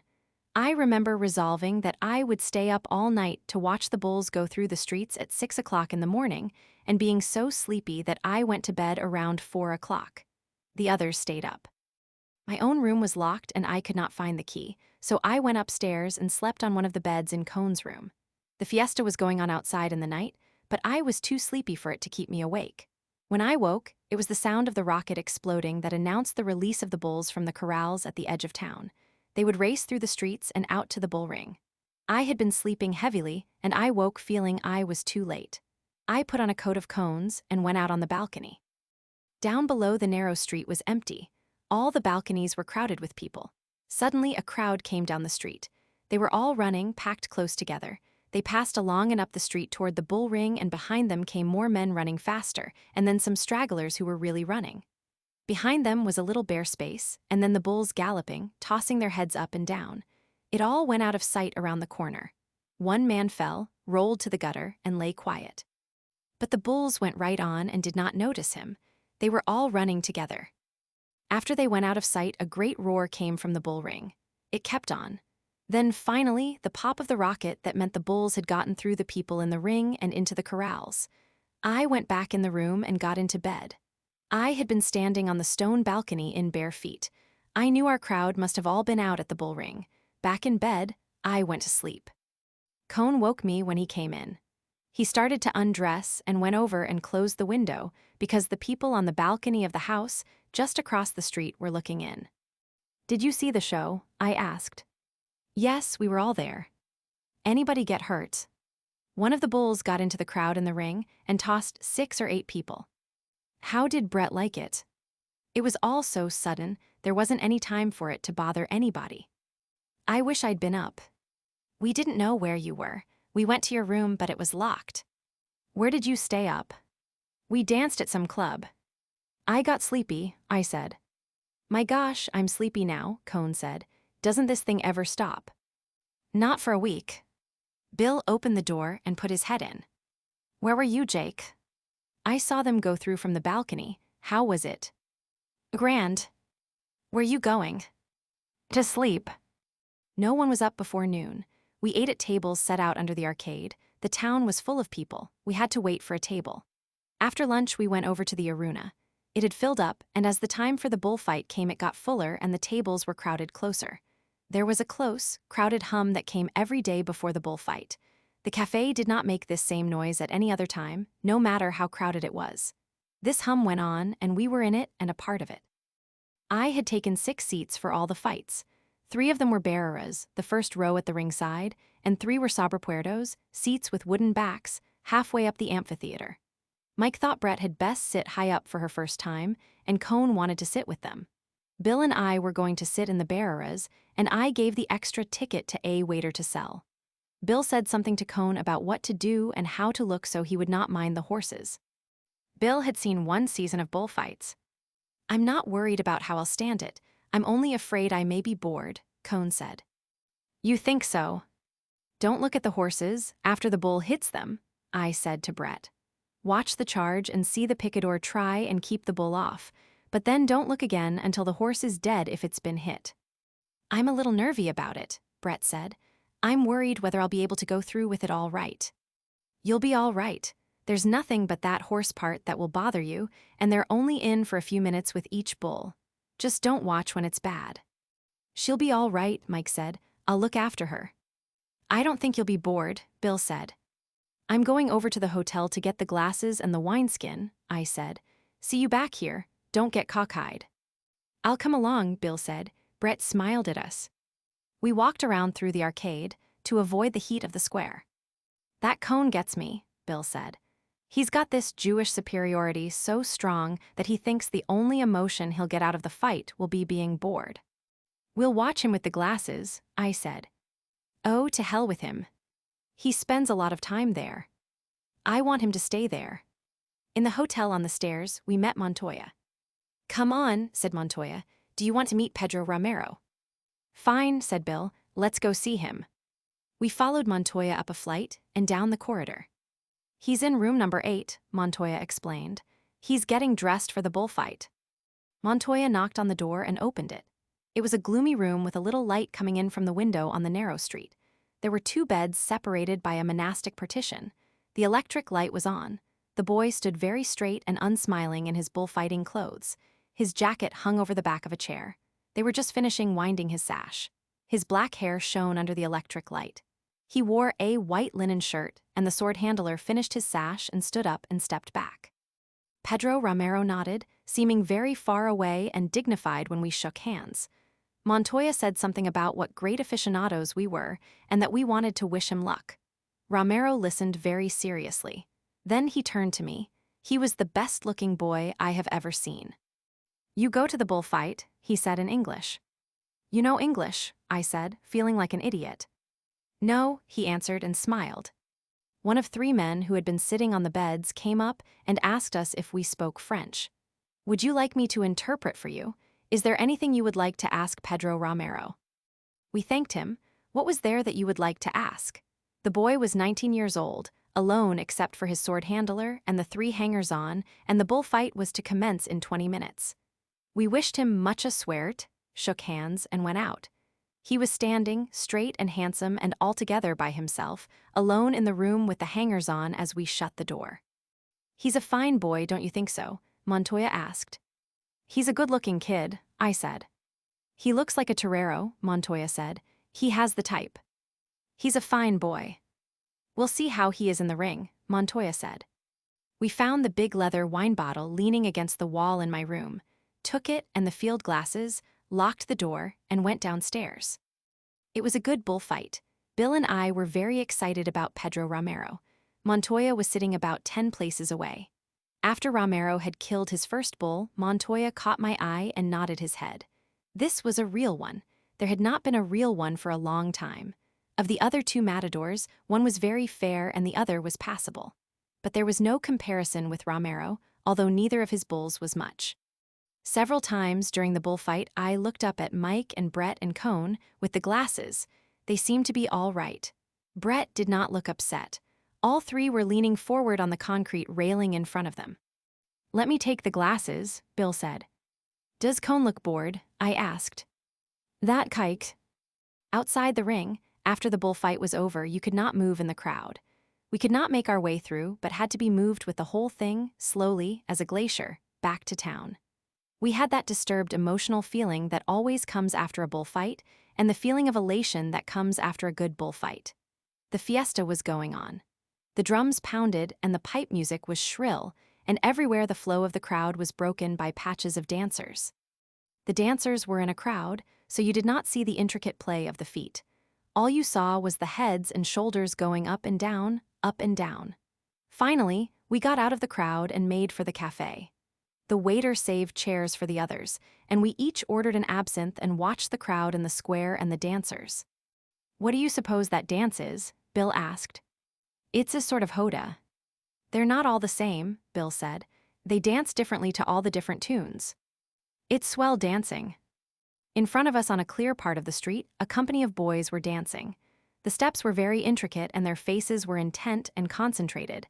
They all looked down while they danced. Their rope-soled shoes tapped and spatted on the pavement. The toes touched. The heels touched. The balls of the feet touched. Then the music broke wildly and the step was finished and they were all dancing on up the street. Here come the gentry, Bill said. They were crossing the street. Hello, men, I said. Hello, gents, said Brett. You saved us seats, how nice. I say, Mike said, that Romero what's-his-name is somebody. Am I wrong? Oh, isn't he lovely, Brett said, and those green trousers. Brett never took her eyes off them. I say, I must borrow your glasses tomorrow. How did it go? Wonderfully, simply perfect. I say it is a spectacle. How about the horses? I couldn't help looking at them. She couldn't take her eyes off them, Mike said. She's an extraordinary wench. They do have some rather awful things happen to them, Brett said. I couldn't look away, though. Did you feel all right? I didn't feel badly at all. Robert Cohn did, Mike put in. You were quite green, Robert. The first horse did bother me, Cohn said. You weren't bored, were you? Asked Bill. Cohn laughed. No, I wasn't bored. I wish you'd forgive me that. It's all right, Bill said, so long as you weren't bored. He didn't look bored, Mike said. I thought he was going to be sick. I never felt that bad. It was just for a minute. I thought he was going to be sick. You weren't bored, were you, Robert? Let up on that, Mike. I said I was sorry I said it. He was, you know. He was positively green. Oh, shove it along, Michael. You mustn't ever get bored at your first bullfight, Robert, Mike said. It might make such a mess. Oh, shove it along, Michael, Brett said. He said Brett was a sadist, Mike said. Brett's not a sadist. She's just a lovely, healthy wench. Are you a sadist, Brett? I asked. Hope not. He said Brett was a sadist. just because she has a good, healthy stomach. Won't be healthy long. Bill got Mike started on something else than Cohn. The waiter brought the absinthe glasses. Did you really like it? Bill asked Cohn. No, I can't say I liked it. I think it's a wonderful show. Gad, yes, what a spectacle, Brett said. I wish they didn't have the horse part, Cohn said. They're not important, Bill said. After a while you never notice anything disgusting. It is a bit strong just at the start, Brett said. There's a dreadful moment for me just when the bull starts for the horse. The bulls were fine, Cohn said. They were very good, Mike said. I want to sit down below next time. Brett drank from her glass of absinthe. She wants to see the bullfighters close by, Mike said. They are something, Brett said. That Romero lad is just a child. He's a damned good-looking boy, I said. When we were up in his room, I never saw a better-looking kid. How old do you suppose he is? 19 or 20. Just imagine it. The bullfight on the second day was much better than on the first. Brett sat between Mike and me at the barrera, and Bill and Cohn went up above. Romero was the whole show. I do not think Brett saw any other bullfighter. No one else did either, except the hard-shelled technicians. It was all Romero. There were 2 other matadors, but they did not count. I sat beside Brett and explained to Brett what it was all about. I told her about watching the bull, not the horse, when the bulls charged the picadors, and got her to watching the picador place the point of his pick so that she saw what it was all about, so that it became more something that was going on with a definite end and less of a spectacle with unexplained horrors. I had her watch how Romero took the bull away from a fallen horse with his cape, and how he held him with the cape and turned him, smoothly and suavely, never wasting the bull. She saw how Romero avoided every brusque movement and saved his bulls for the last when he wanted them, not winded and discomposed, but smoothly worn down. She saw how close Romero always worked to the bull, and I pointed out to her the tricks the other bullfighters used to make it look as though they were working closely. She saw why she liked Romero's cape work and why she did not like the others. Romero never made any contortions. Always it was straight and pure and natural in line. The others twisted themselves like corkscrews, their elbows raised, and leaned against the flanks of the bull after his horns had passed, to give a faked look of danger.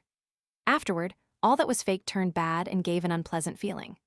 Romero's bullfighting gave real emotion, because he kept the absolute purity of line in his movements and always quietly and calmly let the horns pass him close each time.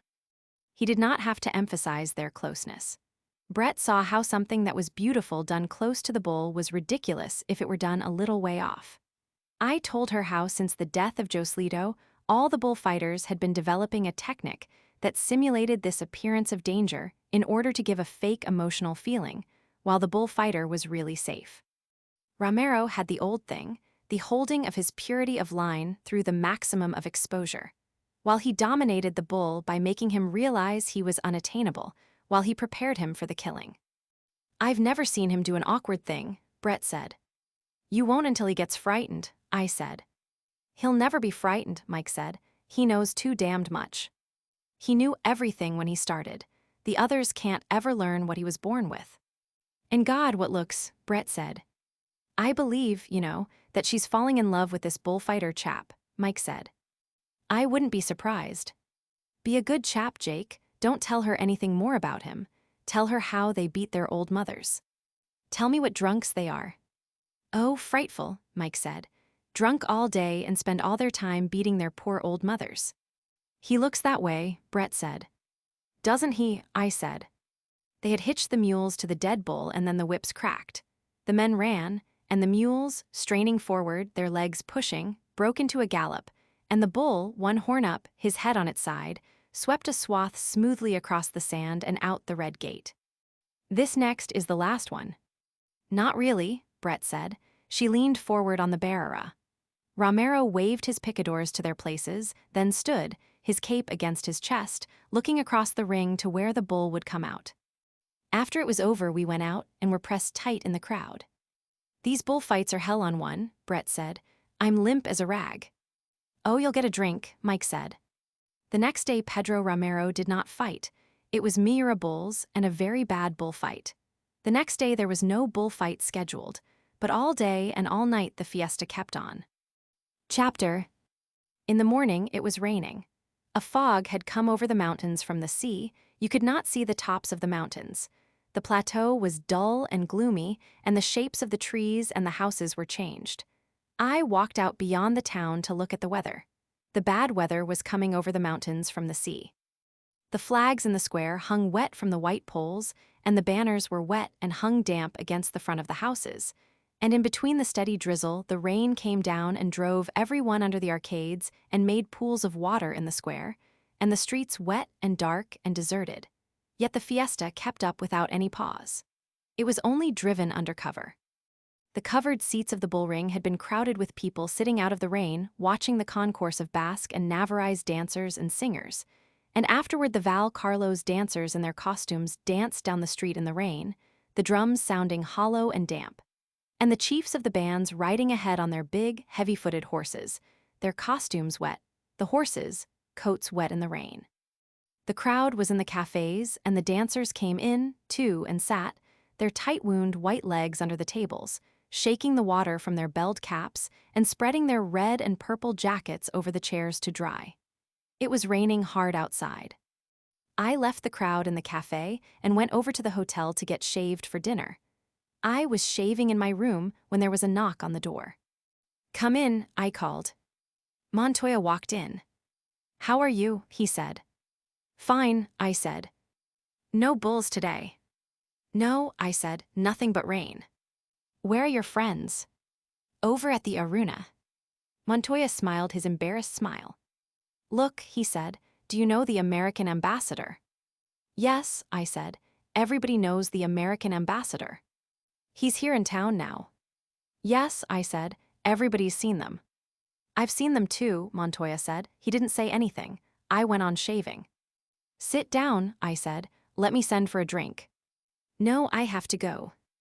I finished shaving and put my face down into the bowl and washed it with cold water. Montoya was standing there looking more embarrassed. "Look," he said. "I've just had a message from them at the Grand Hotel that they want Pedro Romero and Marshal Lalanda to come over for coffee tonight after dinner."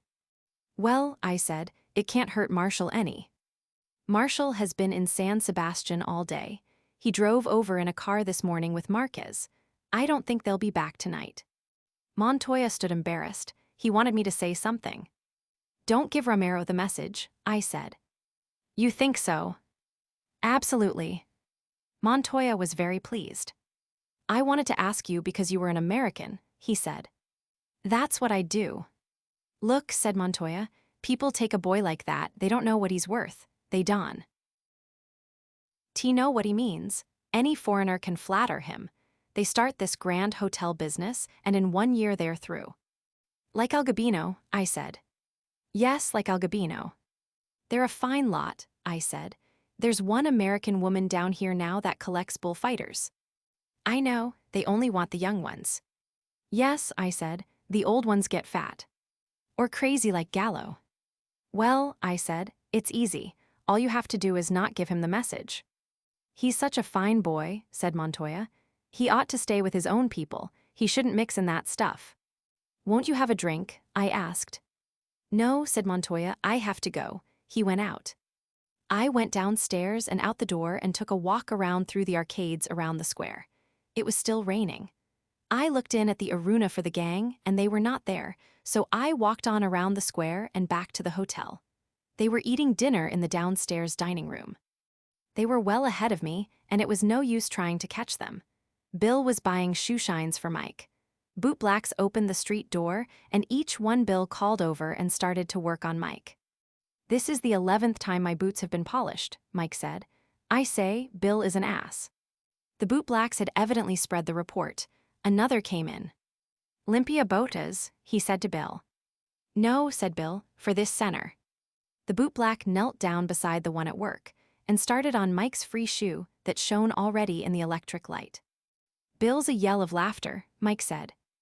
I was drinking red wine and so far behind them that I felt a little uncomfortable about all the shoe shining. I looked around the room. At the next table was Pedro Romero. He stood up when I nodded and asked me to come over and meet a friend. His table was beside ours, almost touching. I met the friend, a Madrid bullfight critic, a little man with a drawn face. I told Romero how much I liked his work, and he was very pleased. We talked Spanish, and the critic knew a little French. I reached to our table for my wine bottle, but the critic took my arm. Romero laughed. "Drink here," he said in English. He was very bashful about his English, but he was really very pleased with it, and as we went on talking, he brought out words he was not sure of and asked me about them. He was anxious to know the English for corrida de toros, the exact translation. Bullfight he was suspicious of. I explained that bullfight in Spanish was the lidia of a toro. The Spanish word corrida means in English the running of bulls. The French translation is course de toro. The critic put that in. There is no Spanish word for bullfight. Pedro Romero said he had learned a little English in Gibraltar. He was born in Ronda. That is not far above Gibraltar. He started bullfighting in Malaga in the bullfighting school there. He had only been at it 3 years. The bullfight critic joked him about the number of Malagueño expressions he used. He was 19 years old, he said. His older brother was with him as a banderillero, but he did not live in this hotel. He lived in a smaller hotel with the other people who worked for Romero. He asked me how many times I had seen him in the ring. I told him only 3. It was really only 2, but I did not want to explain after I had made the mistake. "Where did you see me the other time? In Madrid?" "Yes," I lied. I had read the accounts of his 2 appearances in Madrid in the bullfight papers, so I was all right. "The first or the second time?" "The first." "I was very bad," he said. "The second time I was better, you remember," he turned to the critic. He was not at all embarrassed. He talked of his work as something altogether apart from himself. There was nothing conceited or braggartly about him. "I like it very much that you like my work," he said, "but you haven't seen it yet. Tomorrow, if I get a good bull, I will try and show it to you." When he said this, he smiled, anxious that neither the bullfight critic nor I would think he was boasting. "I am anxious to see it," the critic said. "I would like to be convinced." "He doesn't like my work much." Romero turned to me. He was serious. The critic explained that he liked it very much, but that so far it had been incomplete.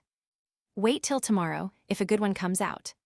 "Have you seen the bulls for tomorrow?" the critic asked me. "Yes, I saw them unloaded." Pedro Romero leaned forward. "What did you think of them?" "Very nice," I said. "About 26 arrobas, very short horns, haven't you seen them?" "Oh yes," said Romero. "They won't weigh 26 arrobas," said the critic. "No," said Romero. "They've got bananas for horns," the critic said. "You call them bananas?" asked Romero. He turned to me and smiled. "You wouldn't call them bananas?" "No," I said, "they're horns all right." "They're very short," said Pedro Romero. "Very, very short. Still, they aren't bananas." "I say, Jake," Brett called from the next table, "you have deserted us." "Just temporarily," I said. "We're talking bulls." "You are superior." "Tell him that bulls have no balls," Mike shouted. He was drunk. Romero looked at me inquiringly. "Drunk," I said. "Borracho, my borracho." "You might introduce your friends," Brett said. She had not stopped looking at Pedro Romero. "I asked them if they would like to have coffee with us." They both stood up. Romero's face was very brown. He had very nice manners.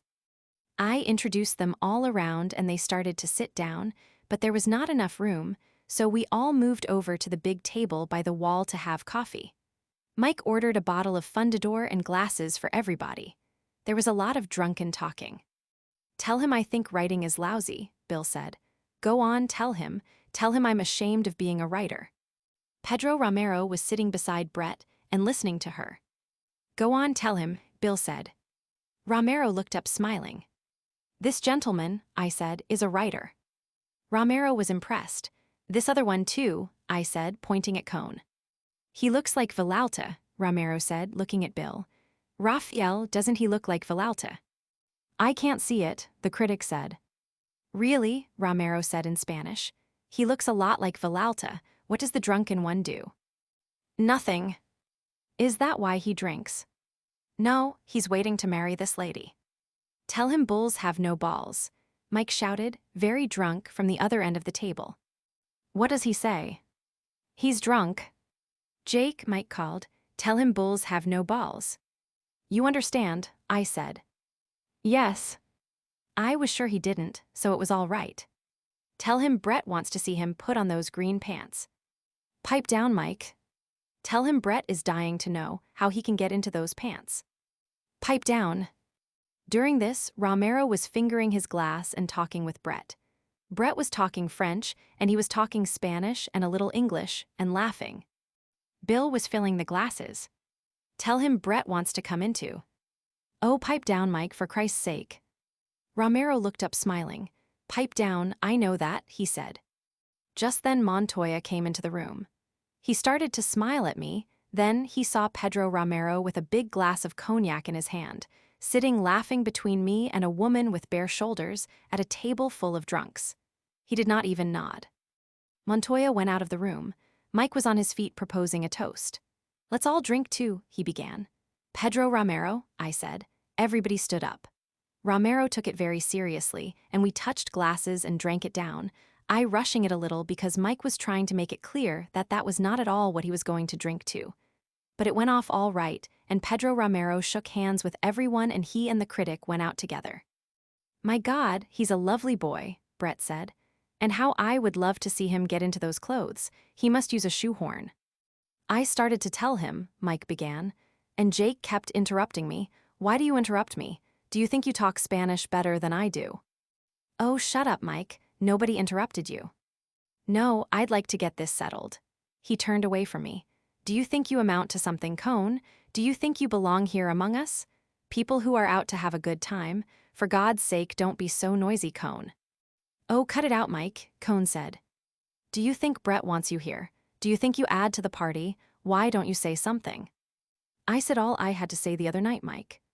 I'm not one of you literary chaps. Mike stood shakily and leaned against the table. I'm not clever, but I do know when I'm not wanted. Why don't you see when you're not wanted, Cohn? Go away, for God's sake. Take that sad Jewish face away. Don't you think I'm right? He looked at us. Sure, I said. Let's all go over to the arena. No, don't you think I'm right? I love that woman. Oh, don't start that again. Do shove it along, Michael, Brett said. Don't you think I'm right, Jake? Cohn still sat at the table. His face had the sallow, yellow look it got when he was insulted, but somehow he seemed to be enjoying it. The childish, drunken heroics of it. It was his affair with a lady of title. Jake, Mike said, he was almost crying. You know I'm right. Listen, you, he turned to Cohn. Go away now. But I won't go, Mike, said Cohn. Then I'll make you. Mike started toward him around the table. Cohn stood up and took off his glasses. He stood waiting, his face sallow, his hands fairly low, proudly and firmly waiting for the assault, ready to do battle for his lady love. I grabbed Mike. Come on to the cafe, I said. You can't hit him here in the hotel. Good, said Mike. Good idea. We started off. I looked back as Mike stumbled up the stairs and saw Cohn putting his glasses on again. Bill was sitting at the table pouring another glass of Fundador. Brett was sitting looking straight ahead at nothing. Outside on the square it had stopped raining and the moon was trying to get through the clouds. There was a wind blowing. The military band was playing and the crowd was massed on the far side of the square where the fireworks specialist and his son were trying to send up fire balloons. A balloon would start up jerkily, on a great bias, and be torn by the wind or blown against the houses of the square. Some fell into the crowd. The magnesium flared and the fireworks exploded and chased about in the crowd. There was no one dancing in the square. The gravel was too wet. Brett came out with Bill and joined us. We stood in the crowd and watched Don Manuel Orquido, the fireworks king, standing on a little platform, carefully starting the balloons with sticks, standing above the heads of the crowd to launch the balloons off into the wind. The wind brought them all down, and Don Manuel Orquido's face was sweaty in the light of his complicated fireworks that fell into the crowd and charged and chased, sputtering and cracking, between the legs of the people. The people shouted as each new luminous paper bubble careened, caught fire and fell. They're razzing Don Manuel, Bill said. How do you know he's Don Manuel? Brett said. His name S on the program. Don Manuel Orquido, the Pirocnico of esta ciudad. Globos Illuminados, Mike said. A collection of Globos Illuminados, that's what the paper said. The wind blew the band music away. I say, I wish one would go up, Brett said. That Don Manuel chap is furious. He's probably worked for weeks fixing them to go off, spelling out, "Hail to San Fermin," Bill said. "Globos Illuminados," Mike said. "A bunch of bloody Globos Illuminados." "Come on," said Brett. "We can't stand here." "Her ladyship wants a drink," Mike said. "How you know things," Brett said. Inside, the cafe was crowded and very noisy. No one noticed us come in. We could not find a table. There was a great noise going on. "Come on, let's get out of here," Bill said.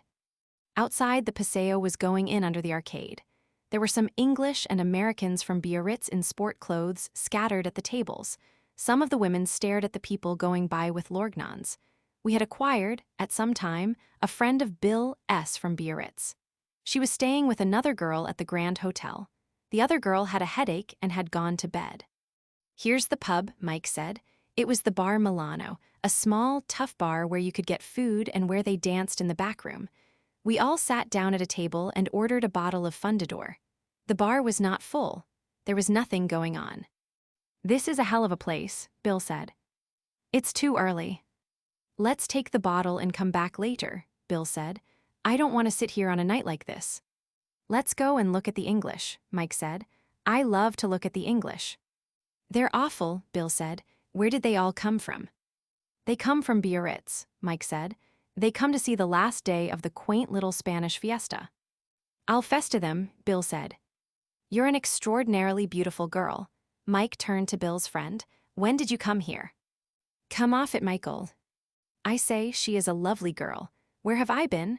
Where have I been looking all this while? You're a lovely thing, have we met?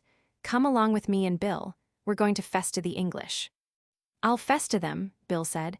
"What the hell are they doing at this fiesta?" "Come on," Mike said. "Just us three, we're going to fess to the bloody English. I hope you're not English. I'm Scotch. I hate the English. I'm going to fess to them. Come on, Bill." Through the window we saw them, all three arm in arm, going toward the cafe. Rockets were going up in the square. "I'm going to sit here," Brett said. "I'll stay with you," Cohn said.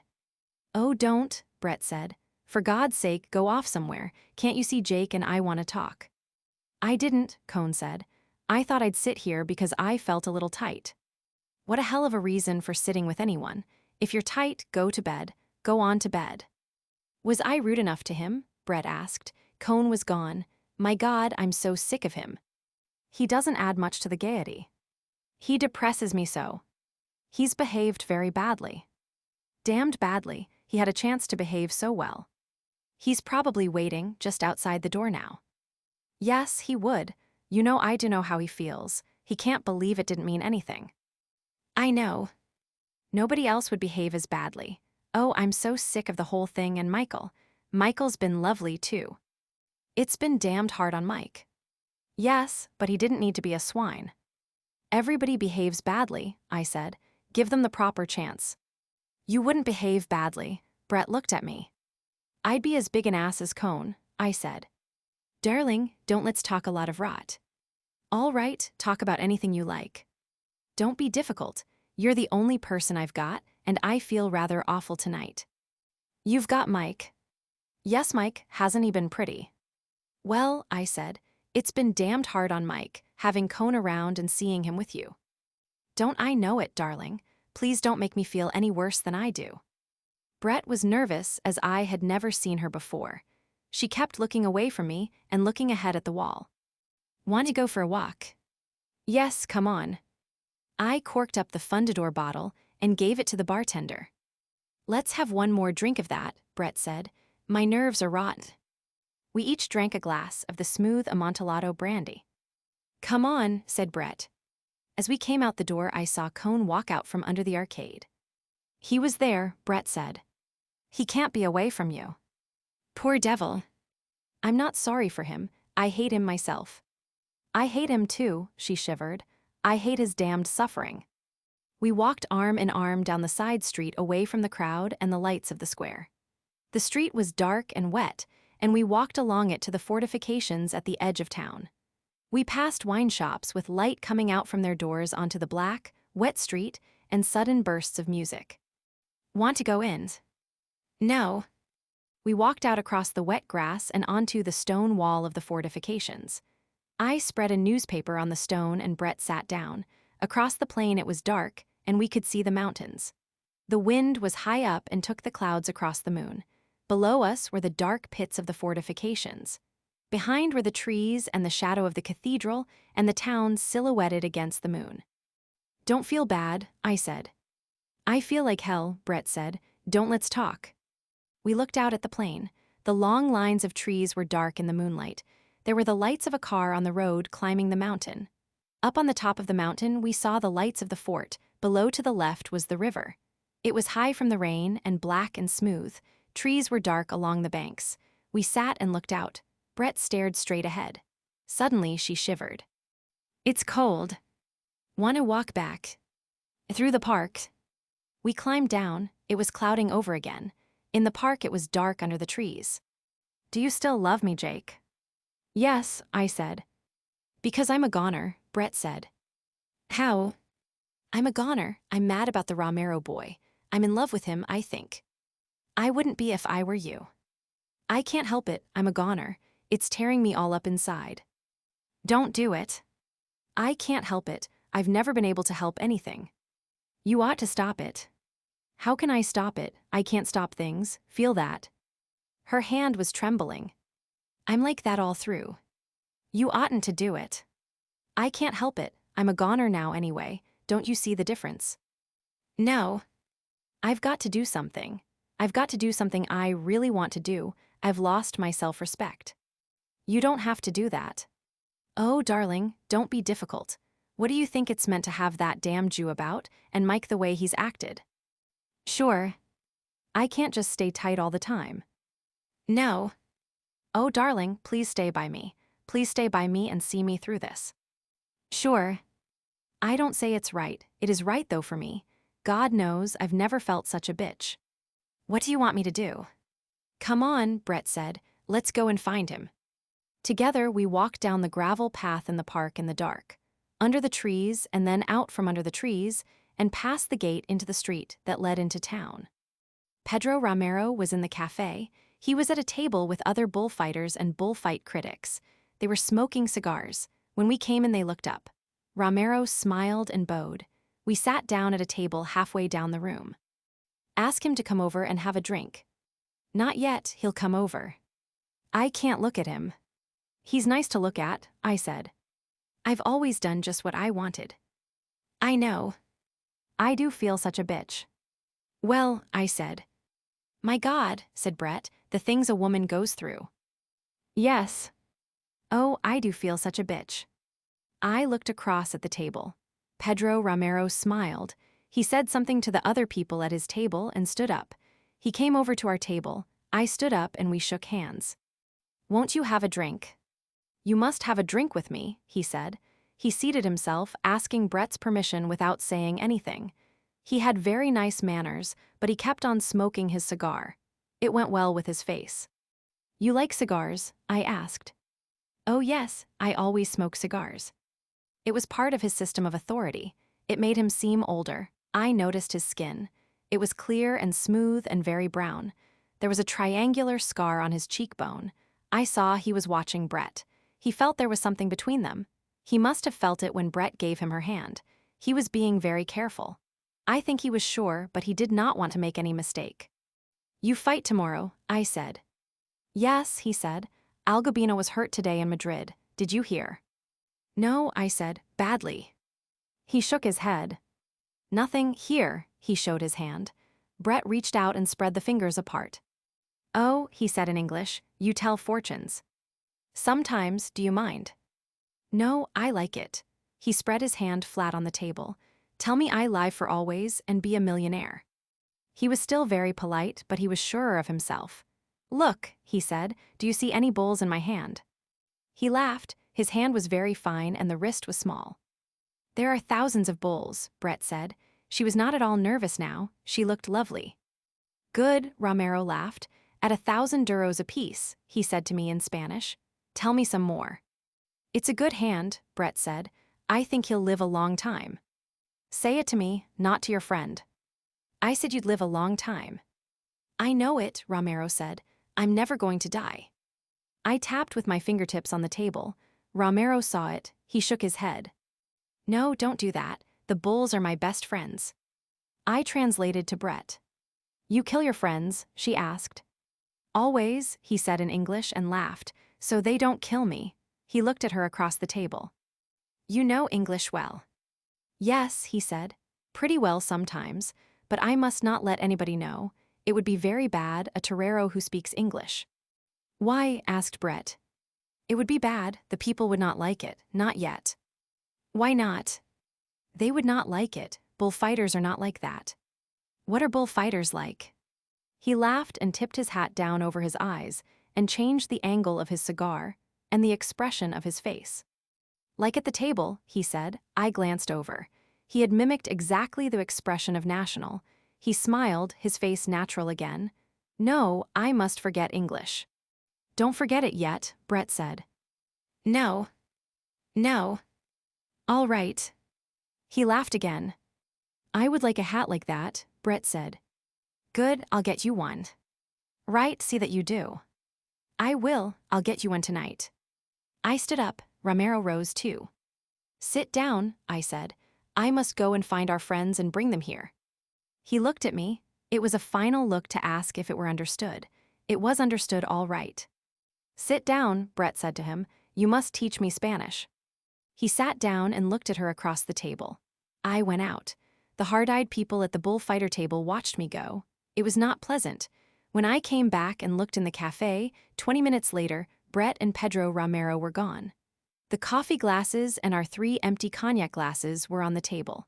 A waiter came with a cloth and picked up the glasses and mopped off the table. Chapter. Outside the bar Milano, I found Bill and Mike and Edna. Edna was the girl's name. We've been thrown out, Edna said. By the police, said Mike. There's some people in there that don't like me. I've kept them out of 4 fights, Edna said. You've got to help me. Bill's face was red. Come back in, Edna, he said. Go on in there and dance with Mike. It's silly, Edna said. There'll just be another row. Damned beer swine, Bill said. Come on, Mike said. After all, it's a pub. They can't occupy a whole pub. Good old Mike, Bill said. Damned English swine come here and insult Mike and try and spoil the fiesta. They're so bloody, Mike said. I hate the English. They can't insult Mike, Bill said. Mike is a swell fellow. They can't insult Mike. I won't stand it. Who cares if he is a damn bankrupt? His voice broke. Who cares? Mike said. I don't care. Jake doesn't care. Do you care? No, Edna said. Are you a bankrupt?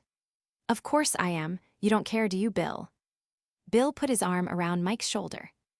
I wish to hell I was a bankrupt. I'd show those bastards. They're just English, Mike said. It never makes any difference what the English say. The dirty swine, Bill said. I'm going to clean them out. Bill, Edna looked at me. Please don't go in again, Bill. They're so stupid. That's it, said Mike. They're stupid. I knew that was what it was. They can't say things like that about Mike, Bill said. Do you know them? I asked Mike. No, I never saw them. They say they know me. I won't stand it, Bill said. Come on, let's go over to the Suizo, I said.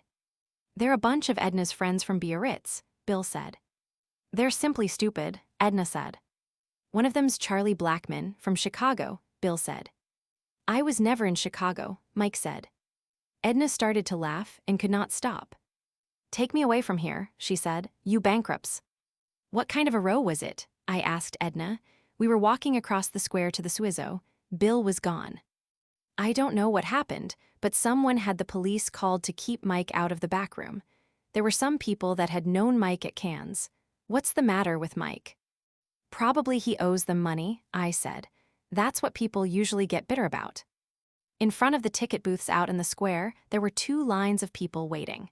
They were sitting on chairs or crouched on the ground with blankets and newspapers around them.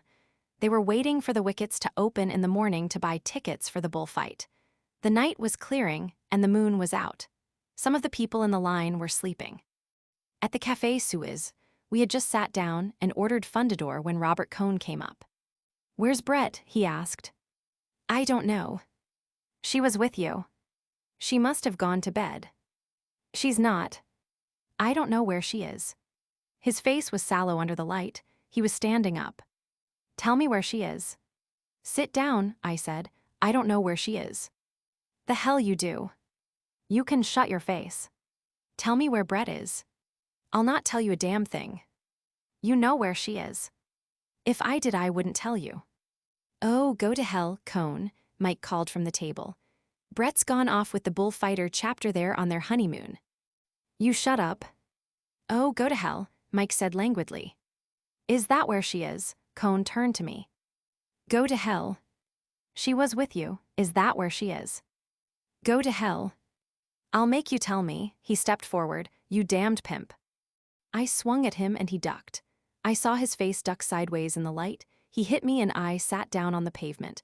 As I started to get on my feet, he hit me twice. I went down backward under a table. I tried to get up and felt I did not have any legs. I felt I must get on my feet and try and hit him. Mike helped me up. Someone poured a carafe of water on my head. Mike had an arm around me, and I found I was sitting on a chair. Mike was pulling at my ears. I say you were cold, Mike said. Where the hell were you? Oh, I was around. You didn't want to mix in it. He knocked Mike down too, Edna said. He didn't knock me out, Mike said. I just lay there. Does this happen every night at your fiestas? Edna asked. Wasn't that Mr. Cohn? I'm all right, I said. My head's a little wobbly.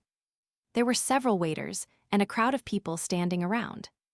Vea, said Mike, get away, go on. The waiters moved the people away.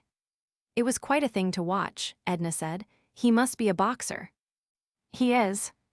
I wish Bill had been here, Edna said. I'd like to have seen Bill knocked down too. I've always wanted to see Bill knocked down, he's so big. I was hoping he would knock down a waiter, Mike said, and get arrested. I'd like to see Mr. Robert Cohn in jail. No, I said. Oh no, said Edna, you don't mean that. I do though, Mike said. I'm not one of these chaps likes being knocked about. I never play games even. Mike took a drink. I never liked to hunt, you know. There was always the danger of having a horse fall on you. How do you feel, Jake? All right. You're nice, Edna said to Mike. Are you really a bankrupt? I'm a tremendous bankrupt, Mike said. I owe money to everybody. Don't you owe any money? Tons. I owe everybody money, Mike said. I borrowed 100 pesetas from Montoya tonight. The hell you did, I said. I'll pay it back, Mike said. I always pay everything back. That's why you're a bankrupt, isn't it? Edna said. I stood up. I had heard them talking from a long way away. It all seemed like some bad play. I'm going over to the hotel, I said. Then I heard them talking about me. Is he all right? Edna asked. We'd better walk with him. I'm all right, I said. Don't come, I'll see you all later. I walked away from the cafe. They were sitting at the table. I looked back at them and at the empty tables. There was a waiter sitting at one of the tables with his head in his hands.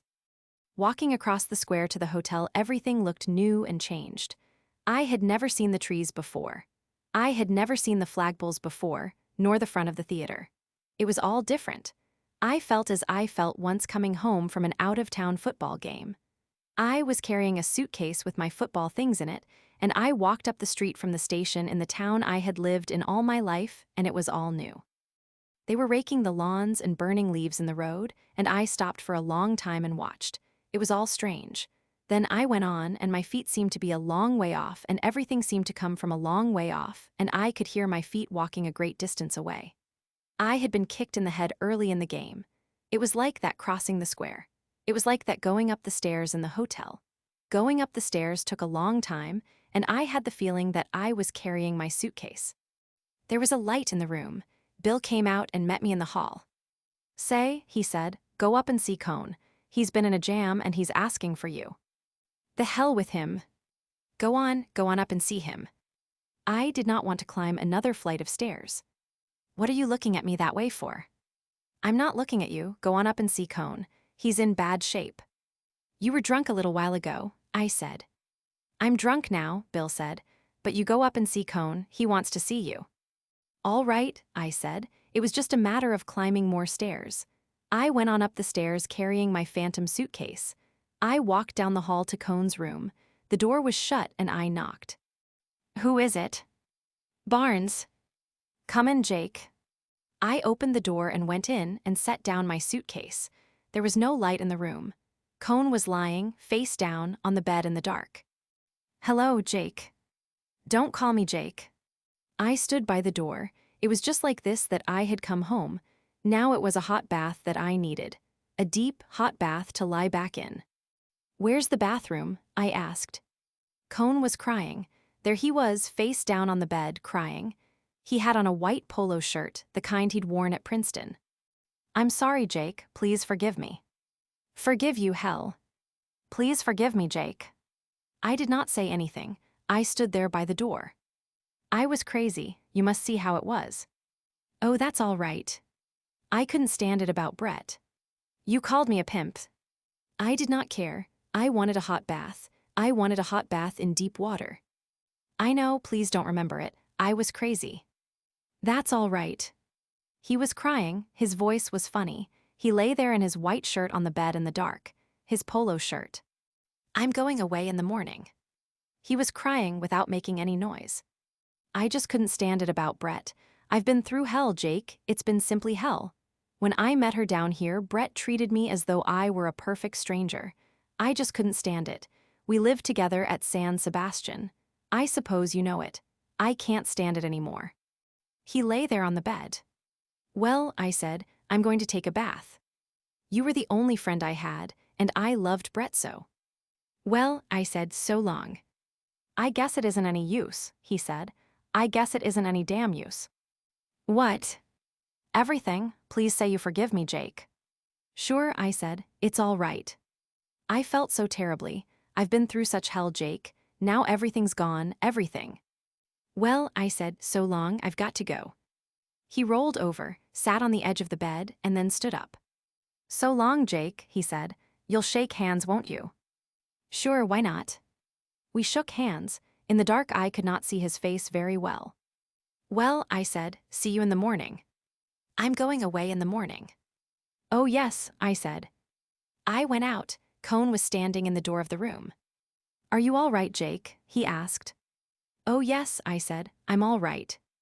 I could not find the bathroom. After a while I found it. There was a deep stone tub. I turned on the taps and the water would not run. I sat down on the edge of the bathtub. When I got up to go, I found I had taken off my shoes. I hunted for them and found them and carried them downstairs. I found my room and went inside and undressed and got into bed. I woke with a headache and the noise of the bands going by in the street. I remembered I had promised to take Bill's friend Edna to see the bulls go through the street and into the ring. I dressed and went downstairs and out into the cold early morning. People were crossing the square, hurrying toward the bull ring. Across the square were the two lines of men in front of the ticket booths. They were still waiting for the tickets to go on sale at 7 o'clock. I hurried across the street to the cafe. The waiter told me that my friends had been there and gone. How many were they? 2 gentlemen and a lady. That was all right. Bill and Mike were with Edna. She had been afraid last night they would pass out. That was why I was to be sure to take her. I drank the coffee and hurried with the other people toward the bull ring. I was not groggy now. There was only a bad headache. Everything looked sharp and clear, and the town smelt of the early morning. The stretch of ground from the edge of the town to the bull ring was muddy. There was a crowd all along the fence that led to the ring, and the outside balconies and the top of the bull ring were solid with people. I heard the rocket, and I knew I could not get into the ring in time to see the bulls come in, so I shoved through the crowd to the fence. I was pushed close against the planks of the fence. Between the 2 fences of the runway, the police were clearing the crowd along. They walked or trotted on into the bull ring. Then people commenced to come running. A drunk slipped and fell. 2 policemen grabbed him and rushed him over to the fence. The crowd were running fast now. There was a great shout from the crowd, and putting my head through between the boards, I saw the bulls just coming out of the street into the long-running pen. They were going fast and gaining on the crowd. Just then another drunk started out from the fence with a blouse in his hands. He wanted to do cape work with the bulls. The 2 policemen tore out, collared him. One hit him with a club, and they dragged him against the fence and stood flattened out against the fence as the last of the crowd and the bulls went by. There were so many people running ahead of the bulls that the mass thickened and slowed up going through the gate into the ring. And as the bulls passed, galloping together, heavy, muddy-sided, horns swinging, one shot ahead, caught a man in the running crowd in the back and lifted him in the air. Both the man's arms were by his sides, his head went back as the horn went in, and the bull lifted him and then dropped him. The bull picked another man running in front, but the man disappeared into the crowd, and the crowd was through the gate and into the ring with the bulls behind them. The red door of the ring went shut. The crowd on the outside balconies of the bull ring were pressing through to the inside. There was a shout, then another shout. The man who had been gored lay face down in the trampled mud. People climbed over the fence, and I could not see the man because the crowd was so thick around him. From inside the ring came the shouts. Each shout meant a charge by some bull into the crowd. You could tell by the degree of intensity in the shout how bad a thing it was that was happening. Then the rocket went up that meant the steers had gotten the bulls out of the ring and into the corrals. I left the fence and started back toward the town. Back in the town, I went to the cafe to have a second coffee and some buttered toast. The waiters were sweeping out the cafe and mopping off the tables. One came over and took my order. Anything happen at the Enciro? I didn't see it all. One man was badly cogito. Where? Here. I put one hand on the small of my back and the other on my chest, where it looked as though the horn must have come through. The waiter nodded his head and swept the crumbs from the table with his cloth. Badly cogito, he said, all for sport, all for pleasure. He went away and came back with the long-handled coffee and milk pots. He poured the milk and coffee. It came out of the long spouts in 2 streams into the big cup. The waiter nodded his head. Badly cogito through the back, he said. He put the pots down on the table and sat down in the chair at the table. A big horn wound, all for fun, just for fun. What do you think of that? I don't know. That's it, all for fun. Fun, you understand. You're not an aficionado. Me, what are bulls? Animals, brute animals. He stood up and put his hand on the small of his back, right through the back, a cornada right through the back, for fun, you understand. He shook his head and walked away, carrying the coffee pots. 2 men were going by in the street. The waiter shouted to them. They were grave-looking. One shook his head. Muerto, he called. The waiter nodded his head. The 2 men went on. They were on some errand. The waiter came over to my table. You hear, muerto, dead, he's dead, with a horn through him, all for morning fun, ease my flamenco. It's bad. Not for me, the waiter said. No fun in that for me. Later in the day, we learned that the man who was killed was named Vicent Gyarns and came from near Tafella. The next day in the paper, we read that he was 28 years old and had a farm, a wife, and 2 children. He had continued to come to the fiesta each year after he was married. The next day, his wife came in from Tafella to be with the body, and the day after there was a service in the chapel of San Fermin, and the coffin was carried to the railway station by members of the Dancing and Drinking Society of Tafella. The drums marched ahead, and there was music on the fifes, and behind the men who carried the coffin walked the wife and 2 children. Behind them marched all the members of the Dancing and Drinking Societies of Pamplona, Estella Tafella, and Sangsa who could stay over for the funeral. The coffin was loaded into the baggage car of the train, and the widow and the 2 children rode, sitting, all 3 together, in an open 3rd-class railway carriage. The train started with a jerk, and then ran smoothly, going down grade around the edge of the plateau and out into the fields of grain that blew in the wind on the plain on the way to Tafella. The bull who killed Vicent Gyarns was named Bicangra, was number 118 of the bull breeding establishment of Sanchez Tabimo, and was killed by Pedro Romero as the 3rd bull of that same afternoon.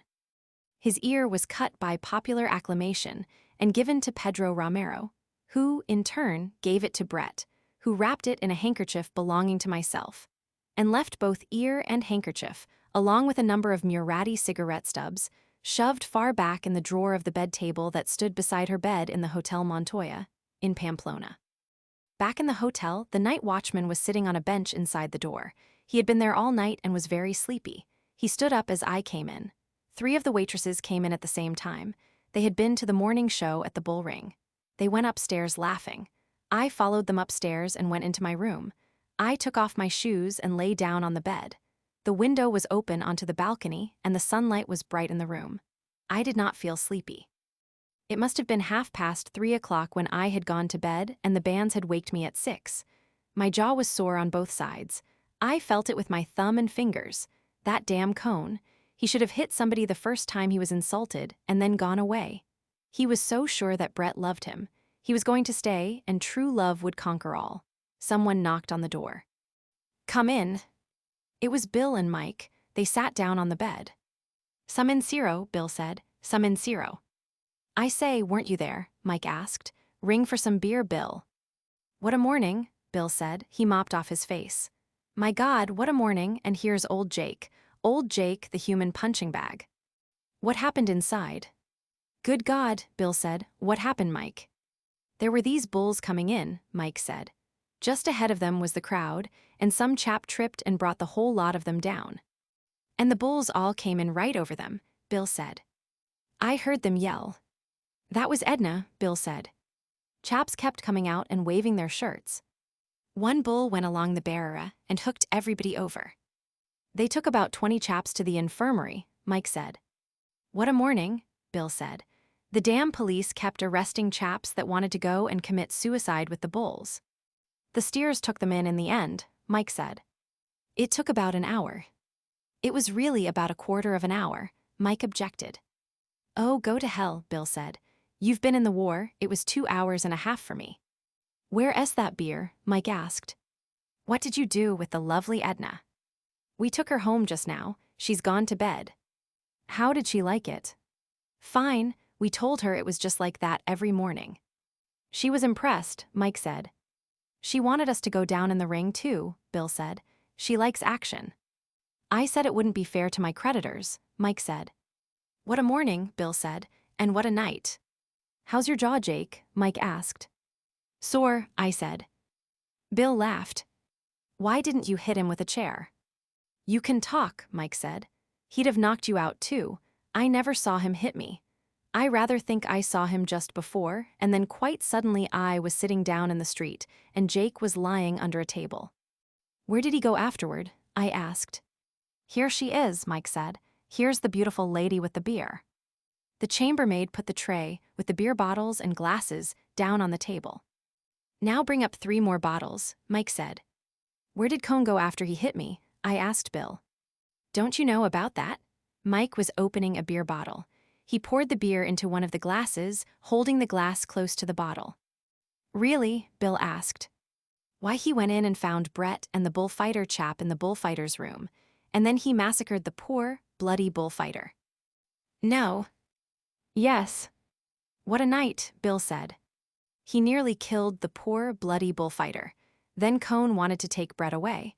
Wanted to make an honest woman of her, I imagine, damned touching scene. He took a long drink of the beer. He is an ass." "What happened?" "Brett gave him what for, she told him off. I think she was rather good." "I'll bet she was," Bill said. Then Cohn broke down and cried, and wanted to shake hands with the bullfighter fellow. He wanted to shake hands with Brett too. "I know, he shook hands with me." "Did he?" "Well, they weren't having any of it. The bullfighter fellow was rather good. He didn't say much, but he kept getting up and getting knocked down again. Cohn couldn't knock him out. It must have been damned funny." "Where did you hear all this?" "Brett, I saw her this morning." "What happened finally?"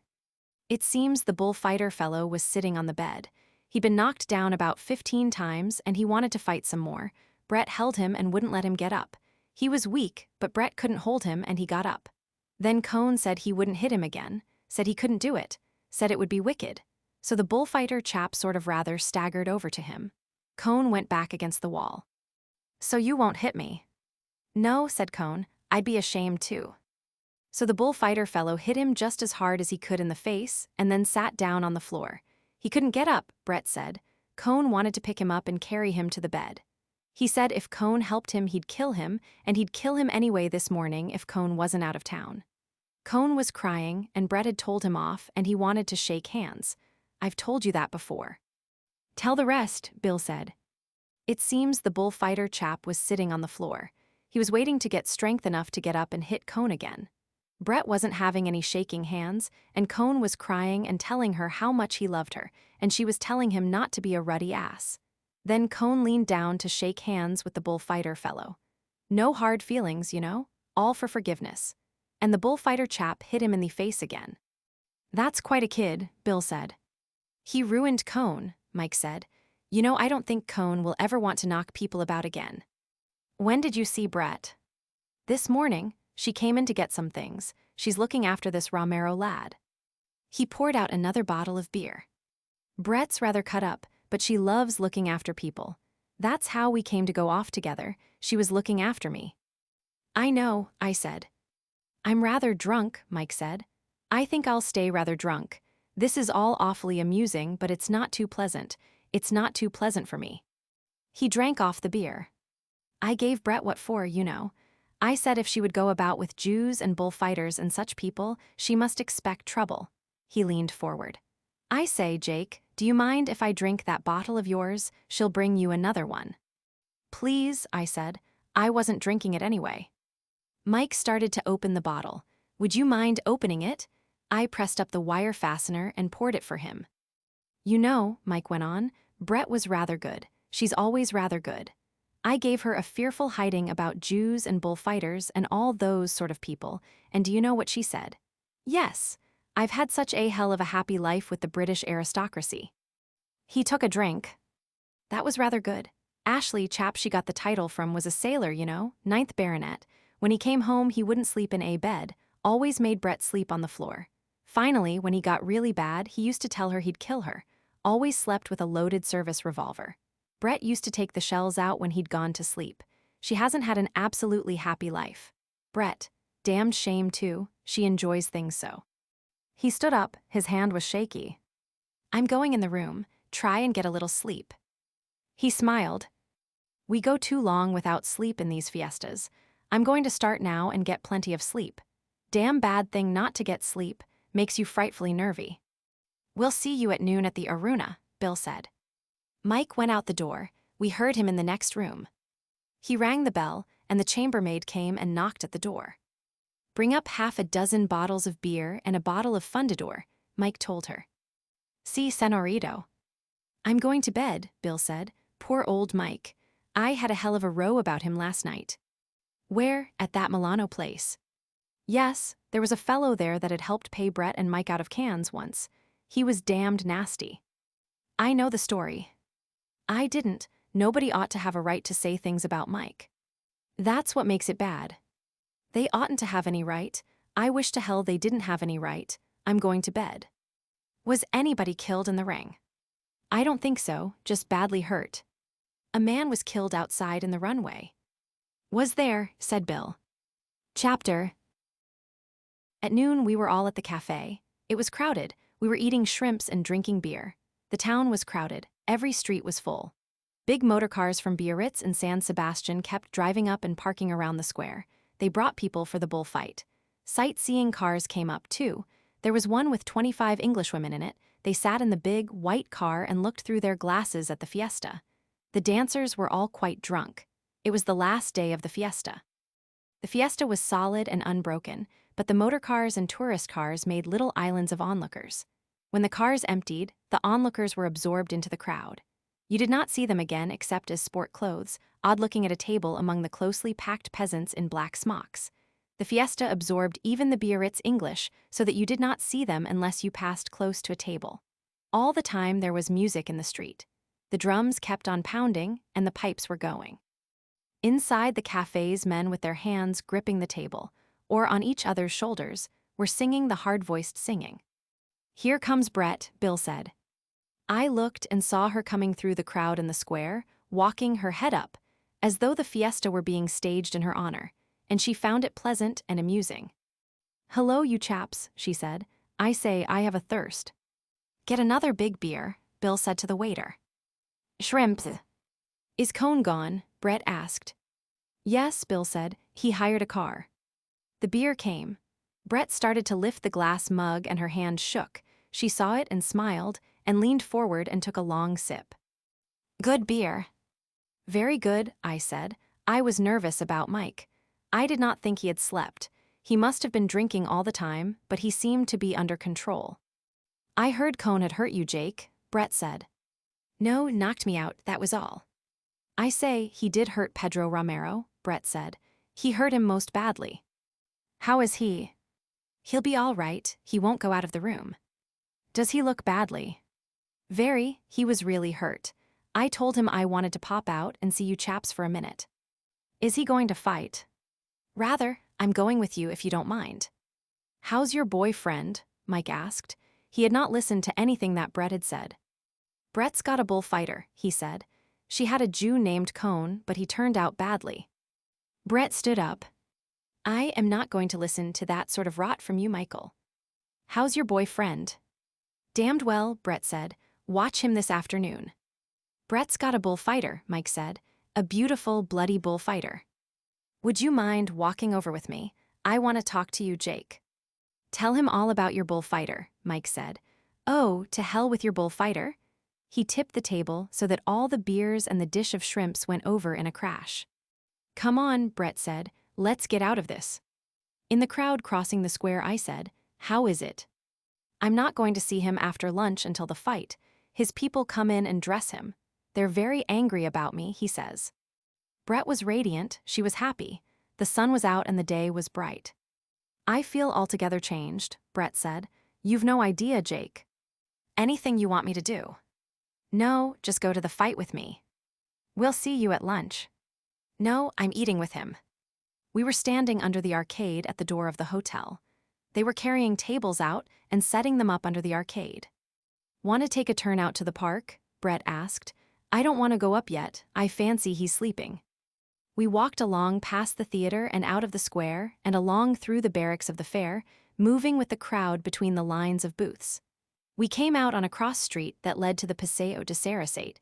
We could see the crowd walking there, all the fashionably dressed people. They were making the turn at the upper end of the park. Don't let's go there, Brett said. I don't want staring at just now. We stood in the sunlight. It was hot and good after the rain and the clouds from the sea. I hope the wind goes down, Brett said. It's very bad for him. So do I. He says the bulls are all right. They're good. Is that San Fermin S? Brett looked at the yellow wall of the chapel. Yes, where the show started on Sunday. Let's go in, do you mind? I'd rather like to pray a little for him or something. We went in through the heavy leather door that moved very lightly. It was dark inside. Many people were praying. You saw them as your eyes adjusted themselves to the half-light. We knelt at one of the long wooden benches. After a little I felt Brett stiffen beside me and saw she was looking straight ahead. Come on, she whispered throatily. Let's get out of here. Makes me damned nervous. Outside in the hot brightness of the street, Brett looked up at the treetops in the wind. The praying had not been much of a success. Don't know why I get so nervy in church, Brett said. Never does me any good. We walked along. I'm damned bad for a religious atmosphere, Brett said. I've the wrong type of face. You know, Brett said, I'm not worried about him at all. I just feel happy about him. Good. I wish the wind would drop, though. It's liable to go down by 5 o'clock. Let's hope. You might pray, I laughed. Never does me any good. I've never got anything I prayed for. Have you? Oh, yes. Oh, rot, said Brett. Maybe it works for some people, though. You don't look very religious, Jake. I'm pretty religious. Oh, rot, said Brett. Don't start proselyting today. Today's going to be bad enough as it is. It was the first time I had seen her in the old happy, careless way since before she went off with Cohn. We were back again in front of the hotel. All the tables were set now, and already several were filled with people eating. Do look after Mike, Brett said. Don't let him get too bad. Your friend's half gone upstairs, the German maître d'hôtel said in English. He was a continual eavesdropper. Brett turned to him. Thank you so much. Have you anything else to say? No, ma'am. Good, said Brett. Save us a table for 3, I said to the German. He smiled his dirty little pink and white smile. Is madam eating here? No, Brett said. Den I think a table for 2 will be enough. Don't talk to him, Brett said. Mike must have been in bad shape, she said on the stairs. We passed Montoyer on the stairs. He bowed and did not smile. I'll see you at the cafe, Brett said. Thank you so much, Jake. We had stopped at the floor our rooms were on. She went straight down the hall and into Romero's room. She did not knock. She simply opened the door, went in, and closed it behind her. I stood in front of the door of Mike's room and knocked. There was no answer. I tried the knob and it opened. Inside the room was in great disorder. All the bags were opened and clothing was strewn around. There were empty bottles beside the bed. Mike lay on the bed looking like a death mask of himself. He opened his eyes and looked at me. "Hello, Jake," he said very slowly. "I'm getting a lit TLE sleep. I've wanted a lit TLE sleep for a long time. Let me cover you over." "No, I'm quite warm." "Don't go, I haven't got 10 to sleep yet." "You'll sleep, Mike, don't worry, boy." "Brett's got a bullfighter," Mike said, "but her Jew has gone away." He turned his head and looked at me. "Damned good thing, what?" "Yes, now go to sleep, Mike. You ought to get some sleep." "I'm just starting. I'm going to get a lit TLE sleep." He shut his eyes. I went out of the room and turned the door to quietly. Bill was in my room reading the paper. "See, Mike?" "Yes." "Let's go and eat." "I won't eat downstairs with that German head waiter. He was damned snotty when I was getting Mike upstairs. He was snotty to us too. Let's go out and eat in the town." We went down the stairs. On the stairs, we passed a girl coming up with a covered tray. "There goes Brett's lunch," Bill said. "And the kids," I said. Outside on the terrace under the arcade, the German head waiter came up. His red cheeks were shiny. He was being polite.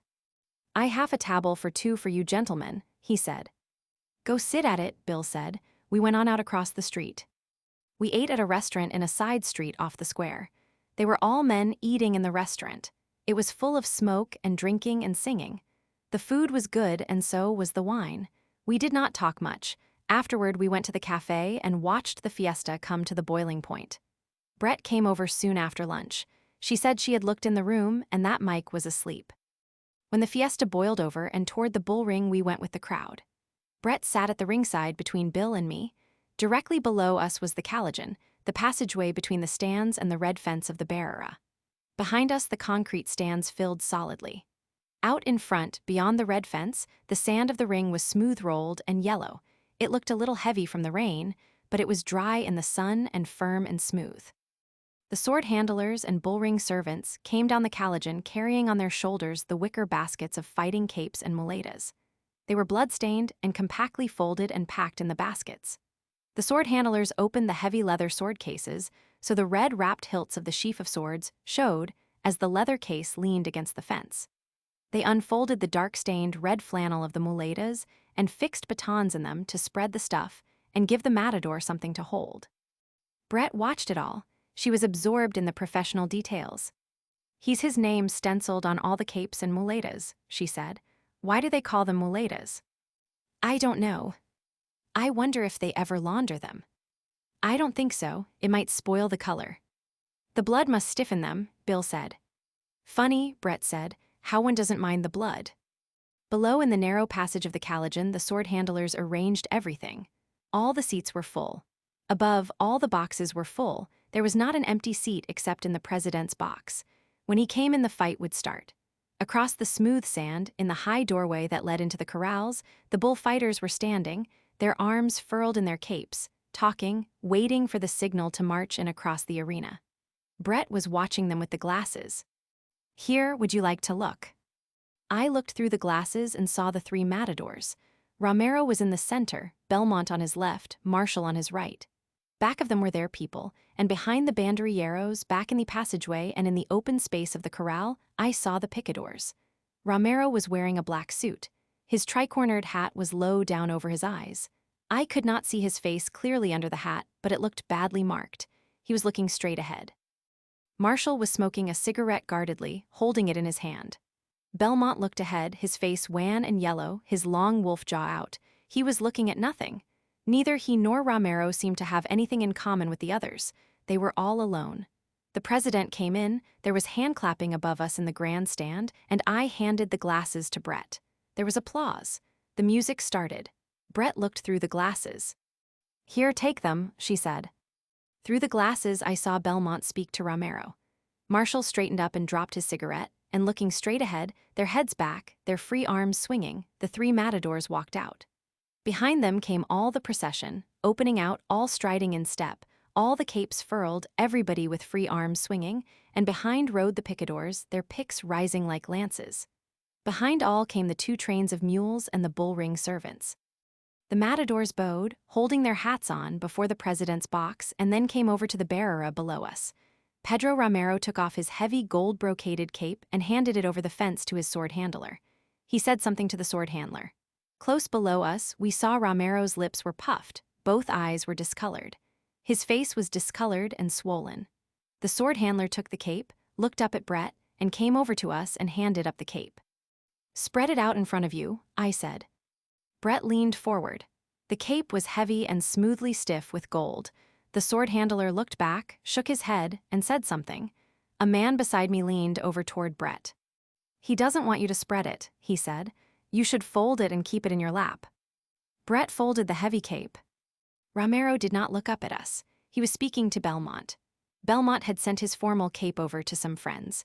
He looked across at them and smiled, his wolf smile that was only with the mouth. Romero leaned over the bearer and asked for the water jug. The sword handler brought it, and Romero poured water over the percale of his fighting cape and then scuffed the lower folds in the sand with his slippered foot. "What's that for?" Brett asked. "To give it weight in the wind." "His face looks bad," Bill said. "He feels very badly," Brett said. "He should be in bed." The first bull was Belmont S. Belmont was very good, but because he got 30,000 pesetas and people had stayed in line all night to buy tickets to see him, the crowd demanded that he should be more than very good. Belmont's great attraction is working close to the bull. In bullfighting, they speak of the terrain of the bull and the terrain of the bullfighter. As long as a bullfighter stays in his own terrain, he is comparatively safe. Each time he enters into the terrain of the bull, he is in great danger. Belmont, in his best days, worked always in the terrain of the bull. This way, he gave the sensation of coming tragedy. People went to the corrida to see Belmont, to be given tragic sensations, and perhaps to see the death of Belmont.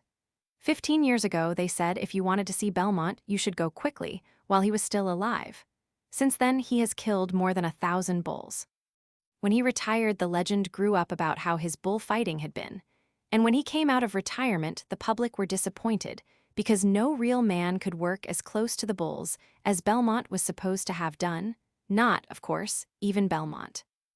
Also, Belmont imposed conditions and insisted that his bulls should not be too large, nor too dangerously armed with horns, and so the element that was necessary to give the sensation of tragedy was not there. And the public, who wanted 3 times as much from Belmont, who was sick with a fistula as Belmont had ever been able to give, felt defrauded and cheated, and Belmont's jaw came further out in contempt, and his face turned yellower, and he moved with greater difficulty as his pain increased. And finally, the crowd were actively against him, and he was utterly contemptuous and indifferent. He had meant to have a great afternoon, and instead it was an afternoon of sneers, shouted insults, and finally a volley of cushions and pieces of bread and vegetables thrown down at him in the plaza where he had had his greatest triumphs. His jaw only went further out. Sometimes he turned to smile that toothed, long-jawed, lipless smile when he was called something particularly insulting, and always the pain that any movement produced grew stronger and stronger, until finally his yellow face was parchment color.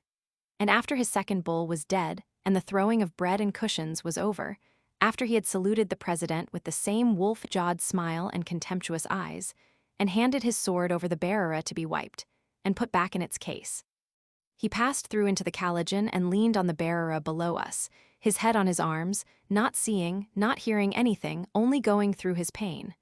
When he looked up, finally, he asked for a drink of water. He swallowed a little, rinsed his mouth, spat the water, took his cape, and went back into the ring. Because they were against Belmont, the public were for Romero. From the moment he left the bearer and went toward the bull, they applauded him. Belmont watched Romero, too, watched him always without seeming to. He paid no attention to Marshall. Marshall was the sort of thing he knew all about. He had come out of retirement to compete with Marshall, knowing it was a competition gained in advance. He had expected to compete with Marshall and the other stars of the decadence of bullfighting, and he knew that the sincerity of his own bullfighting would be so set off by the false aesthetics of the bullfighters of the decadent period that he would only have to be in the ring.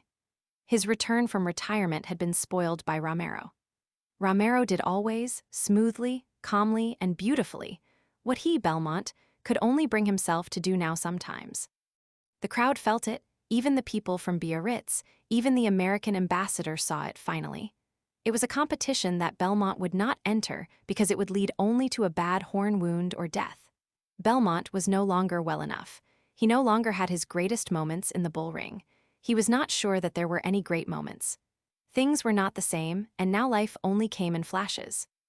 He had flashes of the old greatness with his bulls, but they were not of value because he had discounted them in advance when he had picked the bulls out for their safety.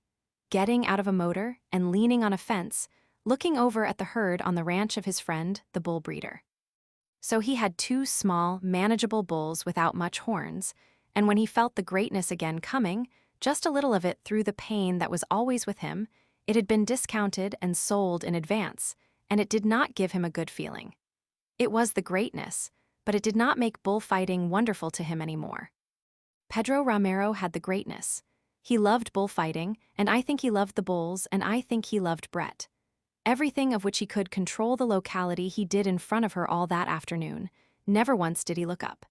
He made it stronger that way, and did it for himself, too, as well as for her. Because he did not look up to ask if it pleased, he did it all for himself inside, and it strengthened him, and yet he did it for her, too. But he did not do it for her at any loss to himself. He gained by it all through the afternoon. His first quite was directly below us. The three matadors take the bull in turn after each charge he makes at a picador. Belmont was the first, Marshall was the second, then came Romero. The three of them were standing at the left of the horse. The picador, his hat down over his eyes, the shaft of his pick angling sharply toward the bull, kicked in the spurs and held them, and with the reins in his left hand walked the horse forward toward the bull. The bull was watching. Seemingly he watched the white horse, but really he watched the triangular steel point of the pick. Romero, watching, saw the bull start to turn his head. He did not want to charge. Romero flicked his cape so the color caught the bull's eye. The bull charged with the reflex, charged, and found not the flash of color but a white horse. And a man leaned far over the horse, shot the steel point of the long hickory shaft into the hump of muscle on the bull's shoulder, and pulled his horse sideways as he pivoted on the pick, making a wound and forcing the iron into the bull's shoulder, making him bleed for Belmont. The bull did not insist under the iron. He did not really want to get at the horse.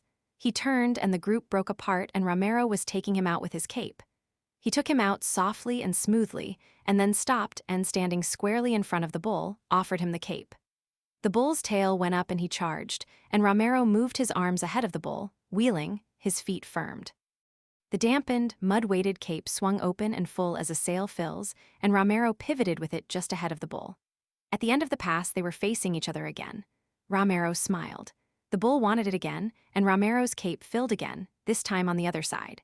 Each time he let the bull pass so close that the man and the bull and the cape that filled and pivoted ahead of the bull were all one sharply etched mass. It was all so slow and so controlled. It was as though he were rocking the bull to sleep. He made 4 Veronicas like that, and finished with a half Veronica that turned his back on the bull and came away toward the applause, his hand on his hip, his cape on his arm, and the bull watching his back going away. In his own bulls he was perfect. His first bull did not see well. After the first 2 passes with the cape, Romero knew exactly how bad the vision was impaired. He worked accordingly. It was not brilliant bullfighting. It was only perfect bullfighting. The crowd wanted the bull changed. They made a great row.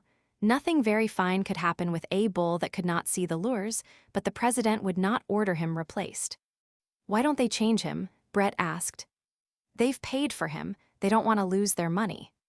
It's hardly fair to Romero. Watch how he handles a bull that can't see the color.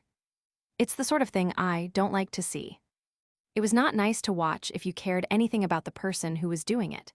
With the bull who could not see the colors of the capes or the scarlet flannel of the muleta, Romero had to make the bull consent with his body.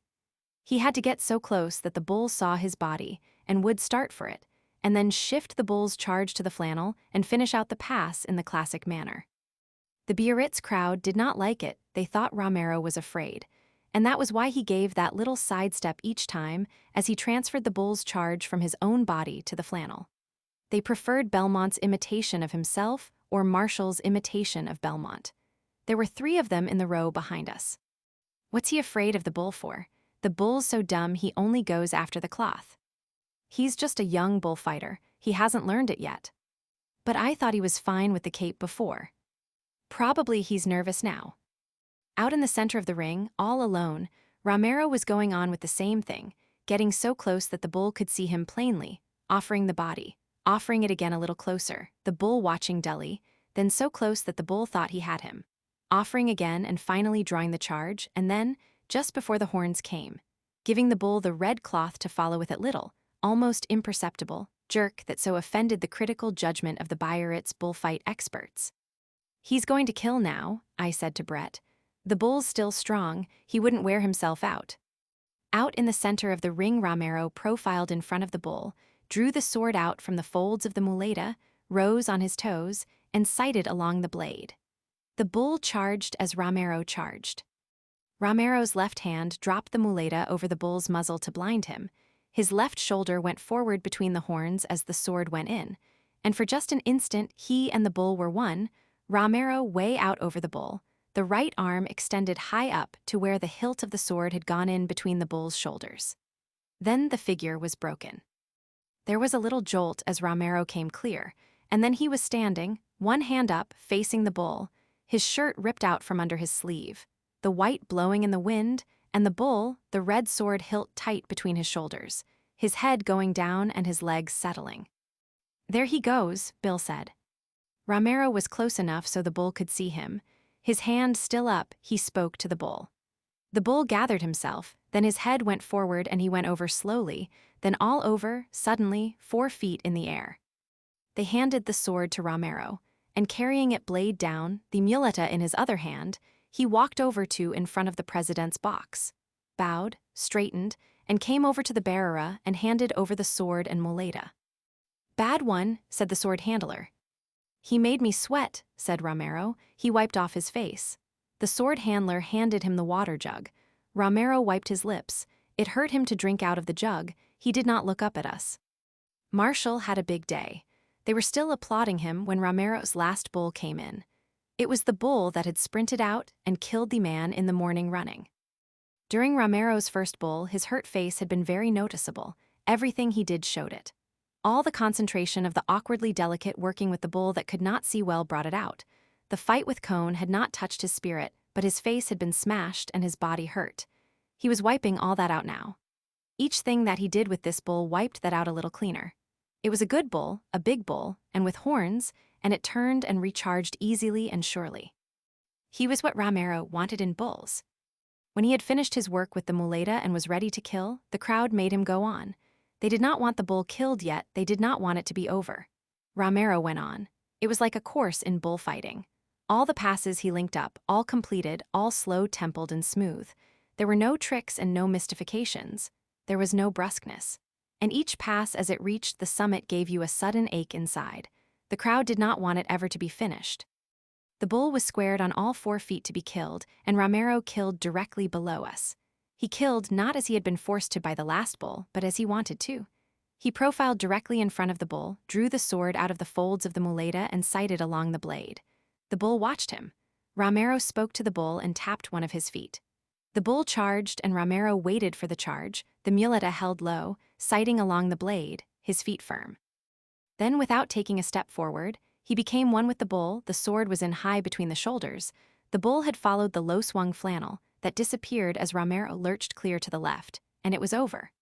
The bull tried to go forward, his legs commenced to settle. He swung from side to side, hesitated, then went down on his knees, and Romero's older brother leaned forward behind him and drove a short knife into the bull's neck at the base of the horns.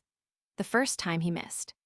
He drove the knife in again, and the bull went over, twitching and rigid. Romero's brother, holding the bull's horn in one hand, the knife in the other, looked up at the president's box. Handkerchiefs were waving all over the bull ring. The president looked down from the box and waved his handkerchief. The brother cut the notched black ear from the dead bull and trotted over with it to Romero. The bull lay heavy and black on the sand, his tongue out. Boys were running toward him from all parts of the arena, making a little circle around him. They were starting to dance around the bull. Romero took the ear from his brother and held it up toward the president. The president bowed and Romero, running to get ahead of the crowd, came toward us. He leaned up against the bearer and gave the ear to Brett. He nodded his head and smiled. The crowd were all about him. Brett held down the cape. "You liked it," Romero called. Brett did not say anything. They looked at each other and smiled. Brett had the ear in her hand. "Don't get bloody," Romero said and grinned. The crowd wanted him. Several boys shouted at Brett. The crowd was the boys, the dancers, and the drunks. Romero turned and tried to get through the crowd. They were all around him trying to lift him and put him on their shoulders. He fought and twisted away and started running in the midst of them toward the exit. He did not want to be carried on people's shoulders, but they held him and lifted him. It was uncomfortable and his legs were spraddled and his body was very sore. They were lifting him and all running toward the gate. He had his hand on somebody's shoulder. He looked around at us apologetically. The crowd, running, went out the gate with him. We all three went back to the hotel. Brett went upstairs. Bill and I sat in the downstairs dining room and ate some hard-boiled eggs and drank several bottles of beer. Belmont came down in his street clothes with his manager and 2 other men. They sat at the next table and ate. Belmont ate very little. They were leaving on the 7 o'clock train for Barcelona. Belmont wore a blue-striped shirt and a dark suit and 8 soft-boiled eggs. The others ate a big meal. Belmont did not talk. He only answered questions. Bill was tired after the bullfight. So was I. We both took a bullfight very hard. We sat and ate the eggs, and I watched Belmont and the people at his table. The men with him were tough-looking and businesslike. "Come on over to the cafe," Bill said. "I want an absinthe." It was the last day of the fiesta. Outside, it was beginning to be cloudy again. The square was full of people, and the fireworks experts were making up their set pieces for the night and covering them over with beech branches. Boys were watching. We passed stands of rockets with long bamboo stems. Outside the cafe, there was a great crowd. The music and the dancing were going on. The giants and the dwarfs were passing. "Where's Edna?" I asked Bill. "I don't know."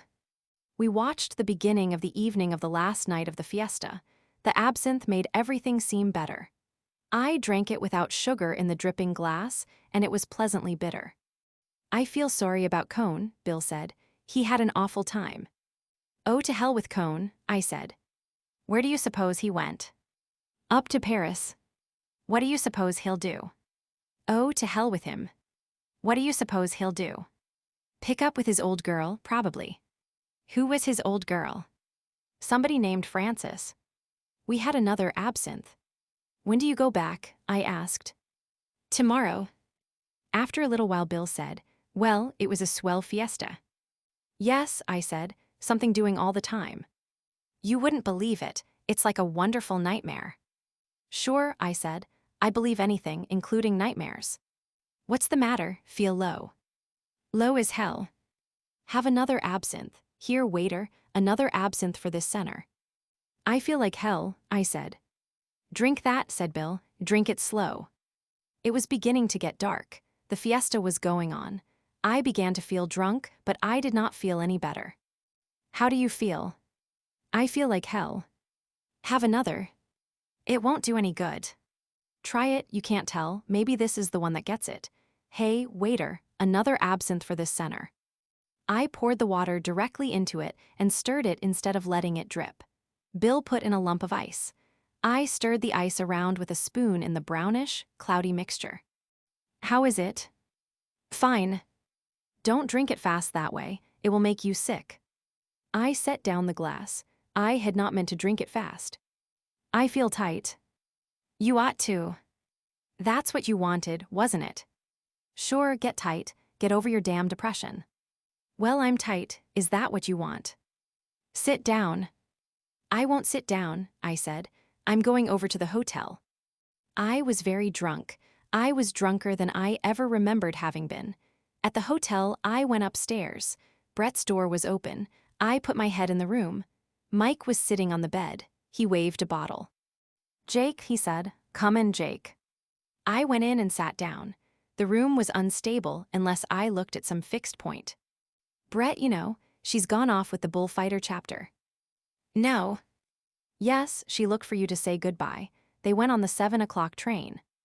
"Did they?" "Bad thing to do," Mike said. "She shouldn't have done it." "No." "Have a drink. Wait while I ring for some beer." "I'm drunk," I said. "I'm going in and lie down." "Are you blind?" I was blind myself. Yes, I said, I'm blind.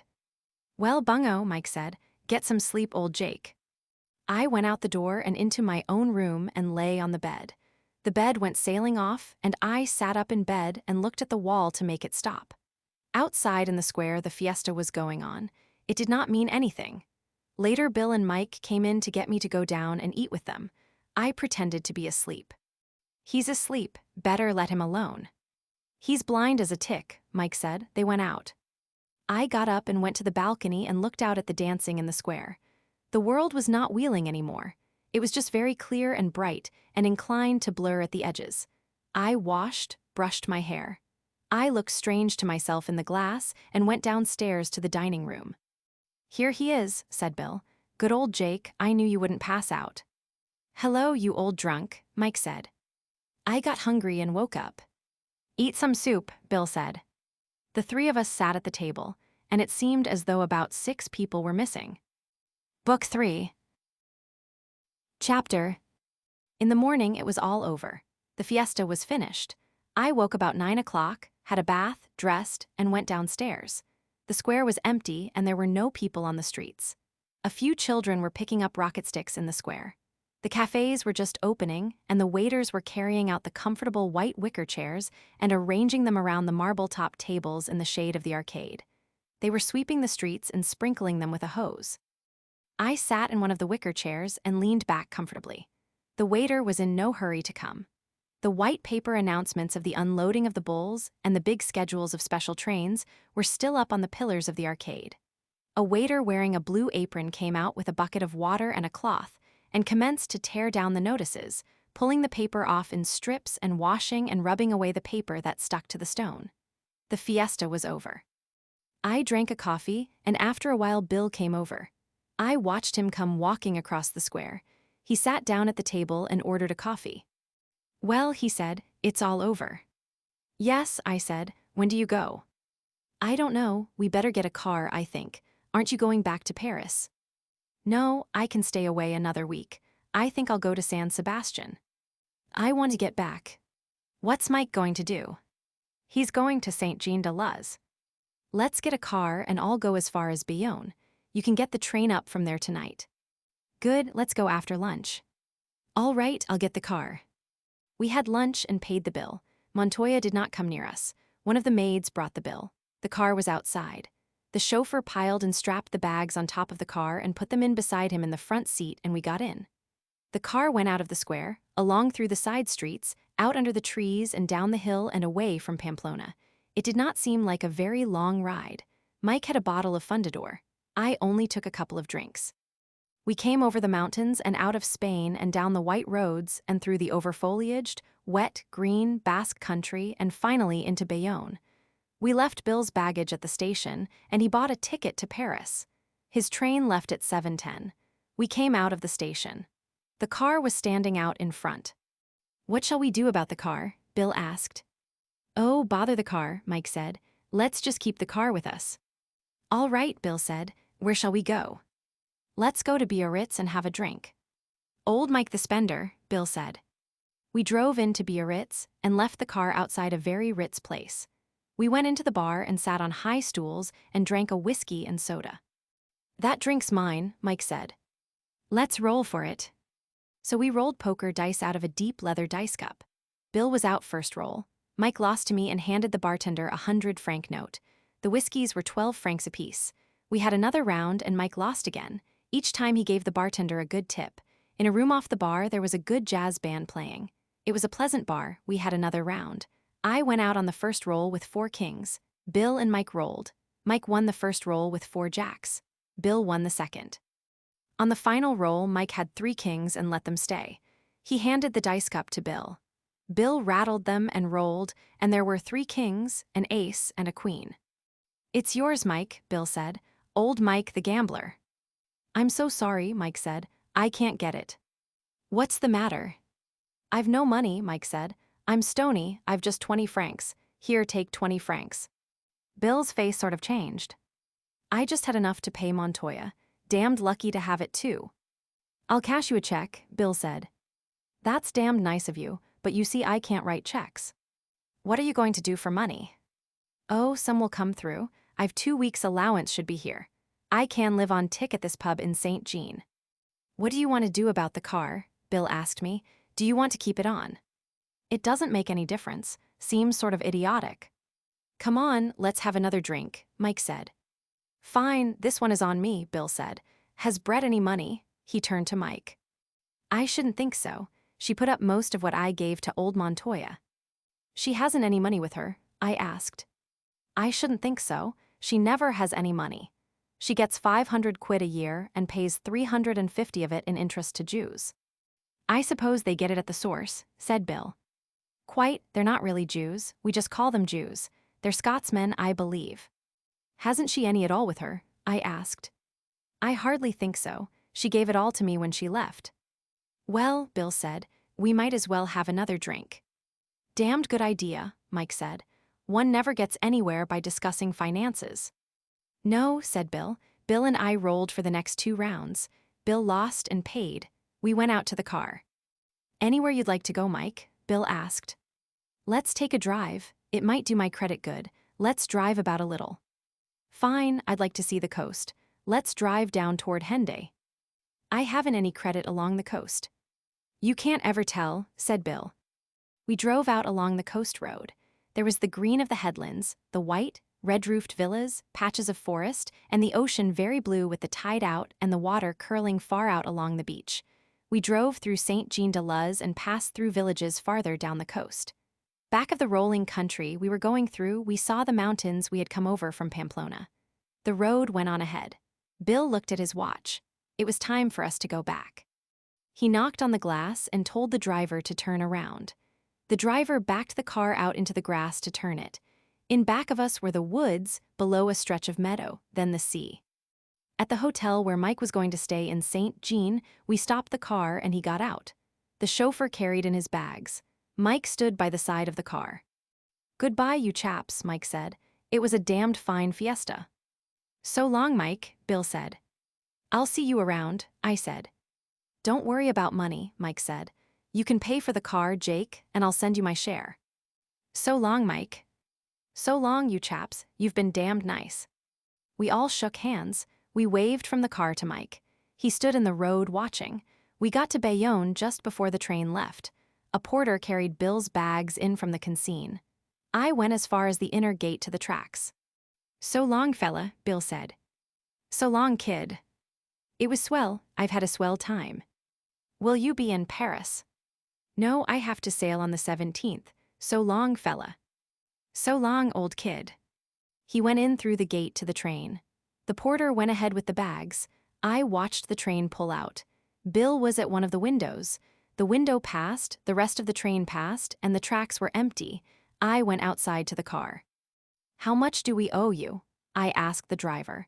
The price to Bayonne had been fixed at 150 pesetas. 200 pesetas. How much more will it be if you drive me to San Sebastian on your way back? 50 pesetas. Don't kid me. 35 pesetas. It's not worth it, I said. Drive me to the Hotel Painier Fleury. At the hotel, I paid the driver and gave him a tip. The car was powdered with dust. I rubbed the rod case through the dust. It seemed the last thing that connected me with Spain and the fiesta. The driver put the car in gear and went down the street. I watched it turn off to take the road to Spain. I went into the hotel and they gave me a room. It was the same room I had slept in when Bill and Cohn and I were in Bayonne. That seemed a very long time ago. I washed, changed my shirt, and went out in the town. At a newspaper kiosk, I bought a copy of the New York Herald and sat in a cafe to read it. It felt strange to be in France again. There was a safe, suburban feeling. I wished I had gone up to Paris with Bill, except that Paris would have meant more fiesting. I was through with fiestas for a while. It would be quiet in San Sebastian. The season does not open there until August. I could get a good hotel room and read and swim. There was a fine beach there. There were wonderful trees along the promenade above the beach, and there were many children sent down with their nurses before the season opened. In the evening, there would be band concerts under the trees across from the cafe marinas. I could sit in the marinas and listen. How does one eat inside? I asked the waiter. Inside the cafe was a restaurant. Well, very well. One eats very well. Good. I went in and ate dinner. It was a big meal for France, but it seemed very carefully apportioned after Spain. I drank a bottle of wine for company. It was a Chateau Margaux. It was pleasant to be drinking slowly and to be tasting the wine and to be drinking alone. A bottle of wine was good company. Afterward, I had coffee. The waiter recommended a Basque liqueur called Isera. He brought in the bottle and poured a liqueur glass full. He said Isera was made of the flowers of the Pyrenees. The veritable flowers of the Pyrenees. It looked like hair oil and smelled like Italian strega. I told him to take the flowers of the Pyrenees away and bring me a Via mark. The mark was good. I had a second mark after the coffee. The waiter seemed a little offended about the flowers of the Pyrenees, so I overtipped him. That made him happy. It felt comfortable to be in a country where it is so simple to make people happy. You can never tell whether a Spanish waiter will thank you. Everything is on such a clear financial basis in France. It is the simplest country to live in. No one makes things complicated by becoming your friend for any obscure reason. If you want people to like you, you have only to spend a little money. I spent a little money and the waiter liked me. He appreciated my valuable qualities. He would be glad to see me back. I would dine there again sometime and he would be glad to see me and would want me at his table. It would be a sincere liking because it would have a sound basis. I was back in France. Next morning, I tipped everyone a little too much at the hotel to make more friends and left on the morning train for San Sebastian. At the station, I did not tip the porter more than I should because I did not think I would ever see him again. I only wanted a few good French friends in Bayonne to make me welcome in case I should come back there again. I knew that if they remembered me, their friendship would be loyal. At Oran, we had to change trains and show passports. I hated to leave France. Life was so simple in France. I felt I was a fool to be going back into Spain. In Spain, you could not tell about anything. I felt like a fool to be going back into it, but I stood in line with my passport, opened my bags for the customs, bought a ticket, went through a gate, climbed onto the train, and after 40 minutes and 8 tunnels, I was at San Sebastian. Even on a hot day, San Sebastian has a certain early morning quality. The trees seem as though their leaves were never quite dry. The streets feel as though they had just been sprinkled. It is always cool and shady on certain streets on the hottest day. I went to a hotel in the town where I had stopped before, and they gave me a room with a balcony that opened out above the roofs of the town. There was a green mountainside beyond the roofs. I unpacked my bags and stacked my books on the table beside the head of the bed, put out my shaving things, hung up some clothes in the big armoire, and made up a bundle for the laundry. Then I took a shower in the bathroom and went down to lunch. Spain had not changed to summertime, so I was early. I set my watch again. I had recovered an hour by coming to San Sebastian. As I went into the dining room, the concierge brought me a police bulletin to fill out. I signed it and asked him for 2 telegraph forms and wrote a message to the Hotel Montoya, telling them to forward all mail and telegrams for me to this address. I calculated how many days I would be in San Sebastian and then wrote out a wire to the office asking them to hold mail, but forward all wires for me to San Sebastian for 6 days. Then I went in and had lunch. After lunch, I went up to my room, read a while, and went to sleep. When I woke, it was 4:30. I found my swimming suit, wrapped it with a comb and a towel, and went downstairs and walked up the street to the Quincha. The tide was about halfway out. The beach was smooth and firm and the sand yellow. I went into a bathing cabin, undressed, put on my suit, and walked across the smooth sand to the sea. The sand was warm under bare feet. There were quite a few people in the water and on the beach. Out beyond where the headlands of the Conca almost met to form the harbor, there was a white line of breakers and the open sea. Although the tide was going out, there were a few slow rollers. They came in like undulations in the water, gathered weight of water, and then broke smoothly on the warm sand. I waded out. The water was cold. As a roller came, I dove, swam out underwater, and came to the surface with all the chill gone. I swam out to the raft, pulled myself up, and lay on the hot planks. A boy and girl were at the other end. The girl had undone the top strap of her bathing suit and was browning her back. The boy lay face downward on the raft and talked to her. She laughed at things he said and turned her brown back in the sun. I lay on the raft in the sun until I was dry. Then I tried several dives. I dove deep once, swimming down to the bottom. I swam with my eyes open, and it was green and dark. The raft made a dark shadow. I came out of water beside the raft, pulled up, dove once more, holding it for length, and then swam ashore. I lay on the beach until I was dry, then went into the bathing cabin, took off my suit, sloshed myself with fresh water, and rubbed dry. I walked around the harbor under the trees to the casino, and then up one of the cool streets to the cafe marinas. There was an orchestra playing inside the cafe, and I sat out on the terrace and enjoyed the fresh coolness in the hot day, and had a glass of lemon juice and shaved ice, and then a long whiskey and soda.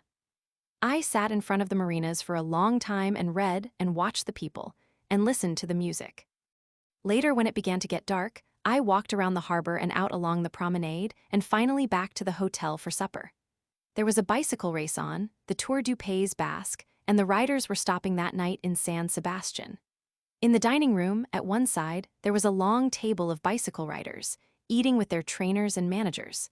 They were all French and Belgians and paid close attention to their meal, but they were having a good time. At the head of the table were two good-looking French girls with much Rue du Faubourg Montmartre chic.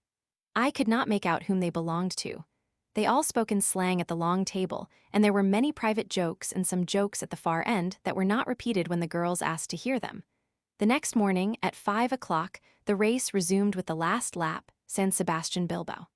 The bicycle riders drank much wine and were burned and browned by the sun. They did not take the race seriously except among themselves.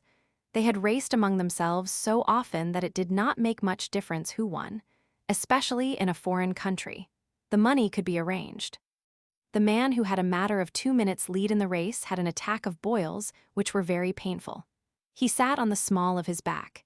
His neck was very red and the blonde hairs were sunburned. The other riders joked him about his boils. He tapped on the table with his fork. "Listen," he said, "tomorrow my nose is so tight on the handlebars that the only thing touches those boils is a lovely breeze." One of the girls looked at him down the table, and he grinned and turned red.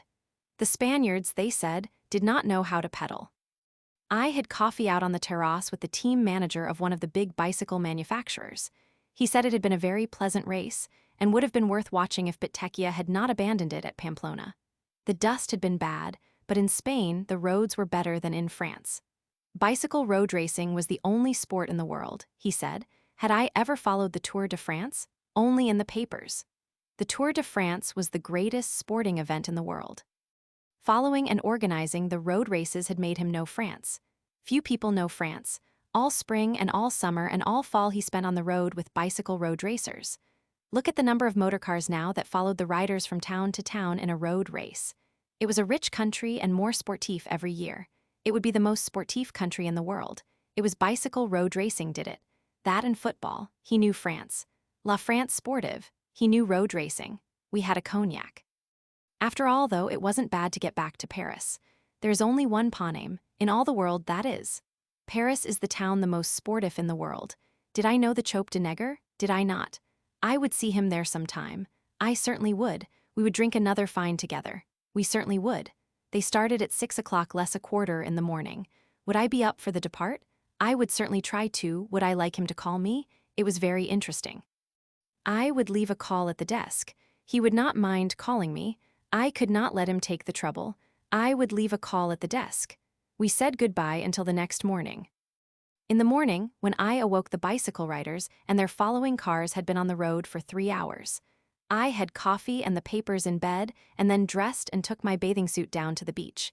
Everything was fresh and cool and damp in the early morning. Nurses in uniform and in peasant costume walked under the trees with children.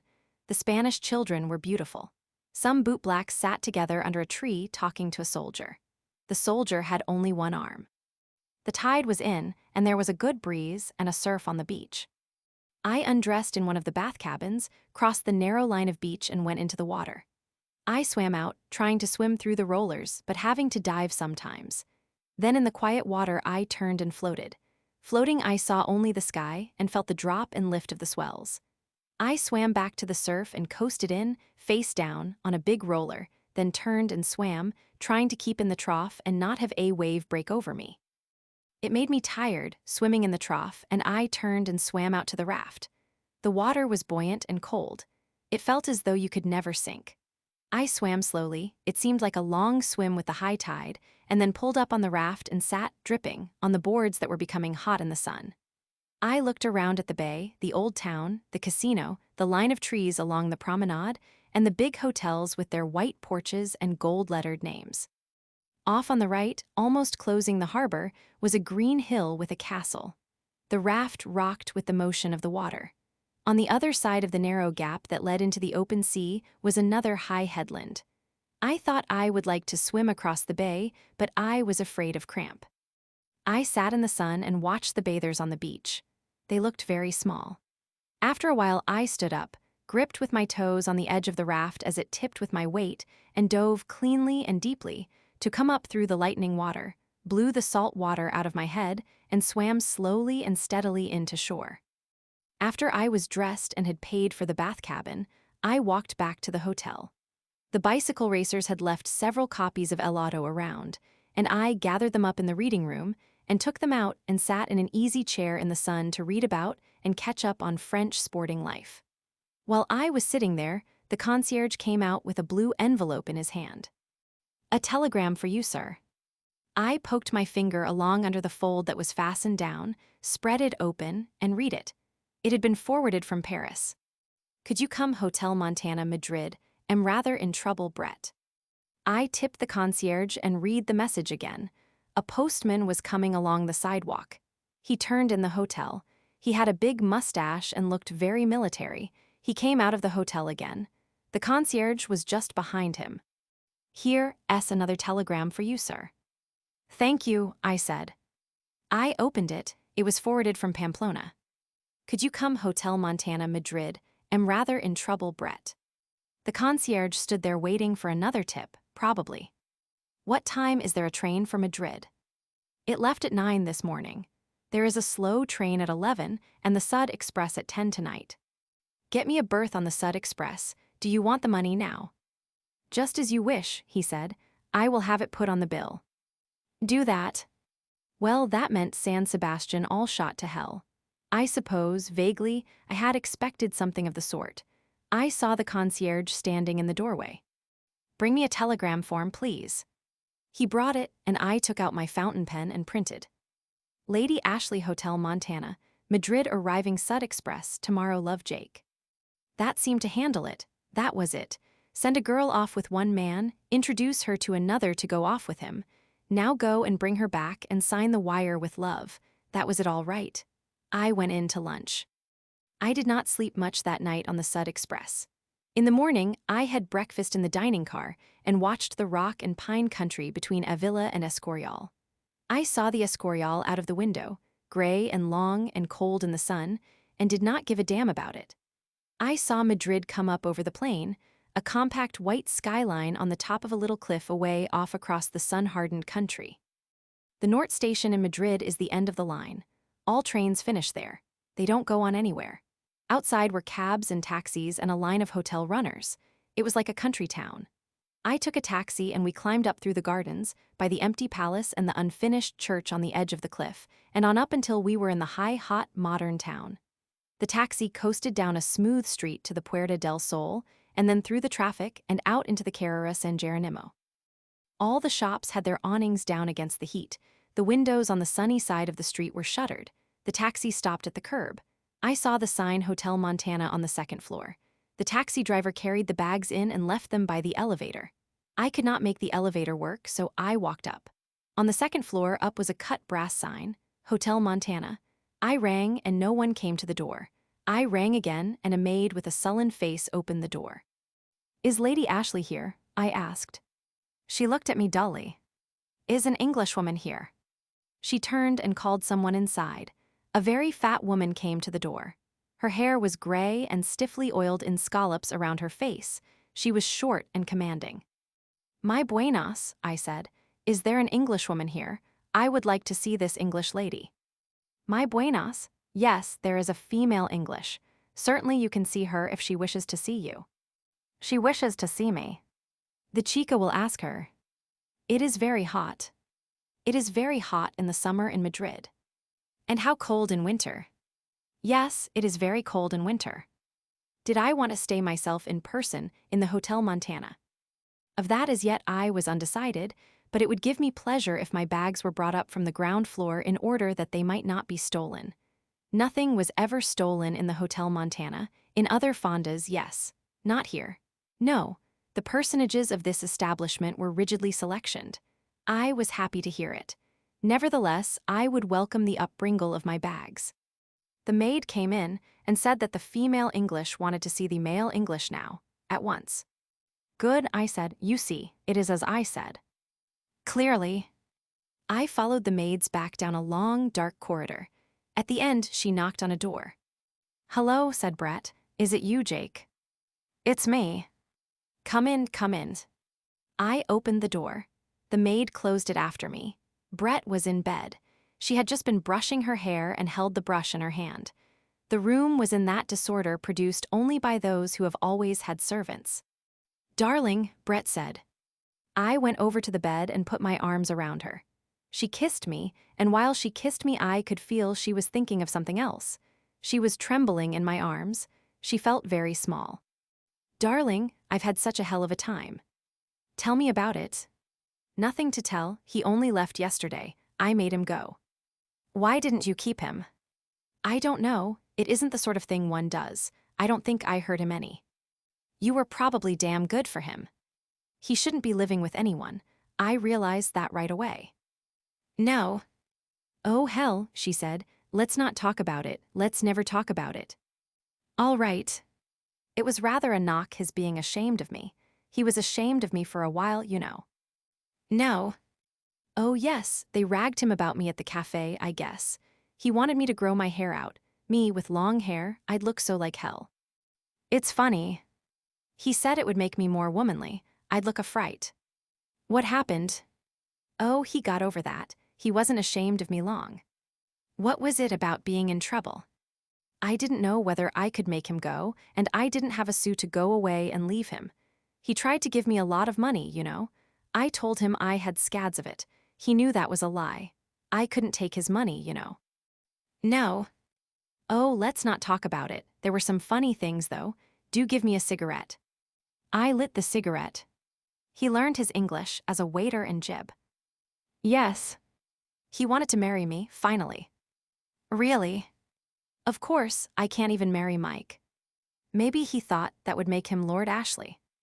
No, it wasn't that. He really wanted to marry me, so I couldn't go away from him, he said. He wanted to make it sure I could never go away from him. After I'd gotten more womanly, of course. You ought to feel set up. I do, I'm all right again. He's wiped out that damned Cohn. Good. You know I'd have lived with him if I hadn't seen it was bad for him. We got along damned well. Outside of your personal appearance. Oh, he'd have gotten used to that. She put out the cigarette. I'm 34, you know. I'm not going to be one of these bitches that ruins children. No. I'm not going to be that way. I feel rather good, you know. I feel rather set up. Good. She looked away. I thought she was looking for another cigarette. Then I saw she was crying. I could feel her crying. Shaking and crying. She wouldn't look up. I put my arms around her. Don't let's ever talk about it. Please don't let's ever talk about it. Dear Brett. I'm going back to Mike. I could feel her crying as I held her close. He's so damned nice and he's so awful. He's my sort of thing. She would not look up. I stroked her hair. I could feel her shaking. I won't be one of those bitches, she said. But oh, Jake, please let's never talk about it. We left the Hotel Montana. The woman who ran the hotel would not let me pay the bill. The bill had been paid. Oh well, let it go, Brett said. It doesn't matter now. We rode in a taxi down to the Palace Hotel, left the bags, arranged for berths on the Sud Express for the night, and went into the bar of the hotel for a cocktail. We sat on high stools at the bar while the barman shook the martinis in a large nickeled shaker. It's funny what a wonderful gentility you get in the bar of a big hotel, I said. Barmen and jockeys are the only people who are polite anymore. No matter how vulgar a hotel is, the bar is always nice. It's odd. Bartenders have always been fine. You know, Brett said, it's quite true. He is only 19. Isn't it amazing? We touched the two glasses as they stood side by side on the bar. They were coldly beaded. Outside the curtain window was the summer heat of Madrid. "I like an olive in a martini," I said to the barman. "Right you are, sir, there you are." "Thanks. I should have asked, you know." The barman went far enough up the bar so that he would not hear our conversation. Brett had sipped from the martini as it stood, on the wood, then she picked it up. Her hand was steady enough to lift it after that first sip. "It's good, isn't it a nice bar?" "They're all nice bars." You know, I didn't believe it at first. He was born in 1905. I was in school in Paris then, think of that. "Anything you want me to think about it." "Don't be an ass, would you buy a lady a drink?" "We'll have 2 more martinis." "As they were before, sir." "They were very good." Brett smiled at him. "Thank you, ma'am." "Well, bungo," Brett said. "Bungo." "You know," Brett said, he'd only been with 2 women before. He never cared about anything but bullfighting. "He's got plenty of time." "I don't know, he thinks it was me, not the show in general." "Well, it was you." "Yes, it was me." "I thought you weren't going to ever talk about it." "How can I help it?" "You'll lose it if you talk about it." "I just talk around it. You know, I feel rather damned good, Jake." "You should." "You know, it makes one feel rather good deciding not to be a bitch." "Yes. It's sort of what we have instead of God." "Some people have God," I said, "quite a lot." "He never worked very well with me." "Should we have another martini?" The barman shook up 2 more martinis and poured them out into fresh glasses. "Where will we have lunch?" I asked Brett. The bar was cool. You could feel the heat outside through the window. "Here," asked Brett.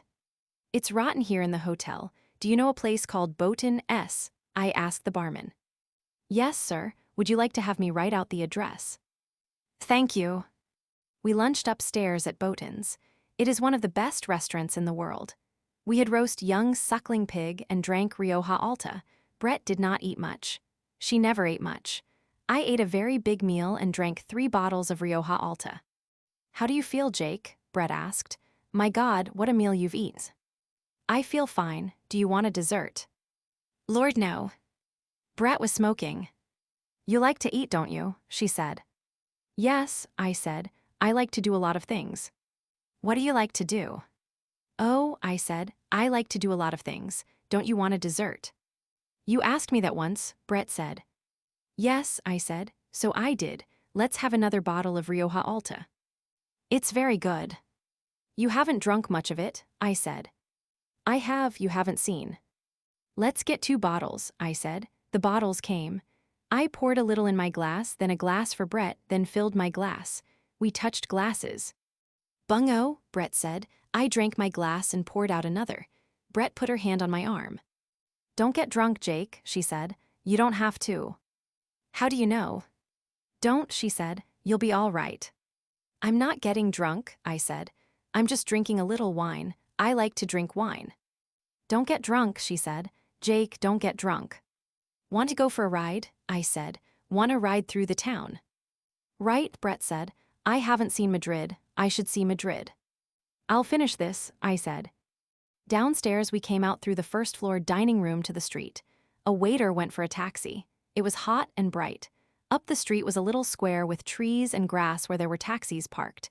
A taxi came up the street, the waiter hanging out at the side. I tipped him and told the driver where to drive and got in beside Brett. The driver started up the street. I settled back. Brett moved close to me. We sat close against each other. I put my arm around her and she rested against me comfortably. It was very hot and bright, and the houses looked sharply white. We turned out onto the Gran Via.